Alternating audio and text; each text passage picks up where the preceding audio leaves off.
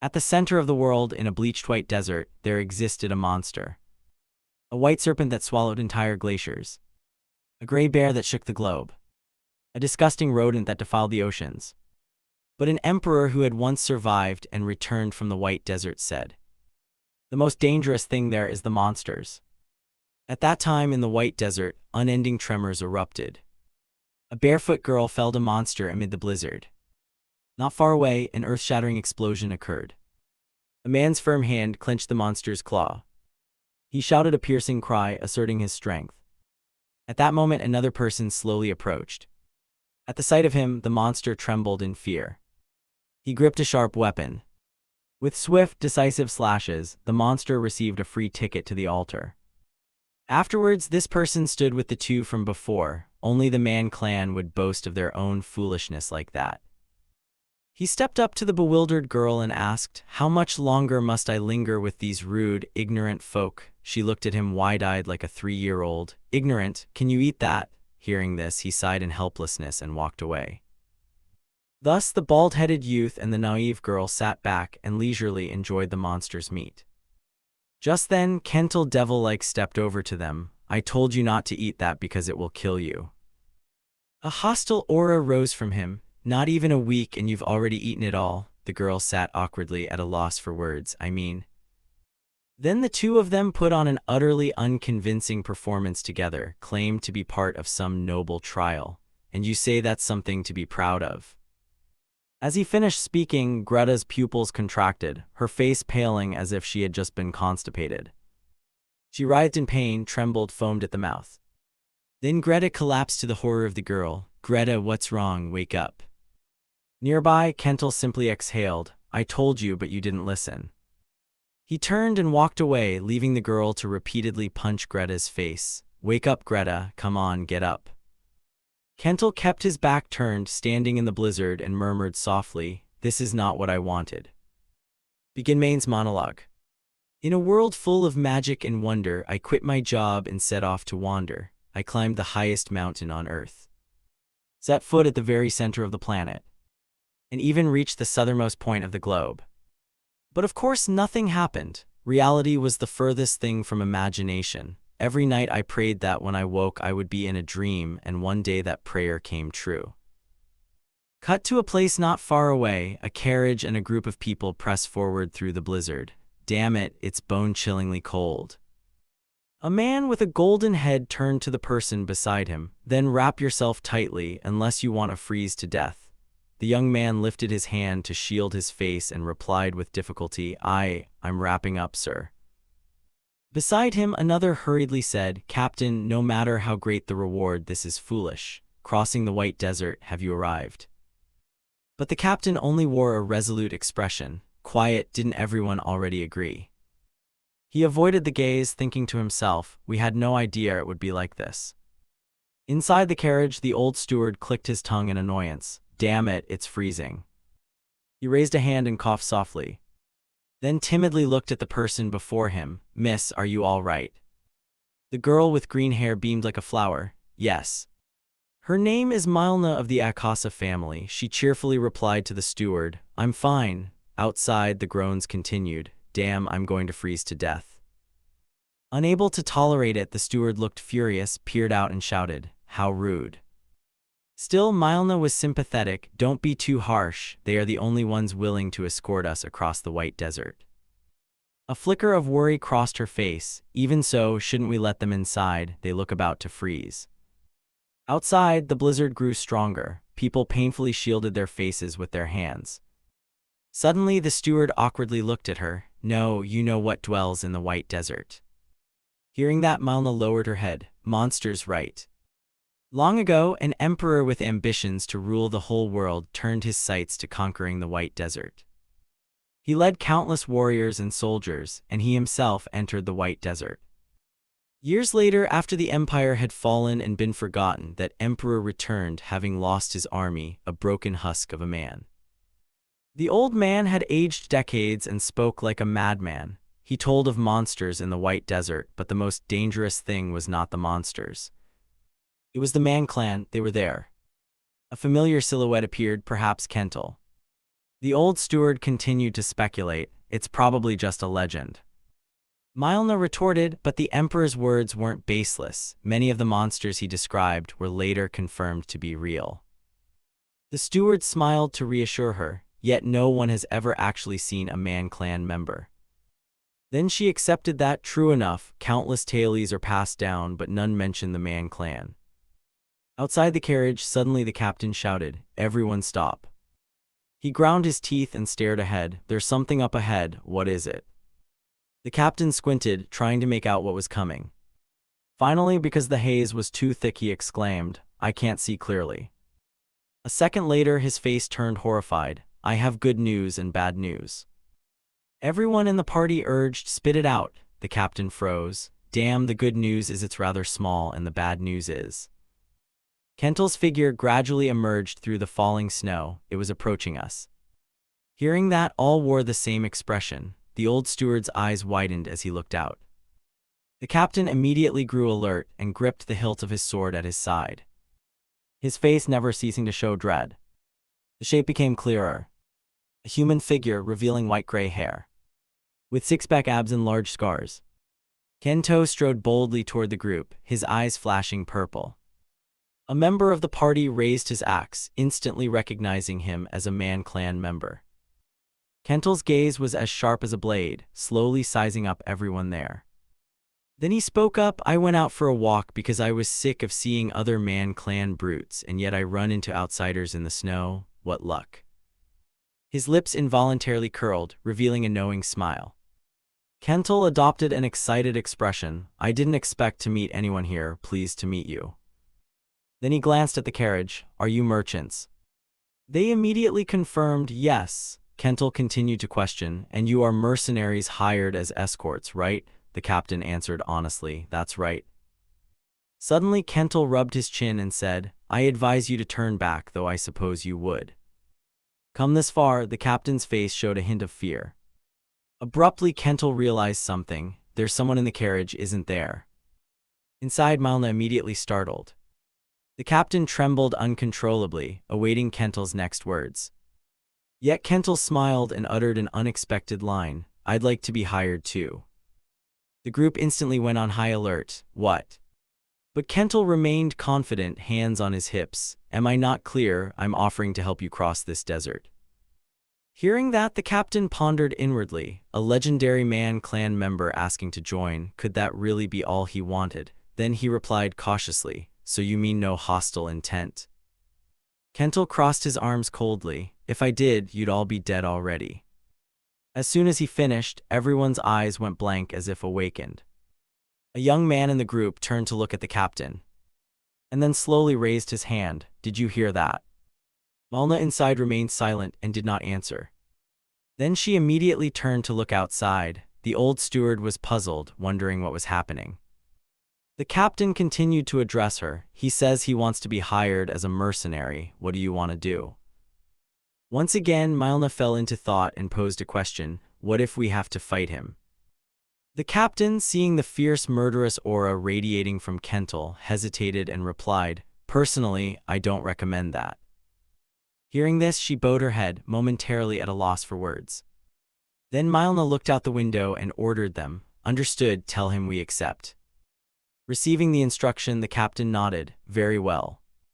Thus Kentel's request was approved. She agreed. Upon hearing which, Kentel broke into a satisfied smile. Though he appeared very pleased, his demeanor was terrifying to others. Seeing this, two men went weak in the knees. Kentel stepped closer to the captain. The captain asked in surprise, "What?" Kentel smirked and reassured him, "Calm down, you're only the hired hand. I need to meet the person in charge directly." Immediately, the captain's eyes flashed a warning, "If you try anything."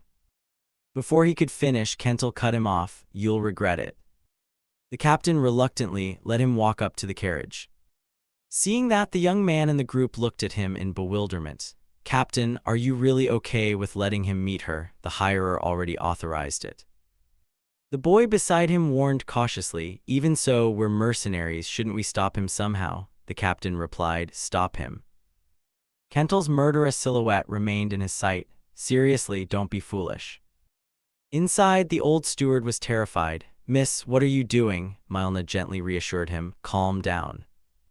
Suddenly a voice made her start. "May I come in?" The steward next to her was even more shocked, dropping his glasses in alarm. Manhwa hesitated but agreed. "Yes, come in." Receiving the answer, Kental smirked slightly, appearing like a hunting demon. The steward shrank back, while he took up the posture of a conqueror. Kental closed his eyes, his face calm and cold as he advised, "Please remain calm. I do not wish to harm either of you." His large frame sitting in the carriage with the steward almost seemed to crush him. The steward turned pale, screaming inwardly, "Don't come any closer, you monster." Manhwa across from him looked up a little dazed, overwhelmed by his figure. The legendary savage stood right before her. She shyly spoke. "It's an honor to meet you," Kental politely replied. "I'm pleased to meet you as well." When he turned to gaze at the snowy scene outside the window, he murmured, "It's quite warm in here, isn't it? Even amid the vast snowfield it stays this warm." Manhwa, slightly surprised, explained, "Ah, that's thanks to magic." He cheerfully said, "Oh, really magic, you know the world here," a string of disjointed remarks that left her puzzled. Kental looked out again and said, "As you two know, this place is extremely dangerous. Even with mercenary escorts, your chances of getting through safely are slim. Therefore, I will ensure your safety. However, I have one request." The sudden words made Manhwa and the steward both stiffen. Manhwa hesitated. "A request, what do you want?" Kental smirked, worldly wise from beyond the snowplane. He smiled faintly and said bluntly, "The information you two possess is what I want." She heard this and was confused. Knowledge from outside the icy snowfield. Kental nodded firmly, "Yes." He even tried to persuade them, "You two won't lose anything." Manhwa pressed her lips in hesitation, sorrowful inside. "From the start we had no choice." With no other path, Manhwa reluctantly agreed. "I understand." The steward beside her, seeing that, immediately gaped, frozen like stone. Kental smiled amiably. "Good, so what's your name?" Manhwa placed a hand on her chest and answered solemnly, "I am Manhwa of the Akasa family." He was pleased and generously introduced himself. "I am Kental, pleased to cooperate with you." In his previous life he had longed for a mystical world. On his study desk were open-world game discs and a PlayStation in his hands. One day he woke up to find himself transformed into a savage in the frozen wastes. His figure wavered slightly. He could hardly believe his hands, with no time to investigate why. "The only things that exist here are the cleaved axe and countless powerful monsters. I led a tribe across the wasteland, hunting to survive, gritting my teeth through each day. I lost track of how much time passed, how many years went by, but I kept striving to escape this horrific frozen plain. But every time my fist slammed against the barrier, a flood of system panels would appear. Task not completed. You may leave the icy snowfield when you finish the task." An invisible force prevented me from leaving. Just when I was about to give up, a rider suddenly appeared in the snowstorm. I couldn't understand why anyone would voluntarily set foot in this harsh place. Occasionally people from the outside world did show up. And I noticed Kental looked a bit dazed. The outside world beyond the frozen plain was the mystical, magical realm I had longed for. Blue skies, warm gazes, endless stretches of fresh green grasslands, villages or towns rising with quaint, beautiful architecture. That was exactly the fantasy world. From then on, my actions were no longer solely about survival. He slaughtered monsters. Task 295, eliminate the lizards within the time limit. I massacred monsters, completed assigned tasks to escape the icy snowfield. A killing blow sent blood spraying. Task 295 completed. The next task would be issued, holding on to the belief that one day I'd get out of here. He thought, since he couldn't leave this damned snowplane, information obtained from those who came from outside was incredibly valuable. But Kental recalled that most people he'd met before either panicked and drew their swords or were half mad, half crazed. He folded his arms calmly. This time at last someone was willing to converse with him. "How long has it been since I spoke with a civilized person? I've only dealt with uneducated savages, so talking to someone civilized is like a sedative." Suddenly his tone grew leisurely. you too are transporting weapons, aren't you? Malna started and replied, yes, how did you know? He glanced outside and answered, I heard the clank of metal in the wagons, it's hard not to notice. She was a little embarrassed. I see. Kental asked again, is there a war outside? Malna grew sorrowful and softly replied, yes, the Empire and the Kingdom are at war. He clarified, I understand the outside world isn't entirely peaceful either. She immediately corrected him, no. Malna pictured two forces separated by a very small pile of rubble. She explained, the Empire overwhelms in numbers and strength, yet the Kingdom still resists. Sword mages and heroes are defending the border. Kental was curious, heroes, sword mages, what powers do they wield? Malna tilted her head and asked awkwardly, you've never heard of arcane arts? Kental honestly replied, I've never left this place. She pondered, I don't know all the details either, but there exists a force called arcane arts in this world. Only a few people can sense or wield that power. Like spiritual energy or mana, it gathers in the Danshan and they are granted one of 5 tiers of power. First is Tier 3, magic can be lightly summoned, manifesting in the palm. This is only for those who can sense arcane power. Next is Tier 2, combining magic with swordsmanship. From Tier 2 upward, one can use arcane power. Then Tier 1, they can transform arcane energy into auras or magical force. Such individuals are usually mages, knights, or spirits. Beyond that, all classifications lose meaning, for those entities lie beyond human understanding. If forced to name them, call them transcendent level. They can wield arcane power freely, able to move heaven and earth. Sword mages belong to this group. And finally, the heroes. They are monsters far exceeding the control of arcane power, with influence over the entire world. Each hero is a living legend. Malna pondered, explaining, the fact that their power is named and ranked is proof of its might. Even a Tier 3 is considered a master within a small region. Kental yearned, I wish to meet them. She froze, puzzled, Kental didn't answer, remaining in that posture, staring at the distant sky. He thought to himself, I don't remember how long I've been trapped here. I've only been trying to survive in despair. All I know is that the frozen plain lies amid the fantasy world and I cannot escape it. He stood on a sharp cliff, facing the wind. The snowy scenery belonged solely to this place. Beyond it lay the fantasy world. Kental hung his head, truly longing to leave. Suddenly, the corner of his mouth curved into a smile. Kental contradicted himself inwardly. But his face remained resolute, certain he must get out. Time passed swiftly, snow piled on the carriage roof, and they kept moving forward. Malna suddenly asked, Kental, you really are a savage, aren't you? Kental replied calmly, you could say that. Judging by your expression, it seems you've heard of me. She admitted, yes, it's a legend. Hearing the word made him blank. Kental was astonished. A legend about me. She in turn was surprised. Oh, you don't know. Malna told him everything. After a while, Kental laughed with delight, recalled, and said casually, so that's it. The old emperor, that man is the emperor. I thought he was just mad. She exclaimed, yes. Kental relaxed. Well, never mind. That legend is true. It happened long ago. Malna stammered, really? He thought, then grew curious. All right. Looking at your wagons, you're carrying a large amount of weapons, right? Why must you cross this frozen plain? She went blank, her lips moving. We need a lot of money. Malna fell silent, lowering her head. He was surprised by that reason. Malna said sadly, our family has traded for generations and accumulated wealth, but rivals, jealous and sabotaging, drove us into debt. This journey is to save the family from collapse. Kental stroked his chin, speculating, a debt-settling voyage, I see, he continued. So you intend to sell the weapons to the kingdom at war with the empire, I understand. She replied, surprised, yes. He leisurely explained, you said the empire overwhelms in numbers, which means the empire isn't short on arms. If not the empire, then the kingdom must be the buyer. When supply is scarce and demand is high, prices soar.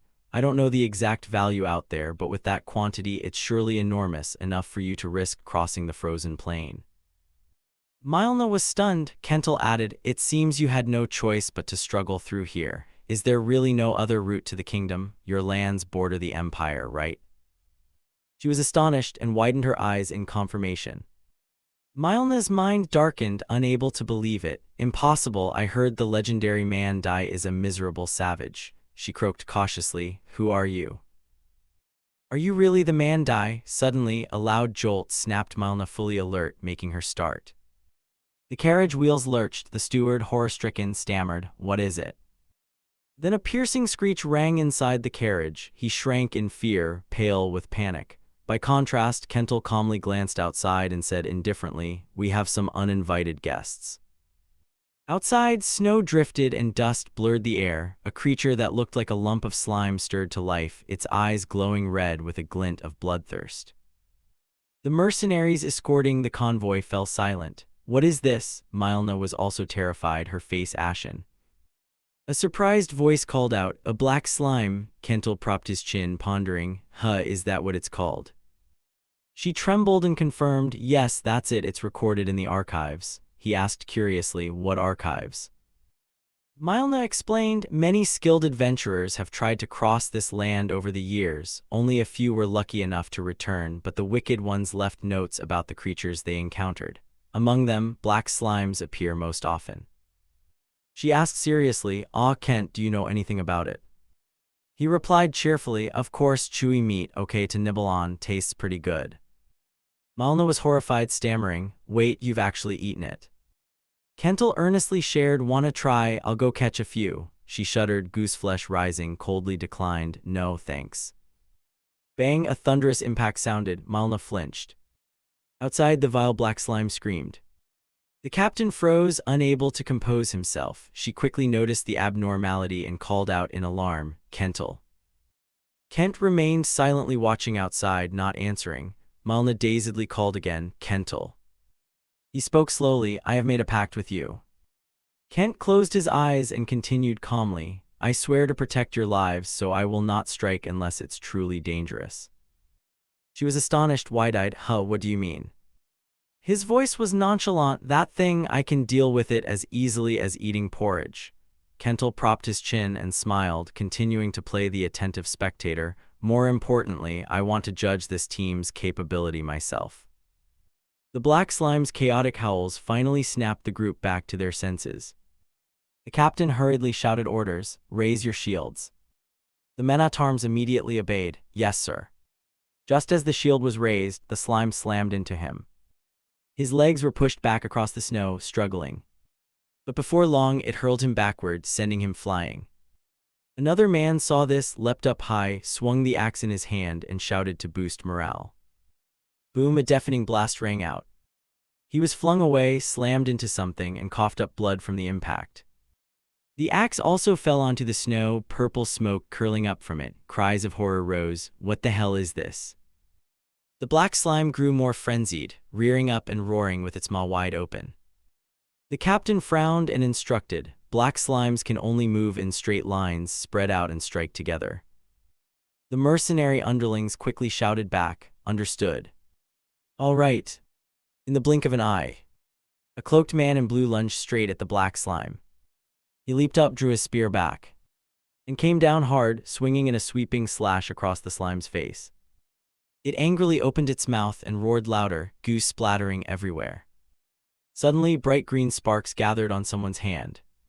Seeping into the spear, the man surged forward powerfully, cutting through wind and snow.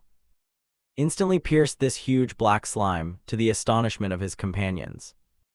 It screamed in pain, its slimy body torn open with a large hole, trying to rejoin. At that moment, the captain infused his sword with mystic energy, ran forward and ordered, don't stop, keep charging. He sliced through in a swift stroke, the blade's azure intent beautiful and deep.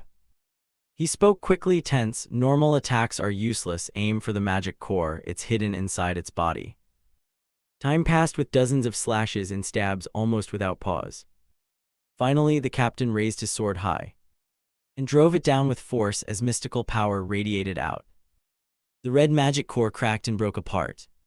A weak, lingering cry followed. The slime's goose swiftly melted away and vanished, leaving shards of the core on the white snow. The whole team breathed out in relief, then immediately cheered, come on, we did it. Mylna was elated too. everyone was joyful at having truly defeated it. Kental watched silently. They set out again, and before long they encountered a giant snow wolf. Wait, there's another monster. They focused their aim on its neck. Some slashed, some stabbed, some took hits. Every position was assigned. Finally, through the group's efforts, the beast's hot blood spurted out, its life severed. A heavy thud rang out as they surrounded it, still trembling with fear. So this is the bleached white snow wolf. Not impressive, Captain. Maybe the rumors were exaggerated. The captain turned back angrily and warned sternly, "Don't let your guard down, we're not even halfway through." Another fellow, displeased, glanced ahead of the carriage and said openly, "But is that man Dai really as strong as they say? I mean, isn't he just a figure of legend?" They looked at Kental and whispered assessments. "He's supposed to be the apex predator of the frozen plain, yet he's following us for protection. Shouldn't we test his strength?" The captain frowned at these words, wavering slightly. Then, as if making up his mind, they stepped forward. Manhwa noticed the suspicion and watched silently. Standing in the snowy wind, the ringleader stepped forward and spoke. "Miss, I have something to discuss with you," she asked curiously. Confirm what?" The man answered firmly, "We have wagered our lives on this mission. As mercenaries, we contracted with you, that's our job." Manhwa faced them and said sincerely, "Yes, and I truly appreciate that you accepted this request. I always value your help." She thought to herself, "An escort across the frozen plain." Others fled when they heard the details. "Without you, I surely couldn't have begun this journey." The man suddenly spoke up. "Nevertheless, there's one thing troubling us." Manhwa started. He asked seriously, "That man hasn't ever fought before, has he?" She hesitated. But before she could answer, he solemnly continued, "So we want to test whether that man Dai deserves the special treatment he's receiving." Manhwa listened, a little hesitant. She avoided his gaze and quietly asked, "How do you plan to test him?" She awkwardly looked toward the captain. The captain, helpless, replied, "I tried to stop them, but they wouldn't listen to me." Kental understood, smiled, and said, "So you want to test my strength? Fine." He leisurely stepped down and continued, "But now is not the time." They looked at one another in bewilderment. Kent looked up coldly and replied, "There's an uninvited guest ahead." The others grew more confused. One boy frowned. "What nonsense are you talking about?" Suddenly, a deep voice sounded from behind the mercenaries, low and murderous with madness. "Ah, weak mortals from beyond the continent have arrived. It's been a long time since I've tasted a soul meal." The group was terrified and hurriedly turned around. Before them, a massive serpent gaped, revealing long, sharp fangs. It had awareness and rasped, "Bring me your lives, pathetic mortals." The white serpent taunted loudly, "Keep struggling all you want, it only makes my meal taste better." Manhwa screamed and covered her ears. The young man beside her was as frightened as she was. Suddenly a voice rang out, "Halt." Kento's face went stern. In a firm voice he said, "These two are under my protection, step back."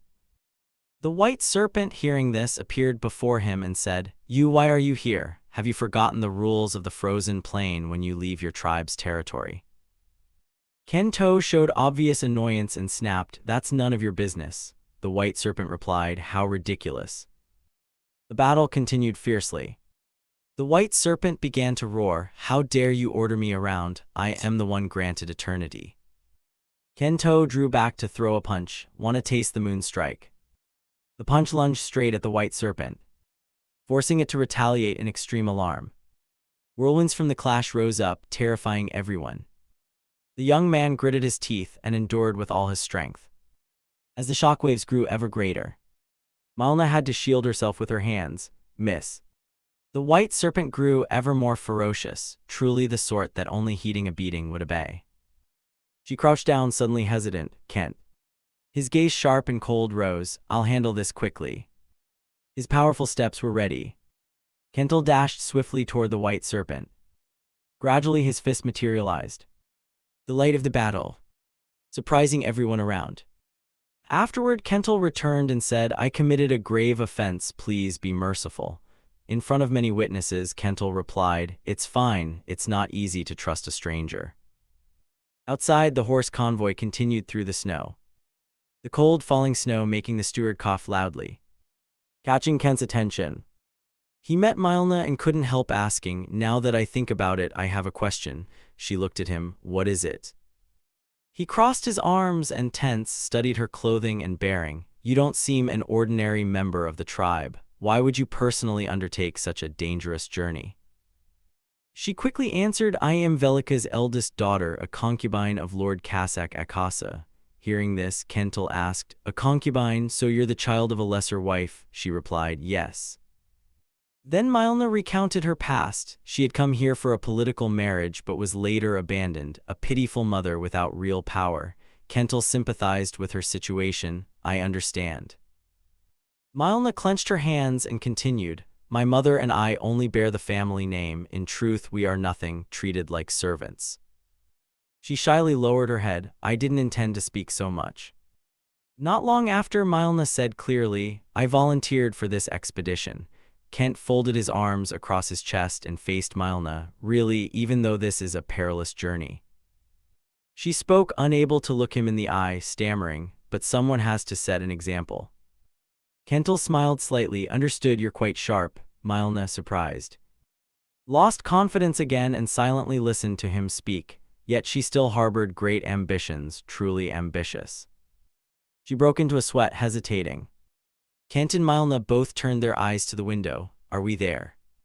The captain of the mercenaries was astonished by the beauty of the place. The steward bowed and politely thanked Kental. "Thank you very much, Kental." Kent asked Mylna, "How do you intend to return?" She answered, "We'll pass through the Empire." He sneered, "Since you sold weapons, you no longer hold contraband. Crossing the border won't be too difficult." Kental stared at her. And suddenly Mylna added, "You called me sharp and ambitious. What do you mean by that?" The steward and Mylna glanced at him. "As you said, she was both intelligent and ambitious." Kental raised both hands forward and analyzed. "Your clan was once highly respected, but now it's plunged into crisis and bankruptcy. Even if you're a concubine's child, if you single-handedly find a way to save the clan on the brink of collapse, who do you think your followers would trust and follow? Your goal is to seize real power in the clan, isn't it?" Kental lowered his voice. "Am I wrong?" Hearing this, she thought of a perfect reply, but only nodded silently.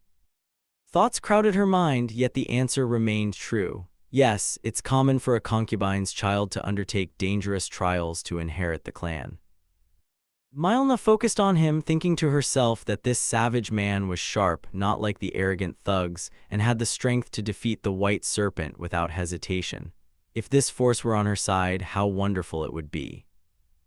Then she spoke aloud, "Kental, if you plan to leave the frozen plain, why not come with me?" Kental froze when he heard her question. He replied politely, "I must decline for now. I still have tasks to complete." Mylna lowered her head and smiled softly. "I understand." She clenched her hands, then immediately offered a necklace. "Will you accept this?" Mylna beamed. "If you ever go out and visit House Akasa, show them this piece." Not to disappoint her, he broke into a bright smile. "If this is a gift, I will gladly accept it." The steward accompanying them expressed his respect and sincerely thanked him. Kental looked at the chain with regret and said, "Someday, I hope we'll meet again." She quickly answered, "Certainly." Then Kental watched the carriage go, his heart heavy with sorrow. Time passed. A year later at the frozen plain. Finally, all conditions were met. The system board appeared. Quest 784 completed. Reward granted. Conditions met. You may leave the frozen plain. Kental walked forward boldly, and at last set his first step out of that place. A bright smile spread across his face as he stepped into the fantasy world he had longed for. Kental closed his eyes and savored the scent of new grass, the scent of wildlife, the smell of rivers, all things the bleached white desert never had. He smiled faintly, his face full of pleasure. Good, truly wonderful. Opening his eyes, he surveyed the place with pride. Before, he had stood at the edge of the snow and shouted, "Damn the bleached white desert, I hope I never see you again." But now the scenery was clean and pleasant. This was the fantasy world, green and bathed in gentle sunlight, the world he had dreamed of and thought he'd never reach, full of wonders and the unknown. Though it began in the worst way, he had survived. He thought to himself, if so, I'll enjoy this world, magic and swordsmanship. dragons and the elf clans, everything a fantasy world can offer. He stood still on the lush grass. Without that desire, I might have died long ago. The bleached white desert is a hell that mere will to survive can't overcome. Gazing into the distance, he noticed something odd. He suddenly thought, ahead there's a place where I sense a lot of life. Kental laughed with joy. It must be a village. Could it be that I'll finally see a real settlement in this world? Kental recalled trying to explain to those stupid savages the importance of proper shelter, while they only dug holes in the snow to sleep and looked at him as if he spoke alien. He really missed human villages, solid and orderly. Kental closed his eyes, considering how to greet newcomers politely in this world. Standing and admiring the mountains and verdant treetops, he told himself, no matter what, I'll approach courteously. The ancient trees here were carefully tended and very healthy. Then an elder of the elf tribe pointed forward with his arm, proclaiming loudly, elven villagers, from now on this will be our new home. Hearing this, the villagers, young and old, were elated, their faces bright with joy. Standing above, the elder shouted, come on, unload the luggage. The people below were ecstatic, cheering nonstop. Suddenly, a young blond man stepped closer to him. Elder, the elf elder replied with a cold, somewhat annoyed face, what is it? He stammered and explained, are you sure this place is truly safe? The elder closed his eyes, weary, safe. Other villagers busily packed their belongings, everyone happy and content. Then the young man continued, this is an extremely remote wilderness, humans can't get here. The elder hesitated, I know that, but isn't the bleached white desert right next door? The elf elder rolled his eyes at him, making him more tense. You're worried monsters from the bleached white desert might come? He scratched his head and replied hesitantly, it is indeed close, too close. The elder said sternly, no problem at all. Nothing has emerged from the bleached white desert for thousands of years. Moreover, for safety, I've erected barriers. A beautiful scene unfolded with a protective ward that concealed the aura, making the place look like an ordinary forest. It took months to set up. It's ancient elven technology we've painstakingly rebuilt. As long as the barrier stands, no one can reach us, and even if monsters from the bleached white desert appear, we'll be fine. We have a queen. The elf elder's face filled with confidence and pride. Even the monsters of the bleached white desert cannot touch our queen. Kental, following into the woods, looked up and thought to himself, that sounds a bit off. Did I break something? His steps slowed from unfamiliarity, growing discouraged. Really, how much farther must I go? He was then drawn to a small girl, who seemed lost in the forest. He was surprised by the sight, an elf, one of the first races that come to mind when thinking of a fantasy world. The image of a perfect elven woman suddenly appeared in his head. Kental smiled with excitement. I didn't expect to meet them so soon. Fortune truly smiles on me. I'm glad I survived it all. The little girl, frightened, began to cry in the woods. I'm so scared, I don't know where I am or what to do. I must have wandered too far. She sat down to rest, thinking the tree's shade would protect her. But the girl was still startled by Kental. The man with a large frame and fierce face suddenly smiled kindly. Hello. Because he was so huge, like a monster, the girl froze for a few seconds, then collapsed. The picturesque scene, birds gliding by. Kental didn't know what to do with the girl, so he stood there awkwardly for a moment. The girl fainted. He squinted. I hadn't even said anything before she passed out. Perhaps I should take this child back to the village. Kental walked on, thinking of the beauty before him. According to legend, elves are a peaceful, organized people. If I bring back an unconscious child, they might see me as a good person. I wonder how hospitable the elves are. A smile remained on his face. Honestly, I'm a bit excited. A large hand gently lifted the girl. Suddenly, the villagers noticed and panicked, shouting, Impossible, a human even here, no. People eyed Kent warily, some grabbed weapons, others wept. Someone shouted, You there, who are you? How did you get past the barrier? Kento lost his composure. Things weren't going according to plan. The mother cried out for her child, and the other elves panicked. Impossible, this place shouldn't have any humans. Why is he here? There should be a barrier. How could this? The surrounding people stammered and shouted, Elder, there's a crack in the barrier. He shook his head. Impossible. Where is the queen? everyone panicked. Her Majesty is out scouting the area. Kento raised his hands to explain but couldn't calm the crowd. I'm not your enemy. The mother remained worried for the little girl. If you don't give me my child back, I'll chase you to the ends of the earth. An old man slumped. I've been exposed. This barrier was built with the elves' ancient secret arts, which ordinary people cannot breach. If it's been broken, then humans must have planned this beforehand. He watched quietly, realizing they thought him a kidnapper. Looking down at the girl, he thought he should explain everything clearly. The commotion roused the girl, and her eyes opened. Kento immediately set the girl down. Go on, return to your people. The girl looked up.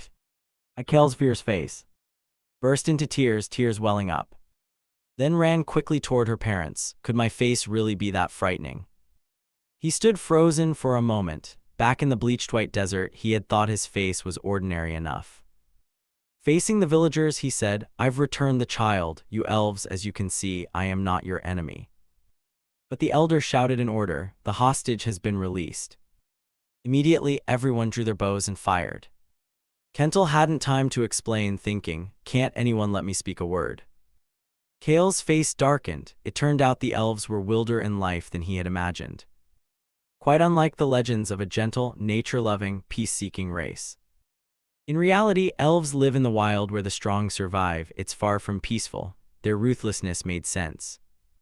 Kento propped his chin with his hand, watching the incoming arrows thoughtfully. So that's the reality. The elder wondered suspiciously, what kind of device or magic is he using? He must have limits. Keep attacking. Meanwhile, Kento remained calm. He prepared both hands to cast a spell. Stay calm. Magic began to reveal itself as he pressed his palms together, his eyes shining with a purple light. An explosion accompanied by a whirlwind appeared, causing everyone to panic, scrambling to avoid his defensive magic. Kento's magic sent people flying into the air, the aftershocks of the battle echoing far away. The elf elder's hands trembled, his eyes bruised purple, and he stammered, What is this? Kento created a large hole and stood upright facing the villagers. I am not your enemy. He clasped his hands, thinking, damn, did I underestimate my power? Before he could finish speaking, a streak of sparks shot past Kento's head, exploding with a loud bang. The elf elder was stunned by the spectacle. Long hair, green doll-like shoes standing above. None other than the Leaf Queen, Maria Hajin Karuja. She held a weapon and loudly asked the villagers, what happened? The elder gripped his staff and said, a human attacked. She bowed her head and quietly said, so the time has come. Then she gently raised her head, even this place is not safe. Through the drifting smoke, Kento hurriedly called out, wait. He stood frozen, trying to say, I want you to hear me out. Maria was alarmed and the elder was surprised. Impossible. He took a direct strike from the queen and remained intact. From above, Maria kept her composure, her gaze cold. Are you also a powerful enemy come to harm us? She narrowed her eyes. Humans truly are cowardly. Her bow slowly aimed at him. I am the Leaf Queen, whose leaves change color with the weather. She glanced at Kento. Human. The arrow is ready. You will pay for daring to covet us. Kento pondered repeatedly. Can't I even talk? I'm clearly using the common tongue. Is she deliberately ignoring me, or is human-elf relations really that bad? At that moment, Kento remembered the lesson from the frozen plain. If they won't listen, keep fighting until they have to. Maria's arrow appeared, and a ferocious creature lunged at Kento. Kento threw a punch to defend himself. His strength gradually spread outward, astonishing Maria. Suddenly, Kento regretted striking so hard, causing Maria to collapse to the ground. Kento scratched his face, his expression changing. Maybe I should ease up a bit. She widened her eyes in horror. Feeling suffocated and uneasy, after just a brief exchange, she realized the opponent was extremely powerful, at least transcendent level. Why would such a strong being appear here? Maria showed utter exhaustion. Everyone, evacuate this place immediately. Everyone panicked and hesitated. His Highness grew angry and shouted, Go, all of you, run now. The people obeyed in unison. Yes. Everyone quickly departed. Maria, furious beyond measure, said, "Human, I acknowledge your power, but you will never achieve your goal." Kanto, annoyed that no one gave him a chance to explain, said, "No, I only wanted to talk. Why has everything become such a mess?" Then Maria muttered an incantation under her breath. "You, who hold the essence of primordial purity. You, who kindle the deep shroud of night, manifest, O horned being that embraces the purest flame." Her fierce gaze rose. Magic emanated from her hands, and a creature appeared. Kanto should have been afraid, but instead he was thrilled. The summoned creatures of the frozen plain were all grotesque and misshapen. Kanto thought of mythical beasts, but this one was even more terrifying. He looked at the creature before him, a dairy cow with blazing horns. His eyes lighting up as if he'd found treasure, truly a spirit beast steeped in mystery. Maria commanded the creature, "Figo, destroy the enemy before you." To her surprise, the creature sighed. Contract summons are such a hassle, always bringing trouble." Maria shouted, "Shut up." Looking at Figo, she thought, the more powerful the spirit, the more arrogant and ancient. Normally I can't summon this level. But with assistance from another clan, I reluctantly formed a contract. I didn't expect to have to summon it in this situation. "Fulfill the contract, Figo," Maria grimaced, clearly worried and grave. The condition was to kill the human before them. Figo began to hesitate before such a formidable opponent. This one. A powerful blazing bull appeared. Kental looked at it with sparkling admiration. "Amazing, truly a summoned spirit beast. This is the real fantasy world." Maria's words rang out, stiffening him. "A human has invaded our home." Figo seemed displeased. "A despicable human dares to covet the race of nature. I've decided I will burn you to ashes, leaving not even dust." Kental stood stunned at the scene. Figo's eyes flashed. It began to channel energy, the mana flow around it shifting. Its hind legs drove down, and the tail whipped powerfully. Figo charged toward Kental with overwhelming force. Kental stared dumbfounded at the blazing bull rushing at him. A massive shockwave erupted, flinging rock and earth everywhere.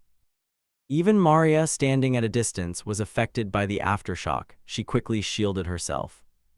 She looked toward the battle with eyes full of astonishment. And through the dusty haze, an arm reached out and grabbed Figo's horn. As the dust cleared, Figo could hardly believe what it saw. Kental curled a wry smile. "Actually, an animal is preferable."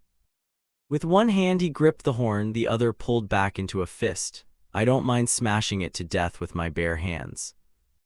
Kental unleashed a sky-shattering punch straight at Figo's head. A burst of energy flashed, sending out an extremely powerful shockwave. The explosion's tremor cutting through the entire forest. The blast was so great the aftershock spread across a whole continent. At the center of the fight, successive terrifying explosions erupted. Maria also bore heavy pressure from the battle's reverberations. Kental kept raining punches on his foe. After a while, when the fighting finally ceased, Maria couldn't help but drop to her knees and exhale. "What is this?" She looked at the devastated scene and the man standing amid the scorched earth, unable to believe it. Maria was speechless as she watched Kental approach. She bowed her head in fear. "Please spare my people." Kental looked down at the one trembling and kneeling at his feet. "I am not your enemy." Maria was astonished by his words. Her eyes filled with suspicion as she looked up. "What?" Kental calmly explained everything again to Maria's surprise. After a lengthy debate, everyone finally accepted the truth. He truly was not an enemy. Maria bowed her head in remorse. "Sorry, human, we judged too hastily." She recalled his earlier expression, mistaking the one who saved her tribe's child for a kidnapper. How rude that had been. Kental crossed his arms and smiled wryly. "It's fine, I understand. You said your people were being hunted by humans, right? Still, it's a shame you never tried to hear me out." Maria remained somewhat doubtful. "You're really not one of those hunting us." Kental replied calmly, "This is my first time meeting elves. The bleached white desert has no elves." Maria's face registered surprise again. "What, the bleached white desert?" Her words surprised Kental too. "The name, the White Desert's Barbarian, is what those outsiders call me." Maria continued to doubt. "Impossible, we always thought no human could survive there." She suddenly became worried. If you can leave the white desert, could other things escape as well? Kental shrugged. Who knows, but I don't think so. Not everyone can leave like that. He thought of the giant serpent. And that strange quest board, the white desert has its own rules. Even powerful creatures like the serpent couldn't break them. For some reason, I was granted an escape. Through what they call a quest, Kental revealed a pensive look. I'm probably an extremely rare exception. Maria sighed in relief. Then that's fortunate. Kental asked, oh, is your spirit beast all right? He scratched his face awkwardly. That fire cow, I cleaved it in two. Maria rose and reassured him, don't worry, spirit beasts are creatures of nature. When defeated, they simply return to the spirit realm. A spirit beast? He asked again. She looked at him earnestly. Sorry for the trouble I've caused. If there's anything you want within my ability, I'll grant it. Kental was still pondering her words. He asked, so can someone who isn't an elf form a contract with a spirit beast? Maria sounded uncertain. That's nearly impossible, I think. She continued, of course, if a human is truly deeply connected to nature, they might form a contract with a spirit beast, so the likelihood is extremely low. Maria fell silent at his sharp words. She offered a suggestion. If you really want a contract with a spirit beast, try going to Elfer Sagrado. Maria pictured a lush, vibrant land. That's where the elven deities dwell, the holiest sanctuary of the elves. There you might have a chance. Kental grinned and pointed at himself. Someone like me, a human, could enter. Maria explained, normally no, but with my recommendation you can. I'll give you a map, keep it secret. Maria thought of that land and summoned a fire orb. The elven sanctuary, Elfer Sagrado, is a place every scholar of the elves dreams of. She thought of savage warriors, but for the elves, human approach is extremely dangerous. To protect what they cherish more than life, the elves never reveal its location to outsiders. A red crystal appeared in Maria's hand. Even so, I want to trust you. She handed it to Kental. Take this. He accepted the crystal. I accept, thank you. Maria thought of a guardian deity. Of course, even if you reach it, our god will surely test you. She smiled at him, but I don't think that'll be a problem for you. I wish you luck, thank you.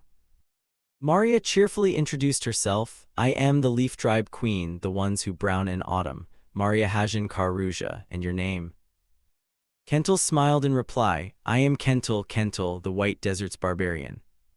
A powerful foot stomped, shattering the ground. Kental braced his energy and launched off. He landed and sprang up again, the sound echoing through the treetops. And he kept bounding continuously through the forest. Northern hand border the kingdom of Jean. A guard panicked. What is that? What's happening? Another replied, I don't know, something is coming. The North hand captain of the guard tensed, hurriedly sounded the bell, and mustered all sentries. Explosions continued to occur around, heading toward the city. A familiar pair of boots appeared in the dust. The smoke cleared and a figure was revealed. The guards couldn't hide their fear, trembling. You. Kental smiled amiably. You Lauder guards, glad to meet you. The atmosphere fell silent. The guards tensed, their bodies trembling. Was that loud noise caused by this guy? The North Hand Guard captain looked at Kental with a terrified gaze, recognizing the scar on his chest. He recalled the image of the man standing in the snowy sky, the Barbarian. Kental stepped closer to the group, and the guards immediately raised their weapons. Stand right there, one more step and we'll attack. Kental calmly explained, I'd appreciate it if you would calm down, I am not your enemy. The North Hand Guard captain demanded, what do you want from us? Kental slowly raised a finger, saying nothing as he pointed in one direction. The North Hand Guard captain startled and looked that way, unable to hide his surprise. A fortress. Kental answered seriously with a blank face, I want to enter your territory. The guard stared at him in bewilderment. After a moment, a voice rang out in the room, you want to enter the territory, just passing through. Kental rubbed his chin and thought, if possible.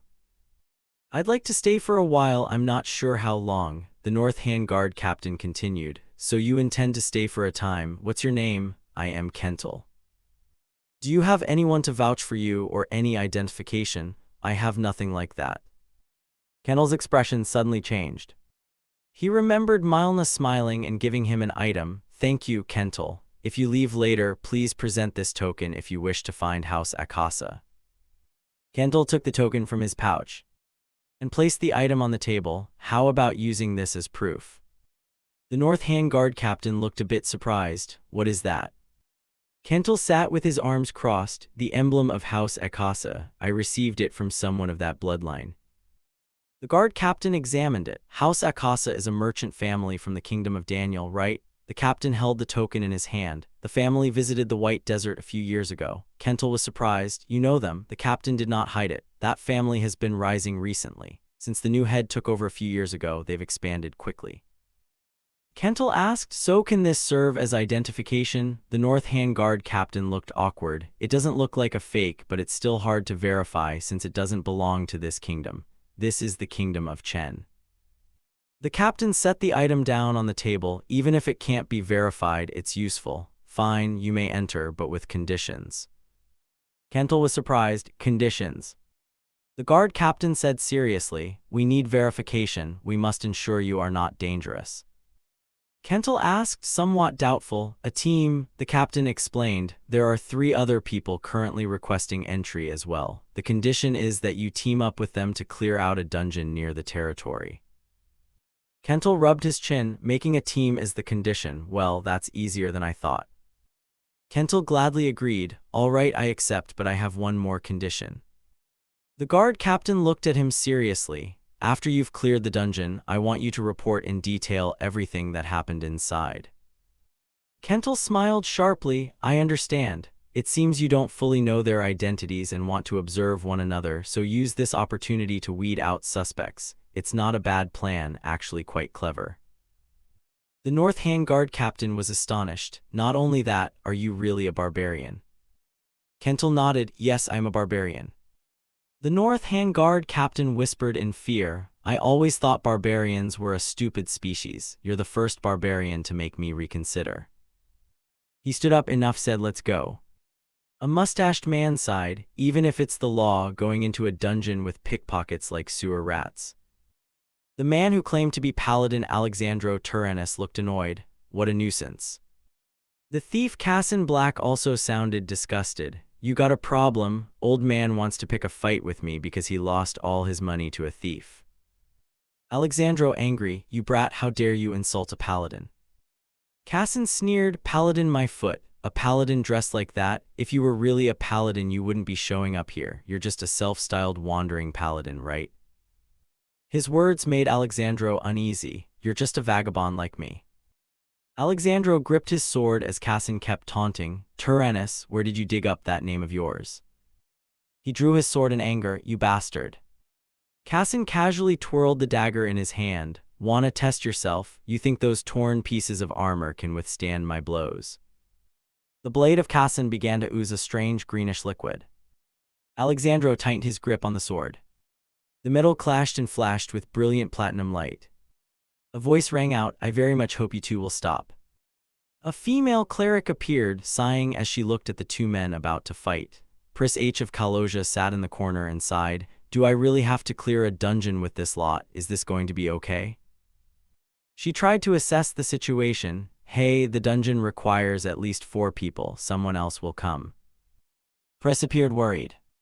A sound rang out that startled her. The North Hand Guard captain pushed the door open and entered. The final member has arrived. Cassin excitedly. I hope this one's actually normal. Take a look. A carefully wrapped foot stepped inside. Kental strode into the room with powerful presence. Everyone in the room panicked when they saw him. Kental smiled. Is that you, my teammates? Alexandro muttered. He's huge. Pris couldn't hide her astonishment. Is that really a human? Cassin also showed fear. What is this pressure? Kental waved enthusiastically. Nice to meet you. The North Hand Guard captain instructed. All right, introduce yourselves. I'll be right back.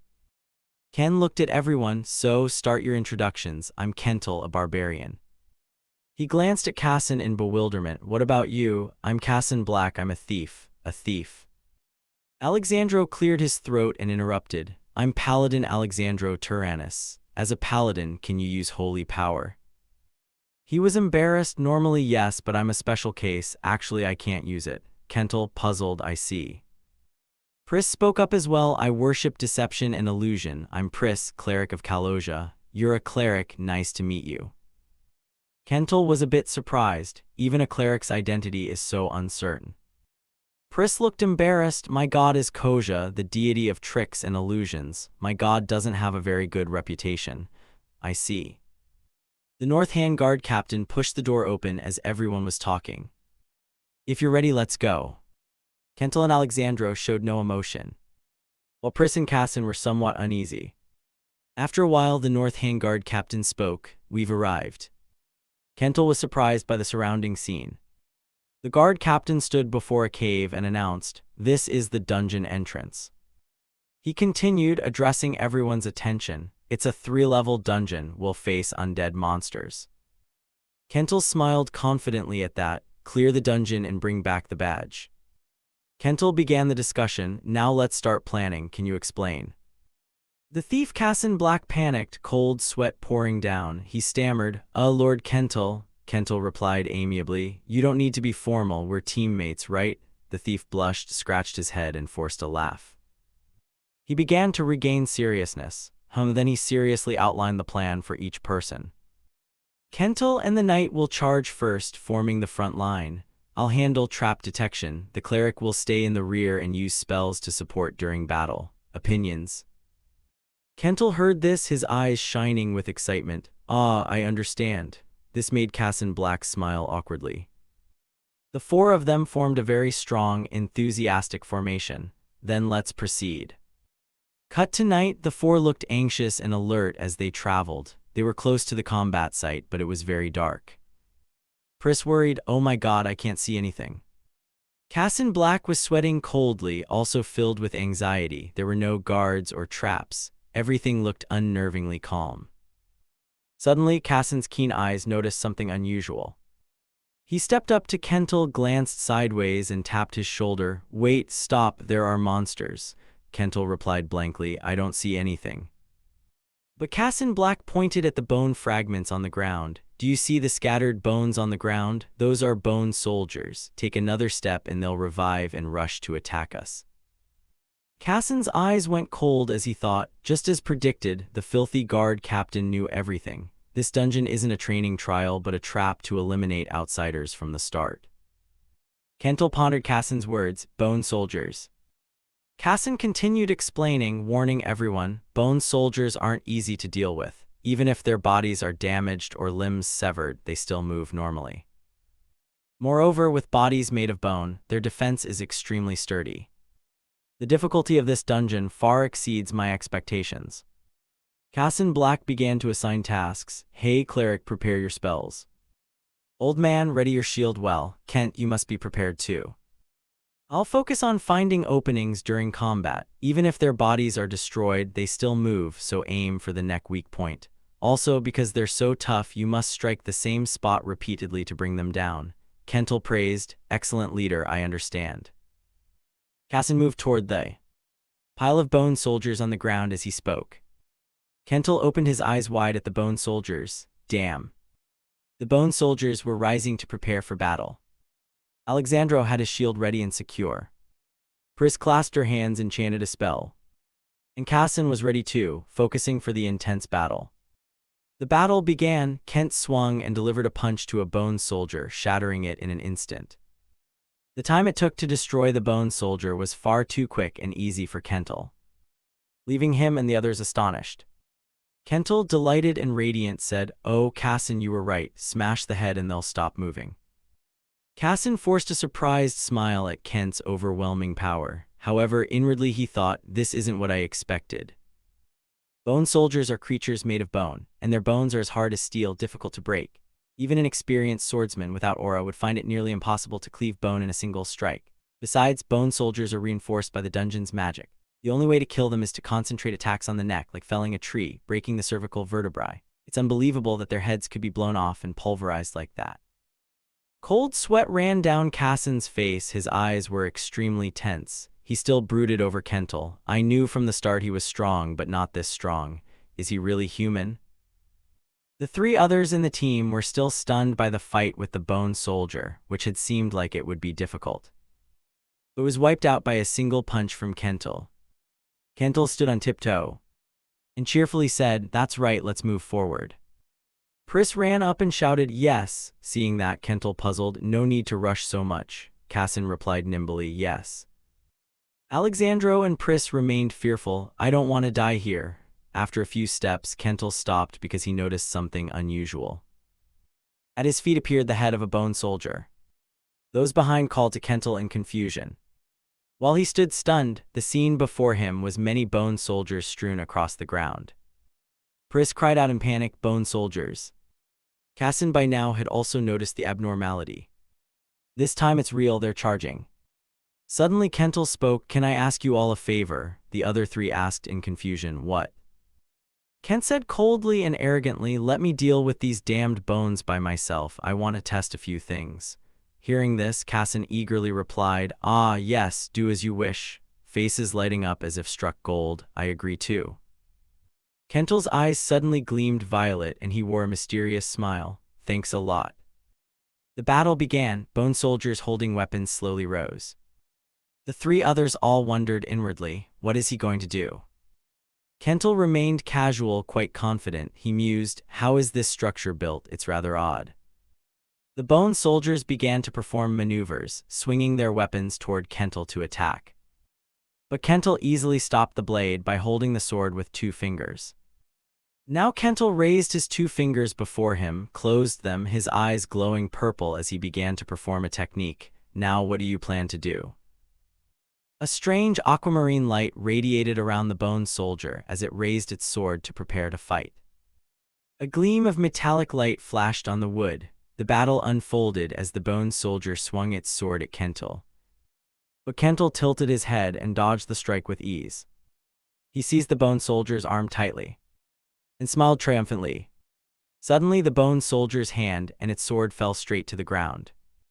Kental stared intently at the lingering light on his hand. The bone soldier, having lost a hand, stood there bewildered, its face blank. Its eyes flared with an aquamarine light, showing resentment. The bone soldier drew its sword into its remaining hand and assumed a ready stance. Kental laughed, "Ha ha, so you can switch hands after all." The bone soldier snarled in fury and lunged toward Kent. Suddenly, he seized the bone soldier's remaining hand and snapped it off. A strange light appeared at the bone soldier's feet, and it resumed attacking Kental even more ferociously. However, the bone soldier was easily held by Kental. He mocked and took pleasure in its fighting style, praising and teasing. "You can even swap positions while fighting, you're not ordinary, are you?" Turning to his 3 teammates, he saw Pris worried, trembling all over and drenched in cold sweat. Cassin and Alexandro watched the fight in alarm, cold sweat running down their faces. Cassin couldn't help exclaiming when he saw Kental holding the bone soldier's head, its body enveloped in intense violet light. "He's truly a maniac." Kental smiled and waved. Cassin Black immediately trembled in panic. In an instant, a skull fell to the ground. Kental stood above and glanced disdainfully at the skull. He stamped on it with his foot and coldly said, "So people can still move with only a head?" The skull was smashed to pieces. He chuckled softly, "How amusing." After a while, Kental brushed his hands off. He smiled at everyone and said, "Have you been waiting long? Sorry to have kept you." Cassin Black immediately called out, "No, do whatever you want to do." Kental replied softly, "Thanks." He stepped forward, smiling, then, let's continue." The 3, Cassin Black, Pris, and Alexandro, instantly replied in unison, "Yes." After walking a while, Kental paused. He bowed his head to look down. Cassin Black spoke up, "This is the staircase that appeared before everyone." Cassin Black continued, "The 2nd level." Kental's group quietly descended. Alexandro and Pris looked around warily. After a while, Cassin Black removed his face cloth and exhaled. He whispered, Shall we rest a bit?" Kental turned to look at everyone, rubbed his chin thoughtfully and said, "You're right, resting for a moment would be good." Cassin Black immediately knelt, bowed his head and loudly said, "Thank you." Kental folded his arms and closed his eyes to rest. The other 3 also sat on the ground to rest. The atmosphere was a bit awkward. Kentel spoke up, I have a few questions about this dungeon. Pris looked at him and asked, what? Alexandro also opened his eyes to look at him. Kentel smiled gently, to be honest, I don't know much. Pris, alarmed that she might have offended him, stammered, no, the desire to learn is admirable, I don't know much either. But, he heard her and said, thank you. Pris widened her eyes and asked curiously, what are you wondering about? Kentel looked at the cheerful townspeople walking the streets and said, this dungeon is fairly close to the territory.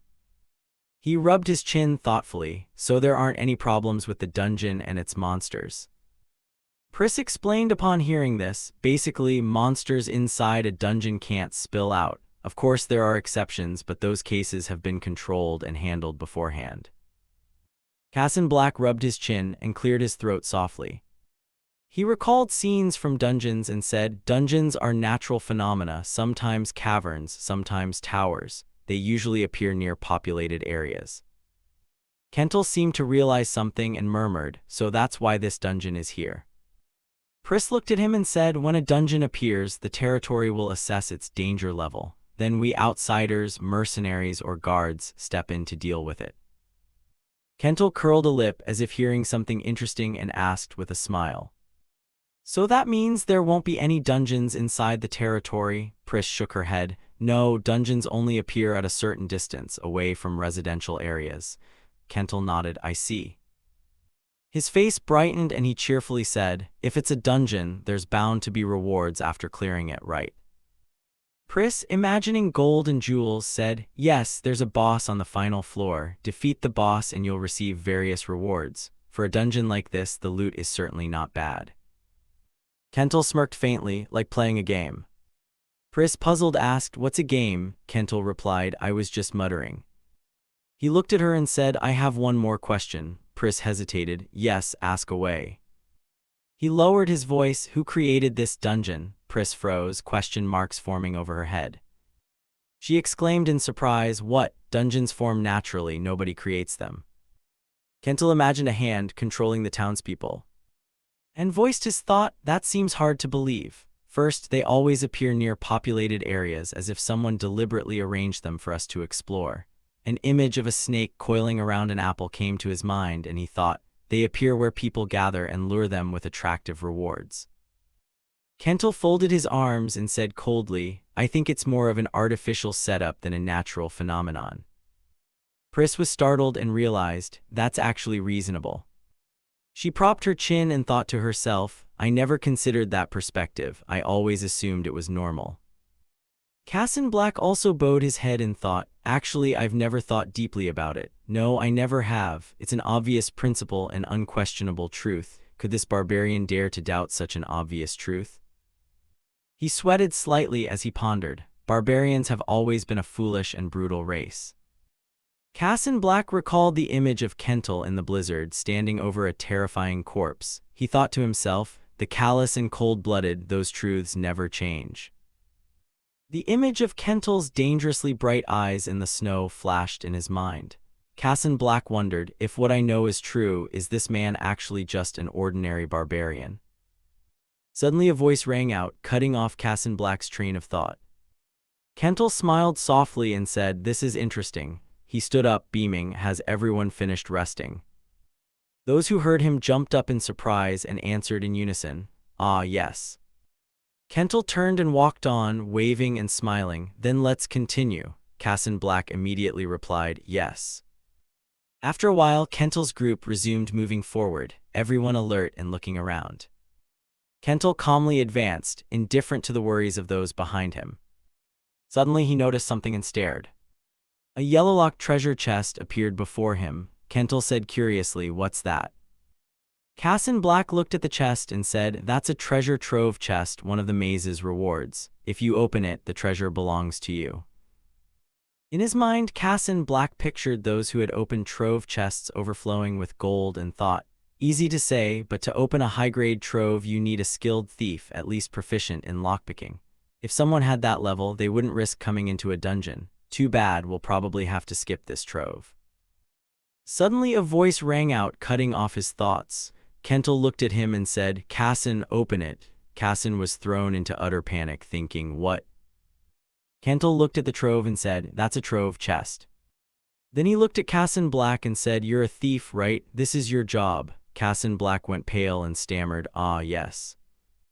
But Kental's face lit up with delight. "Isn't a trove chest a thief's work? That's why I'm asking you to try. I want to see a thief's skill with my own eyes." Cassin Black frowned in discomfort, thinking, "Oh God, that's true, but there's a problem." Outwardly, Cassin Black still smiled, but inwardly he felt powerless, hands on his head, thinking, "If I could do it, why would I be here?" He gaped, terrified and frozen, telling himself, "A lousy thief, not recognized by any guild, where would I get lockpicking skill?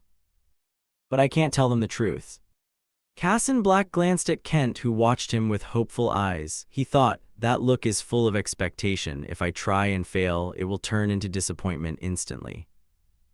He imagined Kental's cold, commanding gaze saying, "You claim to be a thief and you can't do this. Useless." He also recalled Kental stamping on the skull in terror.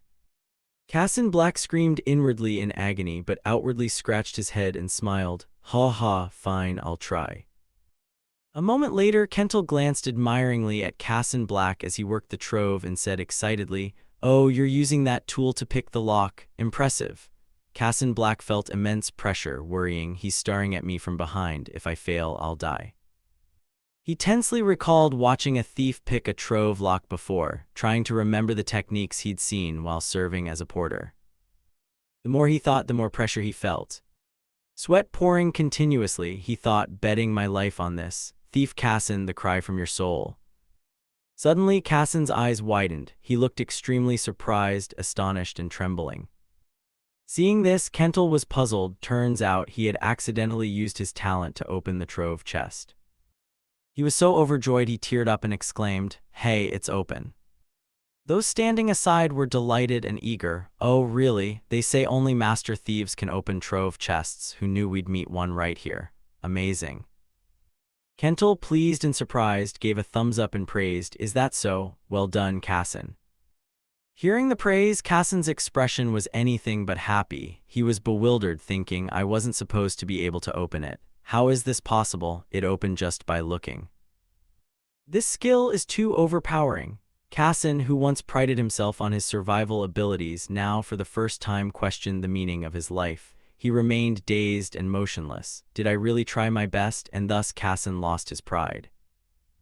Kental stepped closer to the trove chest, looked it over, and asked curiously, "How much are these jewels worth?" Someone leaned in to inspect and said, "With this amount, a family could live in luxury for a month."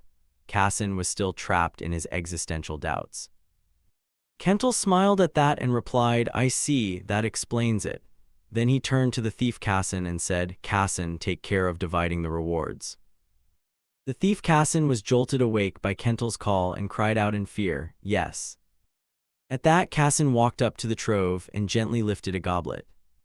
He stared, dazed by the goblet's sparkle, gazing at it for a long moment. Suddenly someone called to him in a haunting voice, "Cassin."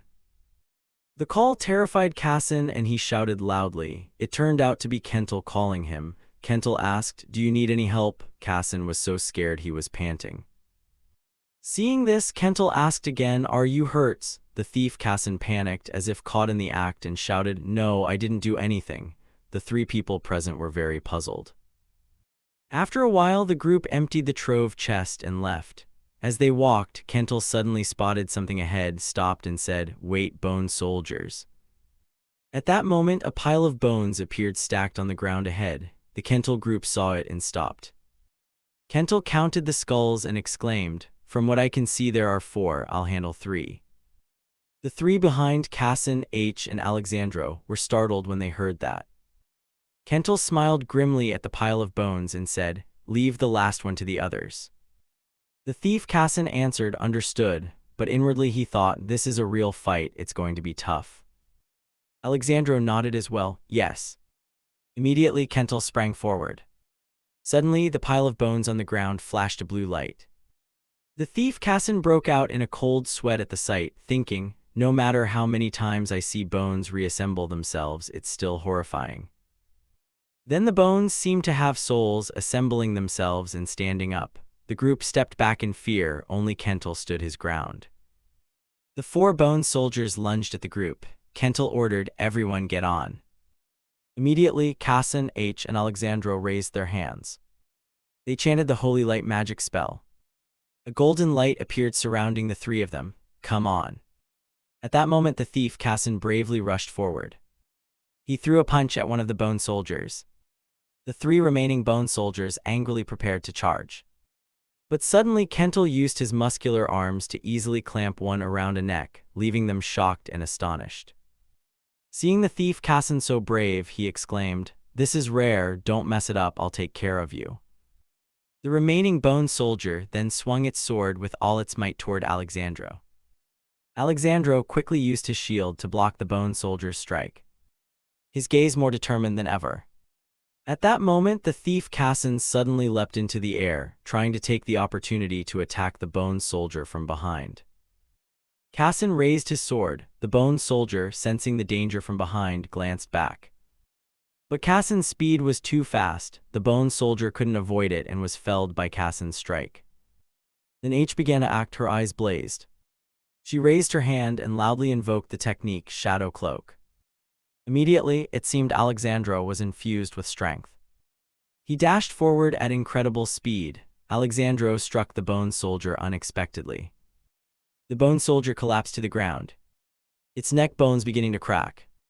However, it did not die and instead let out an enraged howl. Kentel stood to one side watching his teammates, smiling happily, and laughed, "Ha ha." Holding 2 large stones in his hands, he said cheerfully, "I didn't expect to witness such a perfectly coordinated formation." Kentel smiled in satisfaction and added, "Truly rare to find." Then he suddenly crushed the stone in his hand into dust. Kentel smiled again and said, "Now that the trouble is handled, time to enjoy." With that, Kentel swiftly slashed his blade at the remaining bone soldiers. After a while, the 3, Kassen, H, and Alexandro, had cornered a bone soldier. They seemed to share the same thought. The thief Kassen thought, "There's no more doubt about it." H was sweating coldly, thinking, "That monstrous thing." Alexandro thought, "It's daring to challenge us."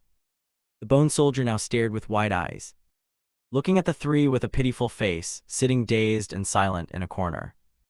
All 3, Kassen, H, and Alexandro, lit up in both eyes and glared angrily at the dazed bone soldier, thinking, "If we reveal a weakness, we're done for." Then they unleashed a continuous flurry of slashes on that poor bone soldier. After a while, finally, the bone soldier's head fell off. Alexandro wearily drove his sword into the ground and collapsed, slumping down. Not only Alexandro, but Kassen and H also looked utterly exhausted after defeating a bone soldier.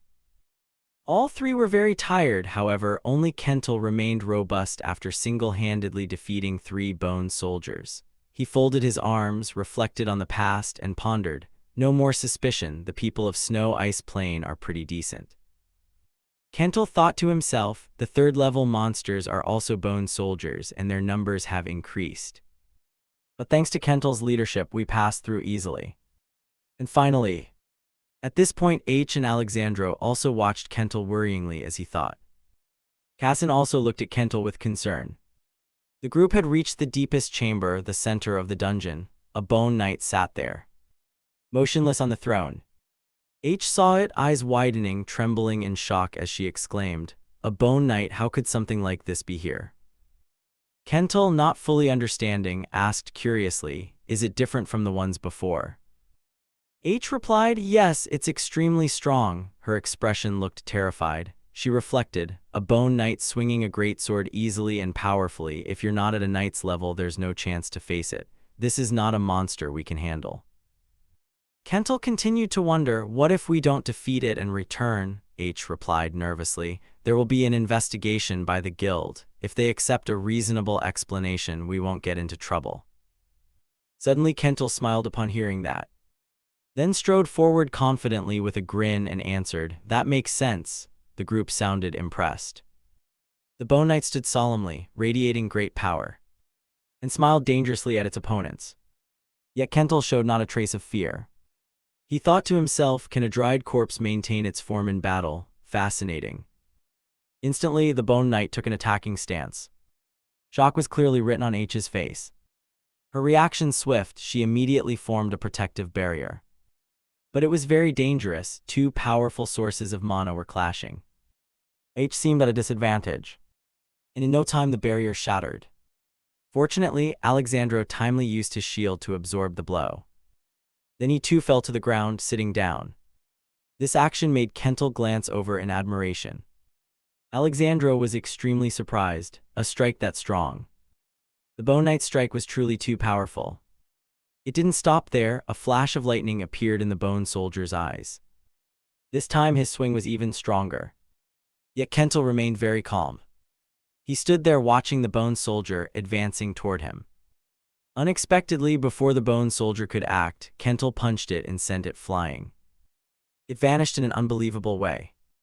Cassin gaped in astonishment, and Alexandro was no less shocked. When it was over, Kentel casually dusted his hands off, disdainful. Is that all? Then he turned to look at those around him. Suddenly, Kentel's gaze froze as if he discovered something. Next he called out Cassin's name. Startled to be addressed, he was a bit dazed. Yes, yes. There was a treasure chest glittering and shining. Kentel wanted to know if Cassin could open it. Cassin jumped and shouted, "No way, it's protected by a high-grade lock. With my skill I can't open it." Hearing that, Kentel pretended to be disappointed. "Oh, that's unlucky." Cassin slumped too. "What a pity, but I guess we give up." It seemed that would be the end, until Kentel swung his arm and struck the chest himself. Cassin was terrified again. Finally, the chest shattered to pieces. Alexandro and H looked at him like a strange creature. But Kentel paid it no mind. The reward looked substantial at a glance. "Cassin, you clean up." He immediately obeyed and stepped forward, still stunned in his mind. I've never seen anyone break something open with brute force like that, but it made him wonder if he could smash it. Why bother calling me to pick the lock? After completing the task, they all exited together. The sky was sunny and beautiful with birds singing. Something caught Kentel's attention. The cave they had entered suddenly exploded. Cassin explained, "After you clear the dungeon, it collapses, so there probably isn't a secret room this time." Kentel, curious, asked, "A secret room, something like that exists here?" Cassin confirmed, "They do exist, though dangerous." Upon hearing this, Kentel curled his lip in excitement. Sounds intriguing. Cassin found this attitude of his hard to understand. The guard captain, having overheard something, showed surprise. "What, it's all done?" At that moment outside the city, the guard captain was inquiring about the dungeon situation. Kentel replied teasingly, "It was fun in there." The captain breathed a sigh of relief. "So that's that." Then he requested, "Everyone follow me." Sitting in a room, H softly said, "There's nothing major wrong." So the captain pointedly asked, "Do you think that Manji can stay in the territory?" H objected, "I think it's probably fine." And the captain realized one thing regarding that Manji. She only spoke vaguely. He closed his eyes tensely. Conquering the dungeon wasn't the issue, it was how they did it. The real goal was to find dangerous individuals. Cassin added, "He's not the type to go causing trouble." However, the captain knew well, he's as strong as a beast but doesn't harm anyone. Very different from ordinary Manji. Now Kentel began to praise each of them. Cassin did very well, he's a thief. He disarmed traps and tried the locks. Alexandro is also an extremely strong frontline warrior. Her prayers helped us a lot. Hearing that, the captain grew suspicious. Strange. Usually when a stranger is forced into a party to clear a dungeon, they wouldn't praise others so warmly. In the end, he had to agree. "Very well, you're allowed in. But one warning, although you're permitted, if you cause trouble you'll be expelled. Be careful." Kentel replied affirmatively, "Yes." Then the captain produced a pouch. "This is the conquest reward. Split it among yourselves." As the captain knew, guards sometimes pocket the rewards. Kentel, without much thought, cheerfully took it. "Thank you very much." The captain guessed they probably wouldn't touch it this time. Kentel suggested aloud, "Then let's split it evenly." They were stunned by this. H hurriedly declined, "Oh, no need. Alexandro also didn't dare accept me neither." But Kentel kept urging. The whole team worked together, so divide the reward evenly, no refusing. Hearing that, Cassin reluctantly agreed. "Ah, fine." No sooner said than done. Kentel invited, Then let's go celebrate, find a tavern nearby. The group didn't expect this, what? In the end, they reluctantly agreed, celebrate, ah yes, but inwardly they cried, I want to go home. While the others were downcast, Kental was very cheerful. The captain looked on in dismay. A manji with a single punch killed a bone knight as strong as a monster. The captain watched in dismay. A manji with one punch had slain a bone knight as powerful as a monster. He shifted to an appraising gaze, thinking, at least as strong as a knight, definitely not an ordinary manji, and the captain could be sure that a legendary manji is an extraordinary being. Then he solemnly assigned a task. I will report to the Lord, you all guard the gate. The subordinates immediately acknowledged, understood. Night had fallen. In the vast palace, low torchlight created a solemn atmosphere. The emperor sat inside and in a deep voice commanded, enter. The captain saluted and reported, I report, my lord. The lord of Barkin of the John Kingdom then asked, what is it? The captain promptly presented, report, my lord, a manji has entered the territory. That night in the antechamber outside the manor, a voice rang out in the room, you permitted him entry. The North Hand Guard captain bowed his head, yes sir, however it's not a problem. From the golden throne the lord looked down suspiciously, so what is the real problem? He reported with some tension, he's too powerful enough to become a problem. The lord looked up and asked, how powerful is he? The room fell silent, only the North Con Guard captain's voice and the lord's astonishment remained. They heard that he defeated a bone knight with a single strike. The lord's eyes widened in shock, a bone knight. A creature that doesn't reach knight rank is hard to handle, and he defeated it with a single punch. Then he bowed his head, lost in thought about those towering figures standing in the blizzard, a manji who only knows brute strength, simple-minded with no education. Next the lord hesitated, so he's first rank then. The North Hand Guard captain judged, probably yes. He asked further, could he be even stronger? The North Con Guard captain's face was tense, it's impossible to say for certain. Hearing that, he fell silent. A warrior of that level being a manji, a race that values strength above all, this will be a big problem. He decided for now, summon him to meet me. Below, the North Con Guard captain was sweating, a little anxious. Are you sure that's safe? He assessed, letting someone that powerful roam the territory is already a danger. Meeting him in person will put my mind at ease. The North Hand Guard captain objected, but that could be dangerous. The knight beside him stepped forward with a solemn face. The North Con Guard captain on the golden chair reminded, I already have knights to protect me. Seeing that, he startled and looked up. Then turned to the knight, what do you think? He gripped the sword at his side and said, he's strong but just a savage, a big hulking brute with no wit. Then he recalled his austere master and affirmed, compared to the swordsmanship the sword saint taught me directly, he's not worthy, so you need not fear. The lord nodded subtly in agreement. Finally he announced loudly, summon that manji here, I will speak with him face to face. Elsewhere at a table piled with food and ale. Kental bit into meat and chewed noisily. The three at the table watched him eat like a starving man. Their faces went pale, sinking into the cold atmosphere. He raised his mug of ale. With a friendly expression he drank a gulp, set it down and smiled at the group. This dish is excellent, I also enjoy the quiet here. It's on me tonight, help yourselves. Hearing that, the lot forced a smile at Kental, ha ha ha. Suddenly he turned, you're a holy knight, right? Alexandro startled, yes. Kental's face showed curiosity, what kind of holy power do you use? I didn't see you use it during the dungeon assault. Alexandro, embarrassed, scratched his head and explained, I'm still training so my holy power hasn't been activated. Kental widened his eyes in regret, oh what a pity. Alexandro cleared his throat awkwardly, Then he turned to H who sat quietly beside them. You said the god you serve is named Kaloja, right? Are there any temples of that god nearby? She averted her eyes, flustered, and explained, no, I don't think so, he's not a widely revered deity. She recalled the cold image of that god, surrounded by a serpent, the deity of deceit and trickery. Kaloja was shunned and rejected by people. H gripped the hem of her dress. Lord Kental, he replied. What's up? She pressed on, how strong are you? At that, both Alexandro and Cassin also startled and looked toward him. He, however, continued chewing his food, bewildered as he looked at them. Then Kentel raised a hand to his chin, recalling rankings. I'm not very sure of the tiers myself. I left the frost plane not long ago, so I'm still wondering how strong I am, how strong the bone knight I defeated was. H widened her eyes and explained to him as much as she knew. At least rank 2 is required to handle him. If he's rank 1, then he could be defeated like Lord Kentel did. He judged, then I'm probably rank 2. Suddenly a man appeared before them, palms sweating, trembling as he said, Sorry, our shop is about to close.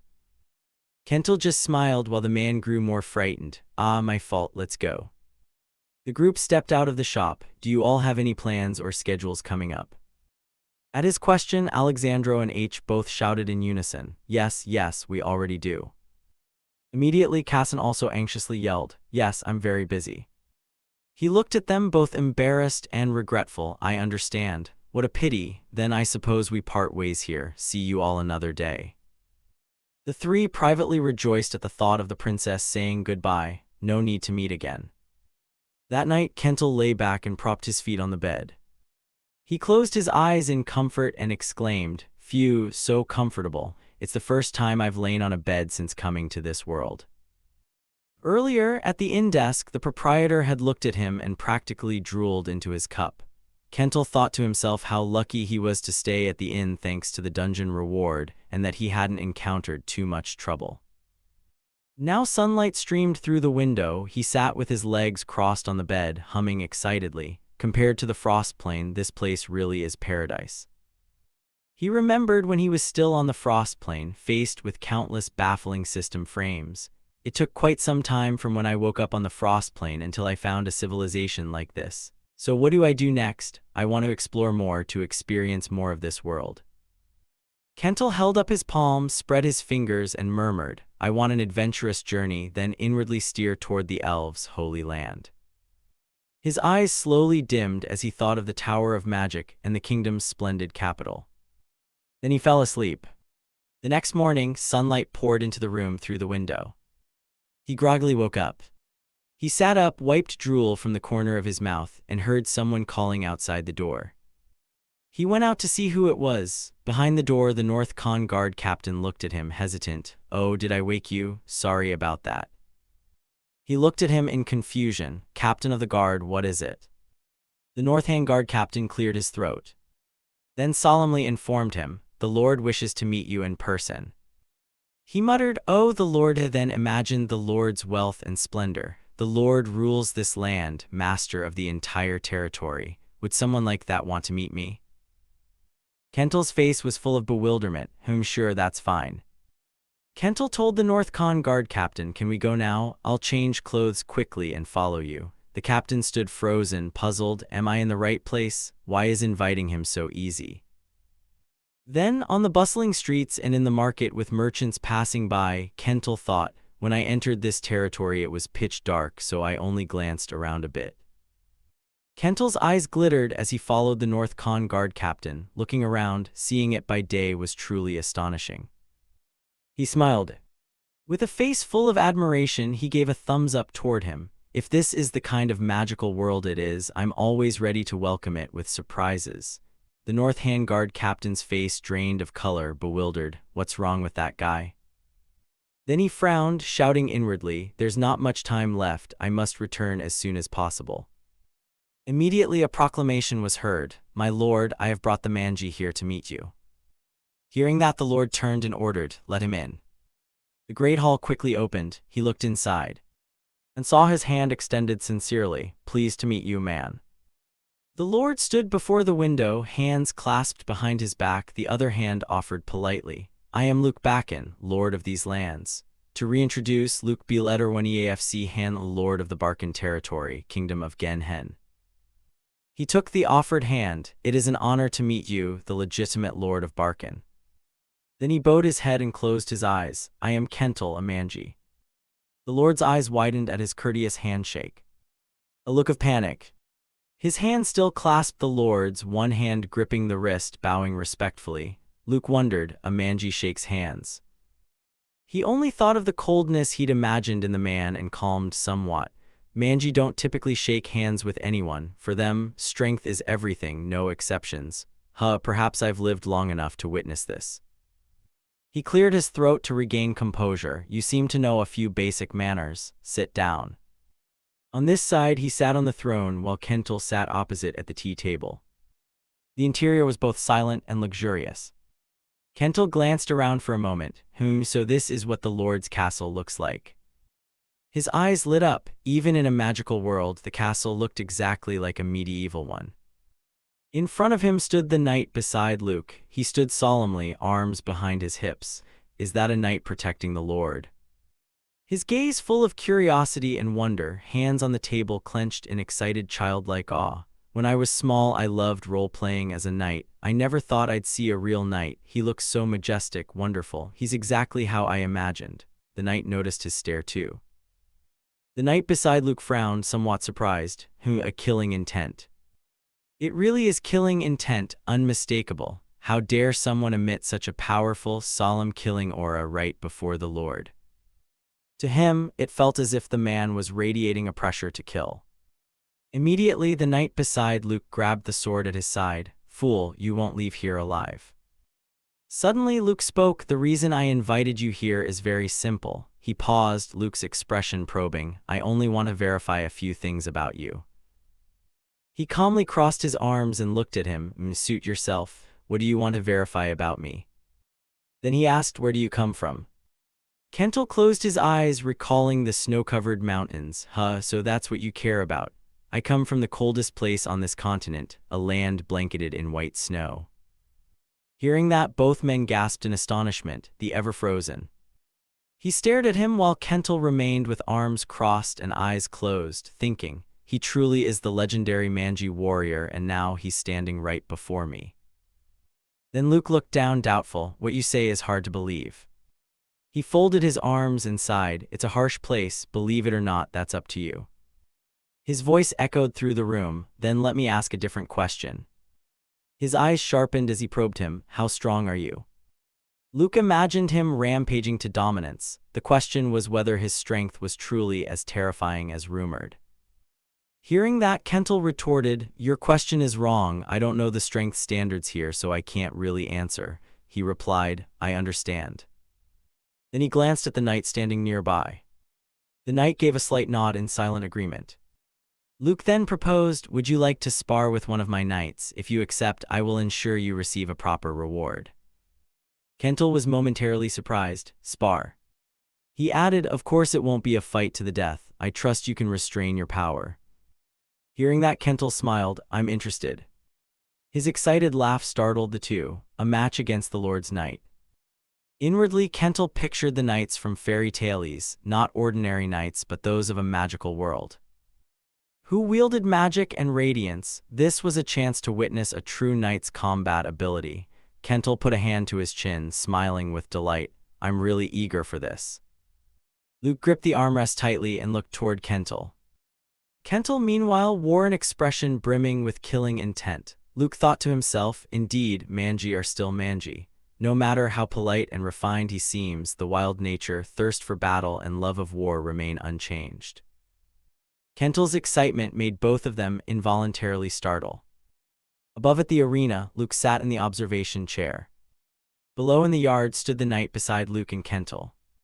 The knight stared intently at Kental, while Kental smiled with eager anticipation. Luke cautioned, then let's begin. I hope no one bleeds here. The bell quickly rang. The knight beside Luke drew his sword, eyes wary as he regarded Kental. Consider it your privilege to witness my sword technique. Seeing that, Kental merely smiled in reply, I'm very much looking forward to this match. The knight gritted his teeth in anger. How dare he be so relaxed when facing me? The knight's legs bent as he prepared to charge forward. I will show you the superior skill difference between you and me. His eyes flared fiercely as sword intent spread. Kental calmly watched the knight rush in.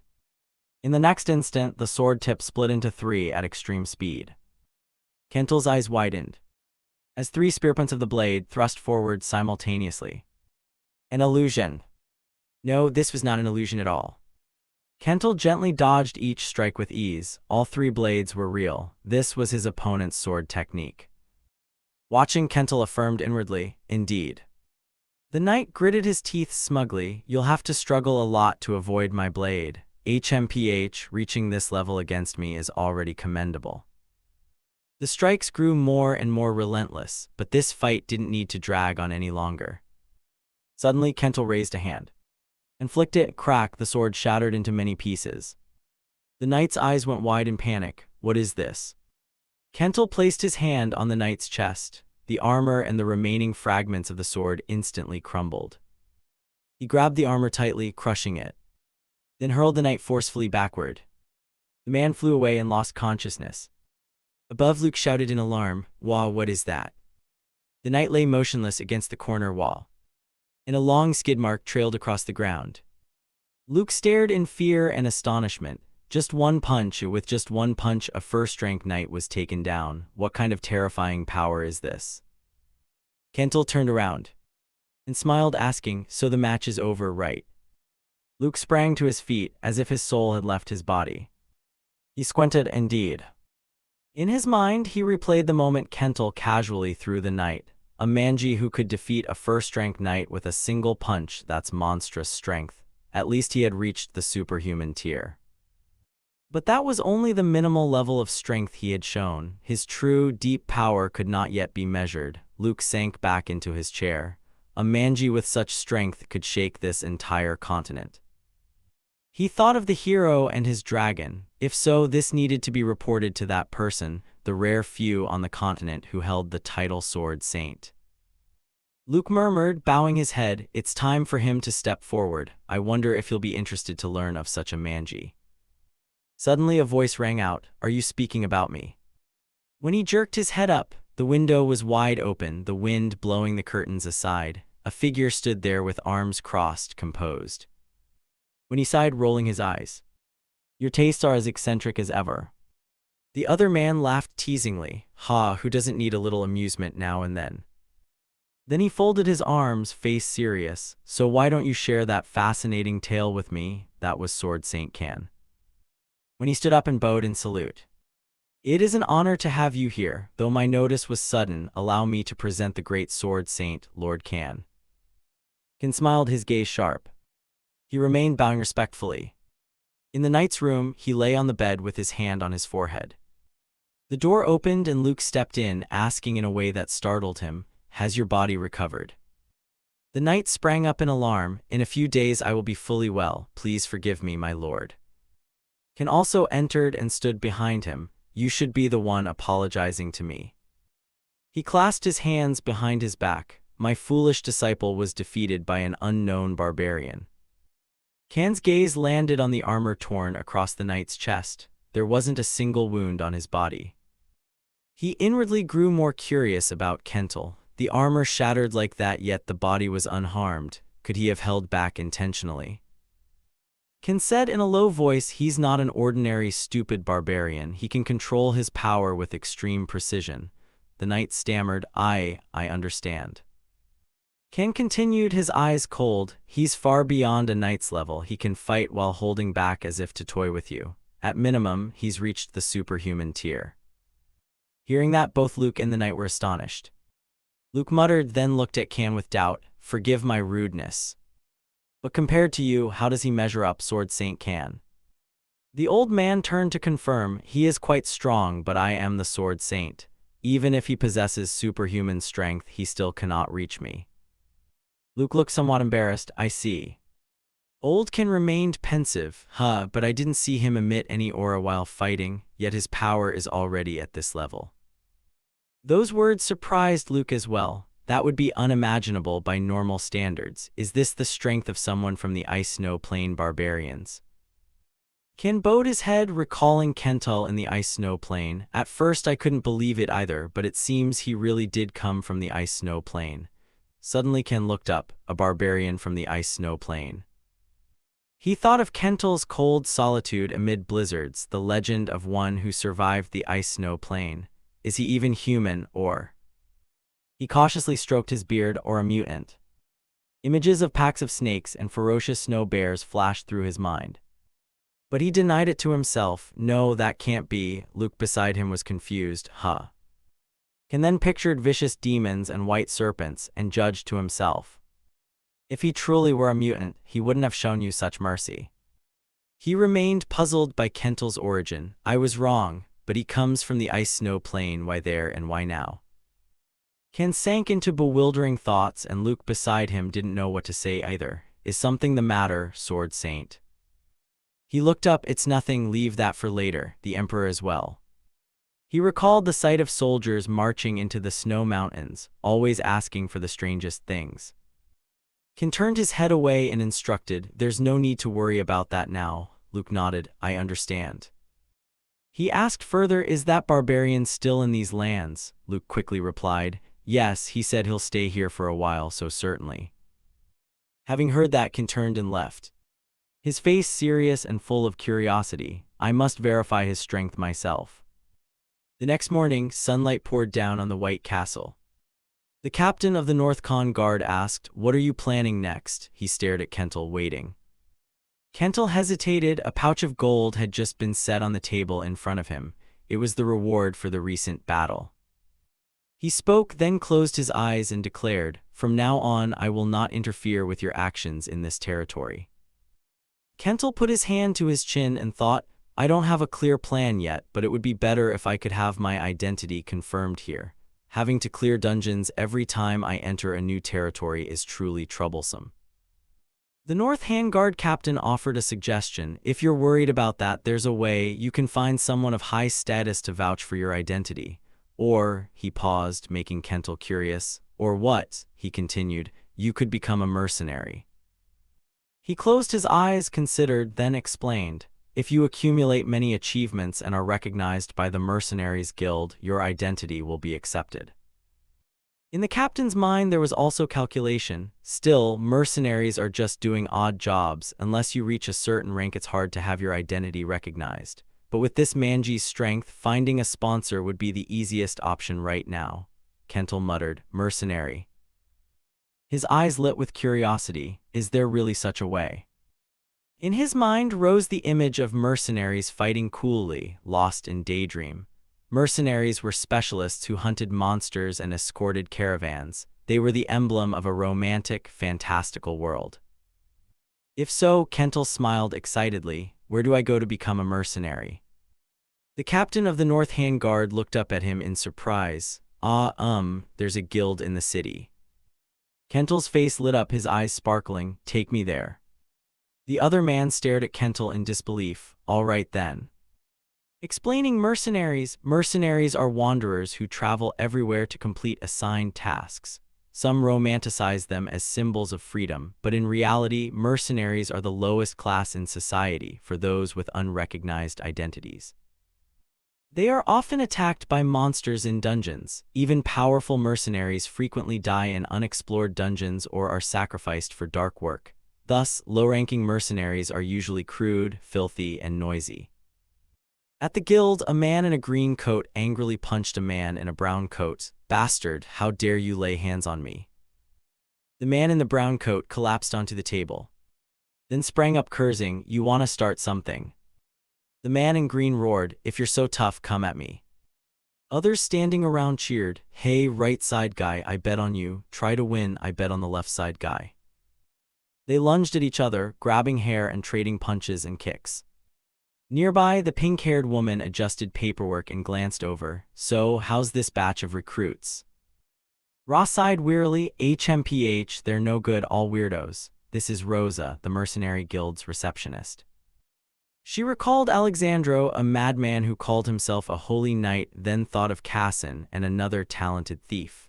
Finally, the priestess, was unstable and the deity she worshipped was untrustworthy. The pink-haired woman hesitated at Rosa's words. Oh, is that so? What a shame. She bowed her head in disappointment. HMPH, no soul-bound applicants showed up. Illiterate mercenaries just brawl all day. In her mind appeared the handsome blonde prince reaching out to her. If only a prince on a white horse would appear, stand beside me, and help with this reception work. Someone entered at the door.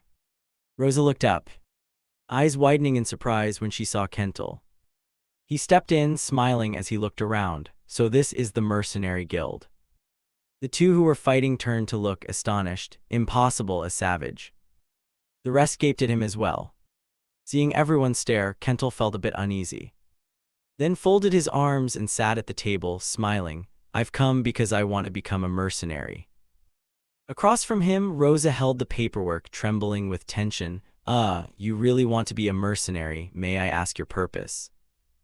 He calmly replied, there are many reasons, but I heard that becoming a mercenary can help one gain recognized identity in this kingdom. She awkwardly explained, that's true, but to gain recognition through the mercenary path, you'll need to achieve quite a few accomplishments. Is that okay? Kentel confirmed, no problem.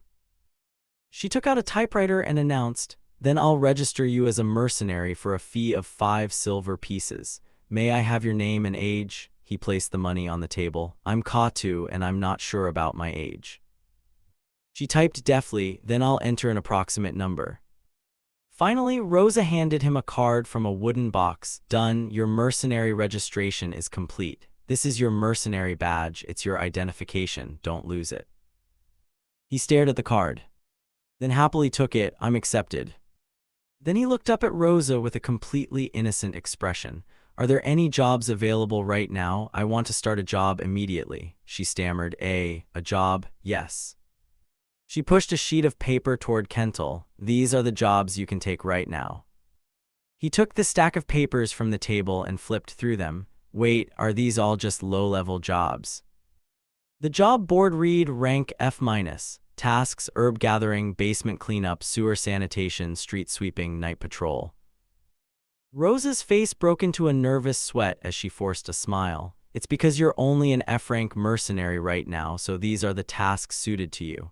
Inwardly, she panicked. Man tends to be proud. What if he suddenly gets angry? Should I call for backup?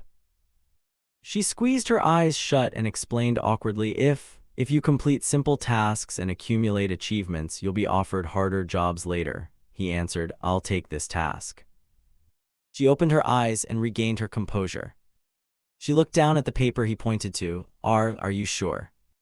He crossed his arms and asked back, this is also honest work, right? She hesitated. Yes, I understand. Kentel smiled and asked, so where are the herbs to be gathered located? Rosa produced a picture showing the plant's appearance. You have to go outside the village into the woods. They look like this. He eagerly took the picture and left. Got it, I'll be back soon, she answered awkwardly. Yes. Kentel turned and left, eyes still fixed on the picture. Behind him, Rosa watched in bewilderment. Why does he seem so calm? He walked out the door and left. Inside, the pink-haired woman trembled all over, while Rosa froze in shock. At night in some forest, on the ground lay the flowers Kentel needed to find. He compared the flower to the picture and thought to himself, how does this herb heal wounds? It looks kind of strange, doesn't it? Then he took off his coat and threw it to the ground. He put on a hat, smiled, and flexed his forearm. I've prepared sun-protective clothing already, he thought to himself, starting my first mercenary task. UV rays can be harmful in other worlds too, knowledge few know, from Kentel. About an hour later at the Mercenary Guild, a sack of herbs was placed on the table to Rosa's astonishment. He looked at her innocently. Is this enough? She stammered, so many, inwardly baffled. Is he trying to wreck an entire herb field or what? Looking at the pile of herbs in the sack, Rosa grew even more amazed. The quality is excellent. Most mercenaries just yank them roughly, which greatly reduces their value. Kentel bashfully sniffed and said, don't look at me like that. I'm quite meticulous when I harvest them. She faltered. Right. Then she handed him a silver coin. Thank you for working carefully, Ka-tu. This is your reward for the task. A silver coin, the price of the cheapest meal. Even so, it was the first proper money he'd earned from honest work. Kentel recalled himself seriously gathering the herbs and smiled to himself. He was deeply moved. He excitedly took the coin and stood up. I'm very satisfied with this. Could you assign me the next task right away? Rosa blinked in confusion. She opened her eyes wide in bewilderment. What is this? He's satisfied with a reward like that man fellow. Kentel happily and reverently looked at the coin in his hand. The sun's still up, so I want to do as many jobs as possible. she wondered inwardly, why is he so cheerful? Tears welling up, Rosa shouted inwardly, oh my God, this mercenary is just as strange as anyone. Kentel pointed to the warehouse cleaning job on the F-rank task board. I'll take this one. Rosa, puzzled, after the herb gathering, this is already the third time we've had him do cleaning. Seeing Kentel still looking up excitedly, Rosa grew more suspicious inwardly. Could the madman actually like cleaning? Rosa said stiffly, all right, then assign the task to you. Kentel's footsteps echoed. Hearing the footsteps, a green-eyed woman with a bear-like large build glanced at Kentel as she entered. I'm here to clean the warehouse. The brown-haired woman with a braided ponytail was stunned. Kentel asked kindly, are you the owner of this warehouse? She startled back to herself, why yes, yes. She thought to herself, what a barbarian. The warehouse job was simple, moving goods posed no obstacle. With his great strength, he easily carried a large stack of items, much to the brown-haired woman's amazement. The next task was street sweeping. Kentel grabbed a broom and began sweeping. At first his strength was hard to control, but he managed fine. He swept so hard that dust rose, filling the air with a hazy cloud. Someone was watching Kentel's work. Seeing him acting normally, Ken cried out, why is he like that? Ken thought to himself, he's clearly at least a mid-level mercenary. With determination he could influence a whole kingdom. Just showing his strength would earn him respect wherever he goes. And yet this brute who always solves things by force is out here sweeping the streets. Moreover, he's not doing it half-heartedly, but with extreme seriousness. At that moment, Kentel was cheerfully sweeping dust into the dustpan. Ken, doubting humanity, thought, in the end he seems to enjoy the work, what the hell is he doing? Sunlight poured down, highlighting the lush green of the leaves and a pair of sparrows. Kentel woke up stretching with a satisfied sound, mmm. He put his feet down on the wooden floor and looked toward the bedside cabinet where he saw a purse, then sprang up. Ah! He stared at the pouch, recalling. That purse of coins was placed in a tray and pushed toward him. Rosa said, you've worked hard since your first day as a mercenary. Kentel, this is the reward for a total of 15 tasks. Excitement and joy were clear in his silver-white eyes and on his face. Rosa reluctantly said, it's 15 silver coins. Still, Kentel showed no disappointment and remained excited. Thanks, I'll come back tomorrow then. After the memory ended, Kentel smiled unconsciously and said to himself, let's start the second day in this civilized world. A cute brown-haired girl clung to the woman's leg, sobbing uncontrollably. The other adults all stared up in astonishment. Kentel walked uncalmly as everyone watched. Suddenly he stopped. He wondered what's going on. He looked at a large two-story building with curiosity, a library. The door was pushed open, and the small bronze bell hanging on it jingled. The librarian, her hair neatly pinned up, politely greeted, welcome. But halfway through her greeting she screamed in horror at Kentel's massive frame. He politely asked, may I read some books? That embarrassing event passed, and eventually Kentel managed to borrow some books. He excitedly picked up a book the size of his palm and read it intently. The female librarian could only stay silent, speechless at the sight. Outside, Ken hid and watched, thinking in disbelief. A barbarian reading books, even if I can't see clearly, my intuition tells me it's true. A barbarian, usually considered ignorant, is reading books. Could it be that this barbarian from the ice region is completely different from the barbarians usually seen? Seeing the interest on Kentel's face, I wondered, either this guy is someone special. Kentel closed the history book and whispered, so the Empire was victorious in the end. He remembered the blue-haired girl from back then, thinking, a few years ago, Mina came to the White Snow region and said she would go to the kingdom at war with the Empire to sell weapons. It seems the outcome of that war was the Empire's victory. Kentel pondered, the Empire seems to be in a position of overwhelming power right now. The Barcan Kingdom has also almost become a vassal state. The Empire has swallowed half the human world and is still expanding, full of aggression. It's as if they are swallowing this entire world. He muttered, world conquest, huh? Immediately after, Kentel cast those thoughts aside, full of excitement again. Anyway, that's enough about humanity. Now, the thing I really want to find out. He looked at another book and said, is about the non-human races. Kental thought happily, a book recording the non-human species, the fantasy races that truly exist in this world. The largest cave in the world, where rare minerals are scattered like trash, Mantomia, the dwarves' mining cave. Biseraphia, the village of the tiny fairy race. RecapMyManhwa, the flying city of the celestial race. And the forbidden sanctuary that no one can reach, Elfer Sagrado, the sacred land of the elf race. No one knows the exact location. Many have tried every way to track it down, but all have failed.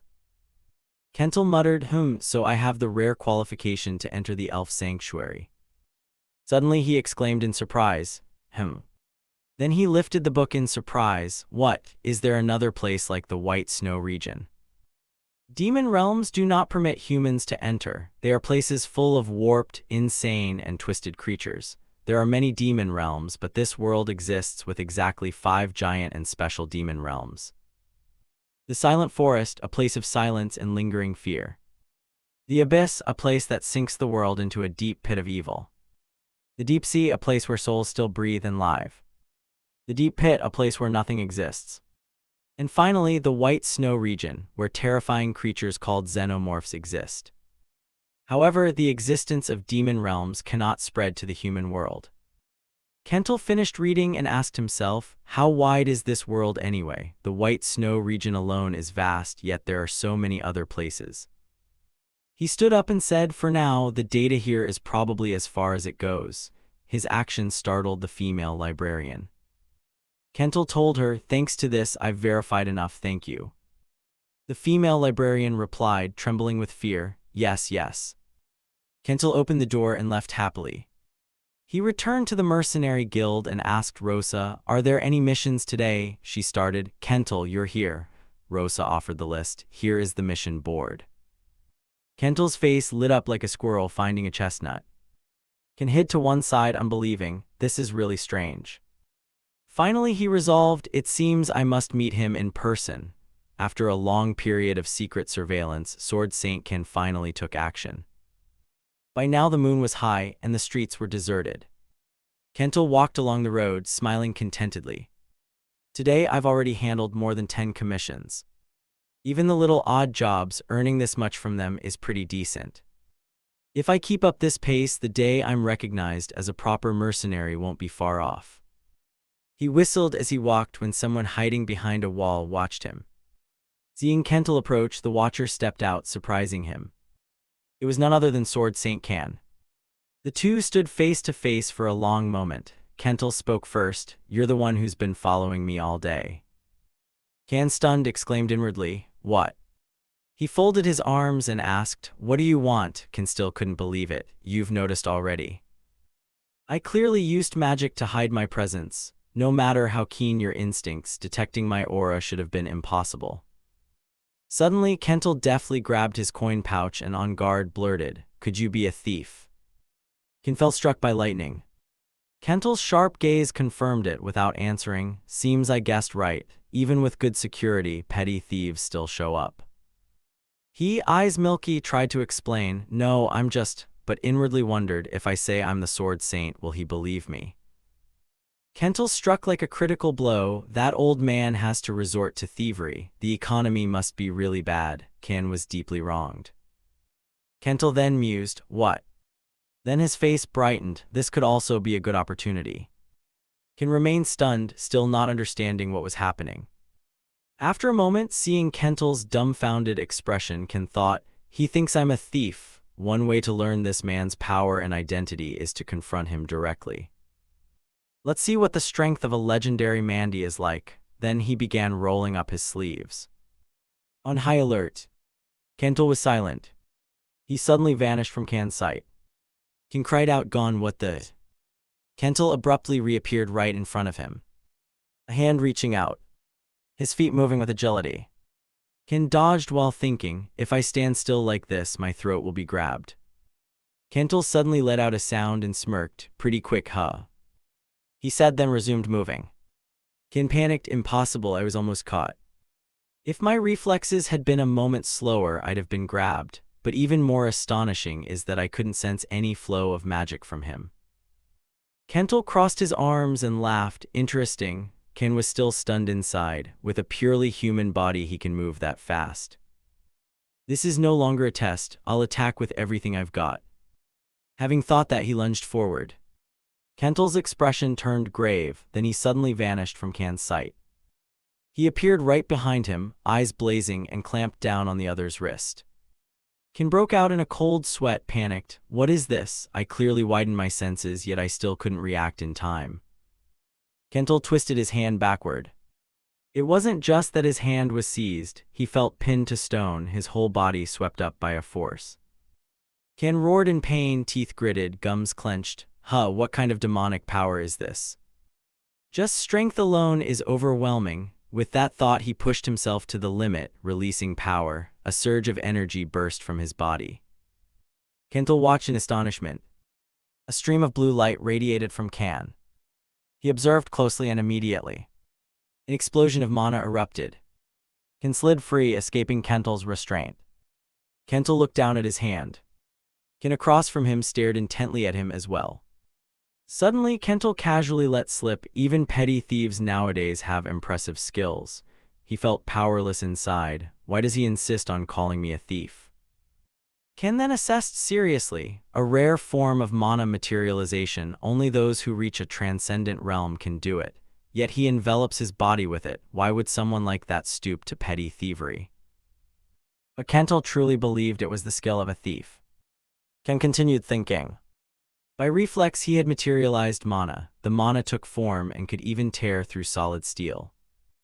A human body touched by that should be crushed, yet he bore not a single scratch. What kind of monstrous flesh is this that can withstand materialized mana with only a naked body? While he was still pondering, Kental spoke again, although it looks like he's using something strange indeed. It's probably time to finish this. Hearing that, Ken also began to reach for the hilt at his side. Suddenly his eyes froze. Kental suddenly appeared, touched a finger to the base of his sword, and smiled. He made the motion as if it were very gentle, his naive expression startling Ken, who widened his eyes and opened his mouth. Then he gritted his teeth and tried with all his strength to draw his sword, but only felt his hand trembling. Ken was once again stunned. At that moment, Kental's eyes shone like a predator spotting prey. He screamed mentally in a frenzy, is this the end? A huge hand reached out. But unexpectedly, Kental just sighed. So this is a thief from the fantasy world. Saying that, he slung Ken, now unconscious, over his shoulder. The captain of the Northern Con Guard froze in alarm at the sight. Oh my god, what's happening? Kental was carrying Ken gently. What strange thing is going on here? Why has Sword Saint Ken appeared in this place? He was tucked neatly into a sack while the captain stood horrified. Don't tell me that man dared to attack Lord Ken. What do we do now? Suddenly Kental spoke up. I just caught a thief. Hearing that, the captain widened his eyes and gaped. A thief? Kental, carrying him, beamed. If I turn him over to the guard, that'll count toward my mercenary record, right? The Northern Con Guard captain stood frozen, bewildered for a long moment. Regaining his composure, he asked gently, what exactly is going on here? A man who has reached the pinnacle of extraordinary skill like Sword Saint Ken. That great man was instead captured by a Mandy in a deeply humiliating pose. He is not a thief. Kental's face began to change color. He grew serious. Do you know him? So he's an accomplice. The Northern Con Guard captain stood at attention and saluted politely. To the sole Sword Saint of the Genhencher Kingdom, I offer my respects to Sword Saint Ken. Kental, hearing this, looked down at the man he was carrying. What? Kental stared at him in astonishment. Sword Saint, that noble title, and he's being called a thief. He growled, no way, this old man is a real thief. He attacked me to steal a few coins. The captain looked Kental squarely in the eye and countered, no, he truly is the Sword Saint. I could not mistake that face. Unable to believe it, Kental quickly replied, maybe he's a mage using spells. The captain shook his head, eyes closed as he explained, if he were a mage that powerful, he would already be honored as a Sword Saint.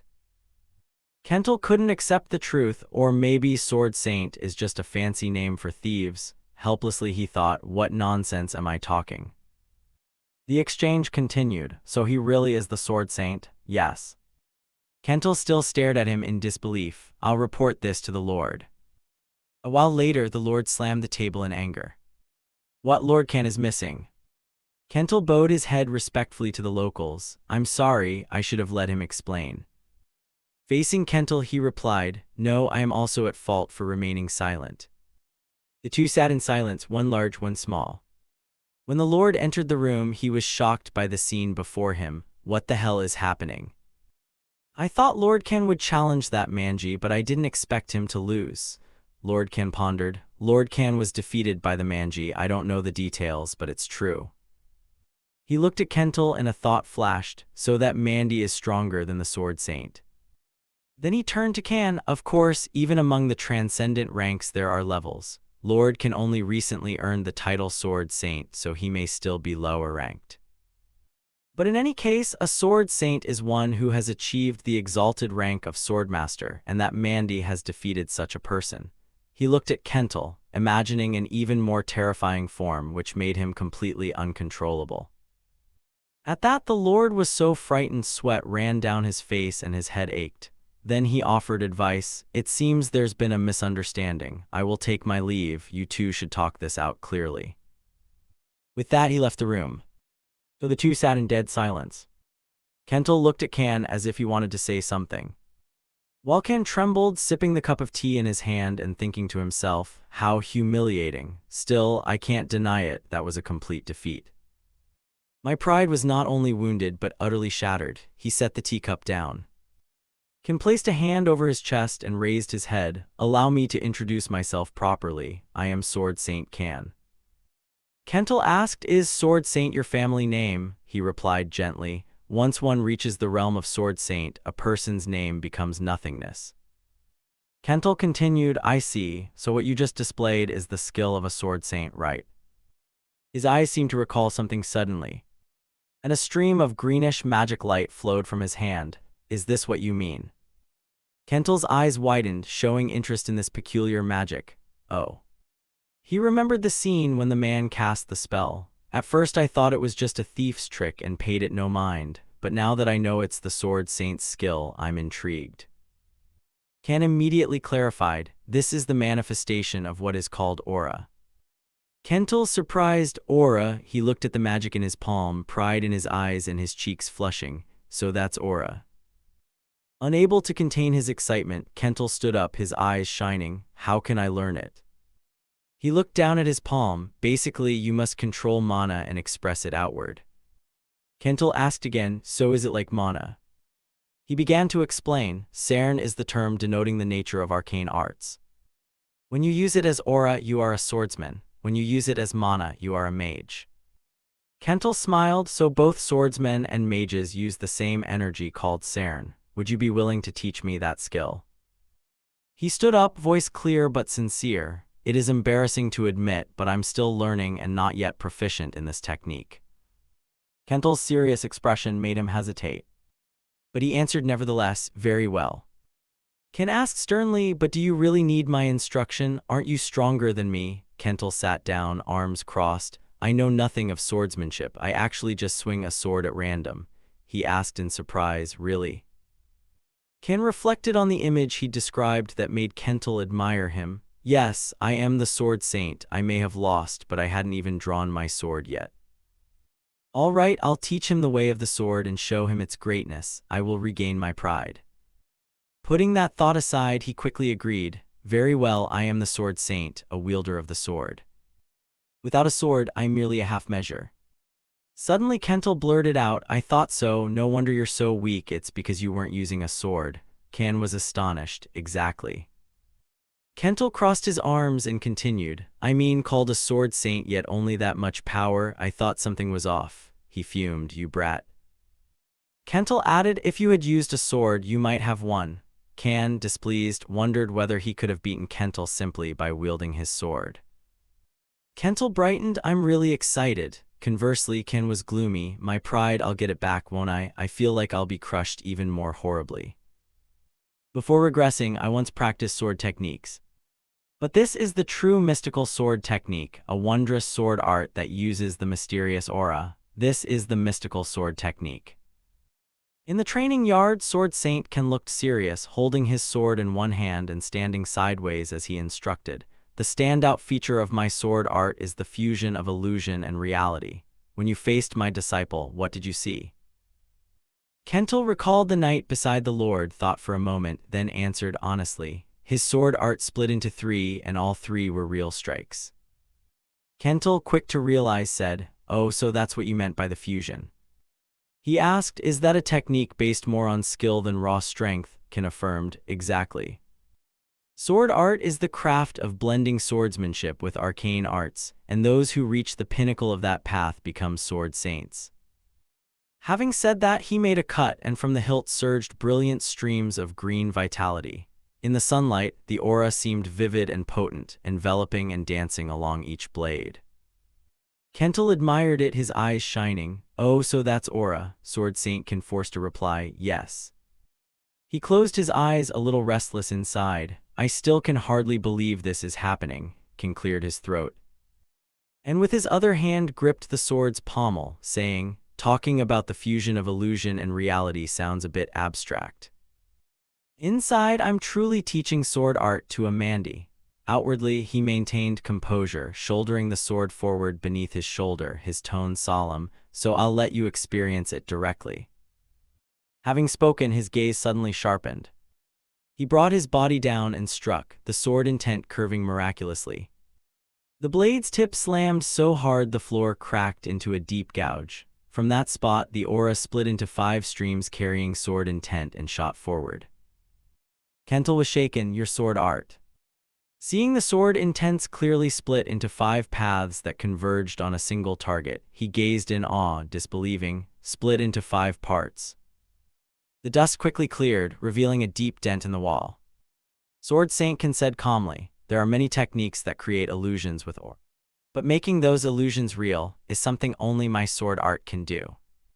Kental was stupefied. "The move you just executed." Before he could finish, Ken puffed up proudly. "Yes, it's a mystical secret technique. What do you think?" Kental replied bluntly, "I think I can do it too." Ken was so shocked he froze at this naivety. The Sword Saint frowned and snapped, "What are you saying?" He thought indignantly, "I've devoted my life to the way of the sword, blending innate talent with relentless training. It was hard-won to achieve this. How could a Mandy learn it just by glancing?" Kental confidently, "I'll show you." Ken looked at him, startled. "Is that an axe?" Kental grinned broadly, a large axe slung over his shoulder. He took a wide step, lowered his body, swung the axe back, and then relied on speed.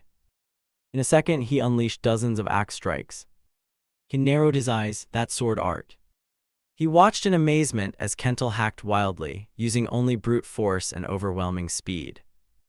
On the final strike, Kental accumulated killing intent, split it into 5 branches that surged forward together, concentrating all force on one point. Boom! A loud explosion as the wall burst apart in sparks. The Sword Saint was horrified and astonished. The axe that fell by Kental's foot still gave off a faint wisp of smoke. Kental casually slung the axe on his shoulder, smiled, and turned to ask, "Done, how do you like it?" Ken's eyes rolled back as he recalled. It looked like a fusion of illusion and reality when he struck simultaneously, but in truth it relied on overwhelming strength and speed. Even I was nearly fooled for a moment. He remarked sharply, "You just swing that axe with brute force, there's no technique at all." But Kental replied reasonably, "But the result is no different. Sword arts are for real combat after all." "As long as the results match, that's fine, right?" he asked bluntly, making the Sword Saint fluster and stammer,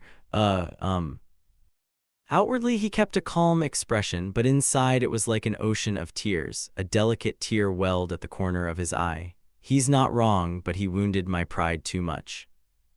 Ken ground out, "Is that so? Then how about this?" Then he swung his sword again. This time his form separated into illusions that launched chaotic attacks, his whole body wrapped in a deep aura, countless slashes sweeping out. Kental was stunned. "Your body split apart." The sword intents flew and gathered, growing larger and larger until they formed a gigantic magical sphere. When no more sword intent could be packed in, the sphere exploded, the shock shattering earth and stone into fragments. After everything settled, the spot where the sword saint stood was only a massive crater, at least 6 or 7 meters in radius.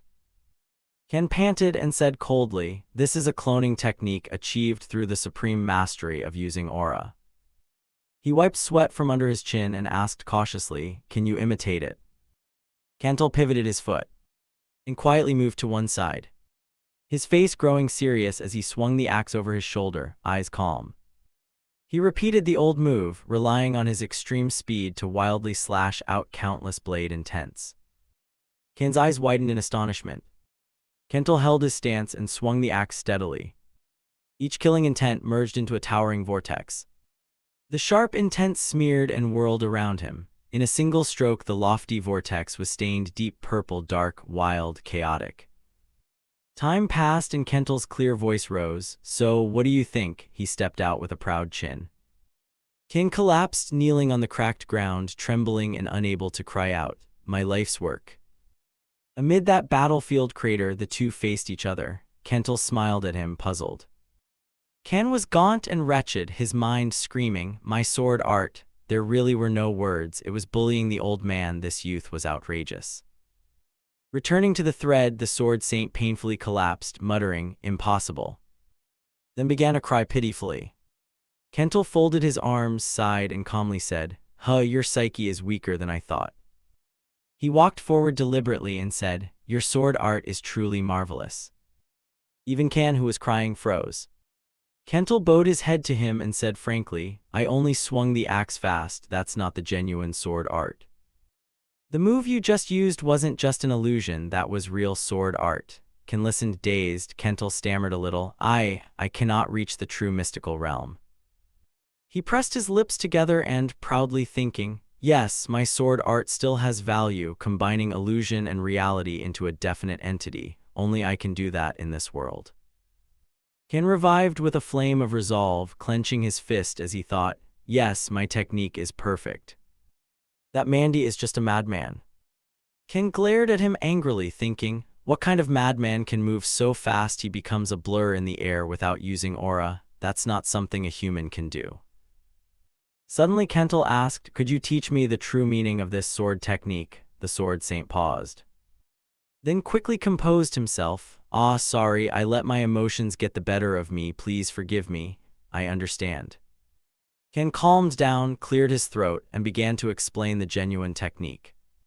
"First, you must master how to control aura." He spread his hand and a deep blue aura flame rose from it. He continued, "But to control aura, you must first understand the mystical arts.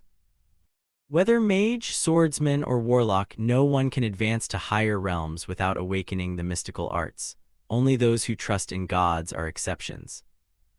Kentel asked curiously, "So divine power is something different?" The sword saint answered, "Their miracles come directly from the deity they worship and have nothing to do with personal ability." He nodded in understanding. Ken continued, "Mystical arts are the latent power within each person. How one uses that power determines everything." Kentel looked at the aura rising from his hand and thought, so to use aura, absorb mana, or command spirits, the foundation of all arcane power begins with understanding the mystical arts. The mystical arts have 5 distinct stages.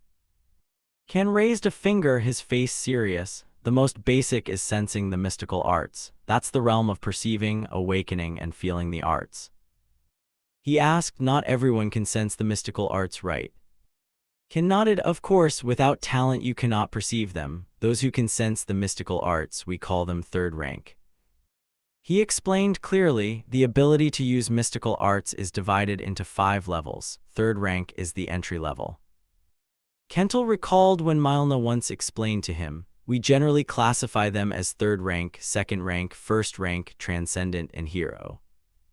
Those words matched the 5 principal ranks of the mystical arts. Kentel thought to himself, "Oh, I see. Actually, it's just a classification for simplicity. There can be wide gaps within the same rank, the boundaries are unclear, understanding the concept is enough." He said seriously, "I understand your point." The sword saint replied nonchalantly, "Then let's begin." Ken bluntly, "The first step of the mystical arts is to sense them. Sense everything around you." Ken closed his eyes and guided him, and Kental closed his eyes to feel. Receiving the technique also meant awakening a new awareness he had never had. Expand your senses to the utmost. In his mind were the sounds of the grass and trees outside, the wind slipping past, the warmth from the earth, every movement in the air. Even the sunlight in the sky among it all seek a special presence. Kental sat in meditation, trying to sense his surroundings. Suddenly he opened his eyes, the link was severed, I can't feel anything. Hearing that, Ken looked at him in confusion. The atmosphere grew awkward, the two stared at each other embarrassed. Really, is that so? I thought with your ability you'd sense it immediately. He thought of how those with talent often gather energy easily, but it's not a rule. The powerful who lack magic often receive techniques more readily. Perhaps you're an exception, wild one. Seeing this, he stroked his beard, bewildered. It must be because of the White King mutation. In his mind, Kental remembered the people from his countryside. I don't know, no one around me ever sensed what's called a technique. People from the wildlands are like that. Seeing this, he tried to explain, and actually most people don't easily receive techniques. Let me try transmitting energy directly into you to open a pathway to the technique. Kental looked across, bewildered, eyes wide with admiration and excitement. You're going to transfer your inner energy. He nodded seriously, looking at him like that. His face full of excitement, he pointed to himself solemnly. All right, I'm mentally prepared. He awkwardly confirmed, I'm ready. Ken stood, moved behind Kental, his eyes glittered with anticipation. He reminded him, rolling up his sleeves, now relax your whole body, focus inward, funnel every sensation into your body. His hand touched Kental's back, accept the magic I'm about to send into you. His expression darkened in astonishment. His arm went rigid. Is he really human? He imagined Kental's body as a solid block of stone. How tightly compressed is this mass? Is he truly an ordinary person? Kental felt nothing and was confused. Ken quickly withdrew his hand, startled. Sorry, my mind wandered for a moment. Then he announced, let's begin. His hand sent out energy again, his eyes closed confidently. I will initiate the flow of inner energy. The key was to awaken the technique pathway in him. Finding it wasn't that difficult. Kental concentrated earnestly. Ken froze. His eyes wide in confusion. What's wrong? His body stiffened while Kental hugged his knees, smiling with eager expectation. I can't find a technique pathway in his body. No, more precisely. Disbelief filled his face as he shouted inwardly, I can't touch it. While Kental still waited, Ken thought, it's like being submerged in water. No matter how much inner energy I expand, I can't make contact, as if swimming above a bottomless abyss, crushed by the pressure below.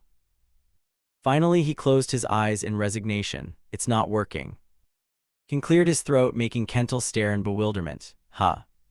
Kental's face looked struck by lightning. What do you mean it's not working? Are you saying I have no talent?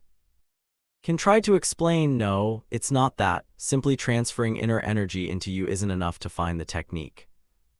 He thought of the energy suppressed within Kental's body. You must find the pathway inside yourself and awaken the sleeping power. Kental sat on the ground looking at him. I understand.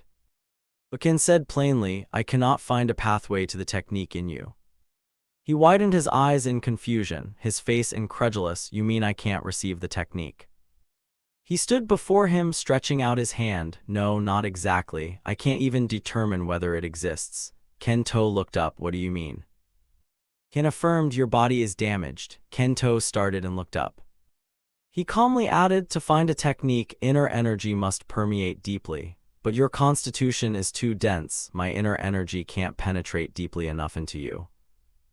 He thought of an energy stream unable to move a stone pinned by the sea. I've never seen this before, pure physicality blocking inner energy. Kental sank into thought, closing his eyes in helplessness. Even a saintly sword would be powerless. His face fell as he asked sadly, so I'll never absorb a technique. Ken replied, it's hard to say, I can't assert either way. Then he suggested two paths to Kental. I'm not even sure a pathway exists in you. You should find a sword saint who understands inner energy better, or go to the mage's tower.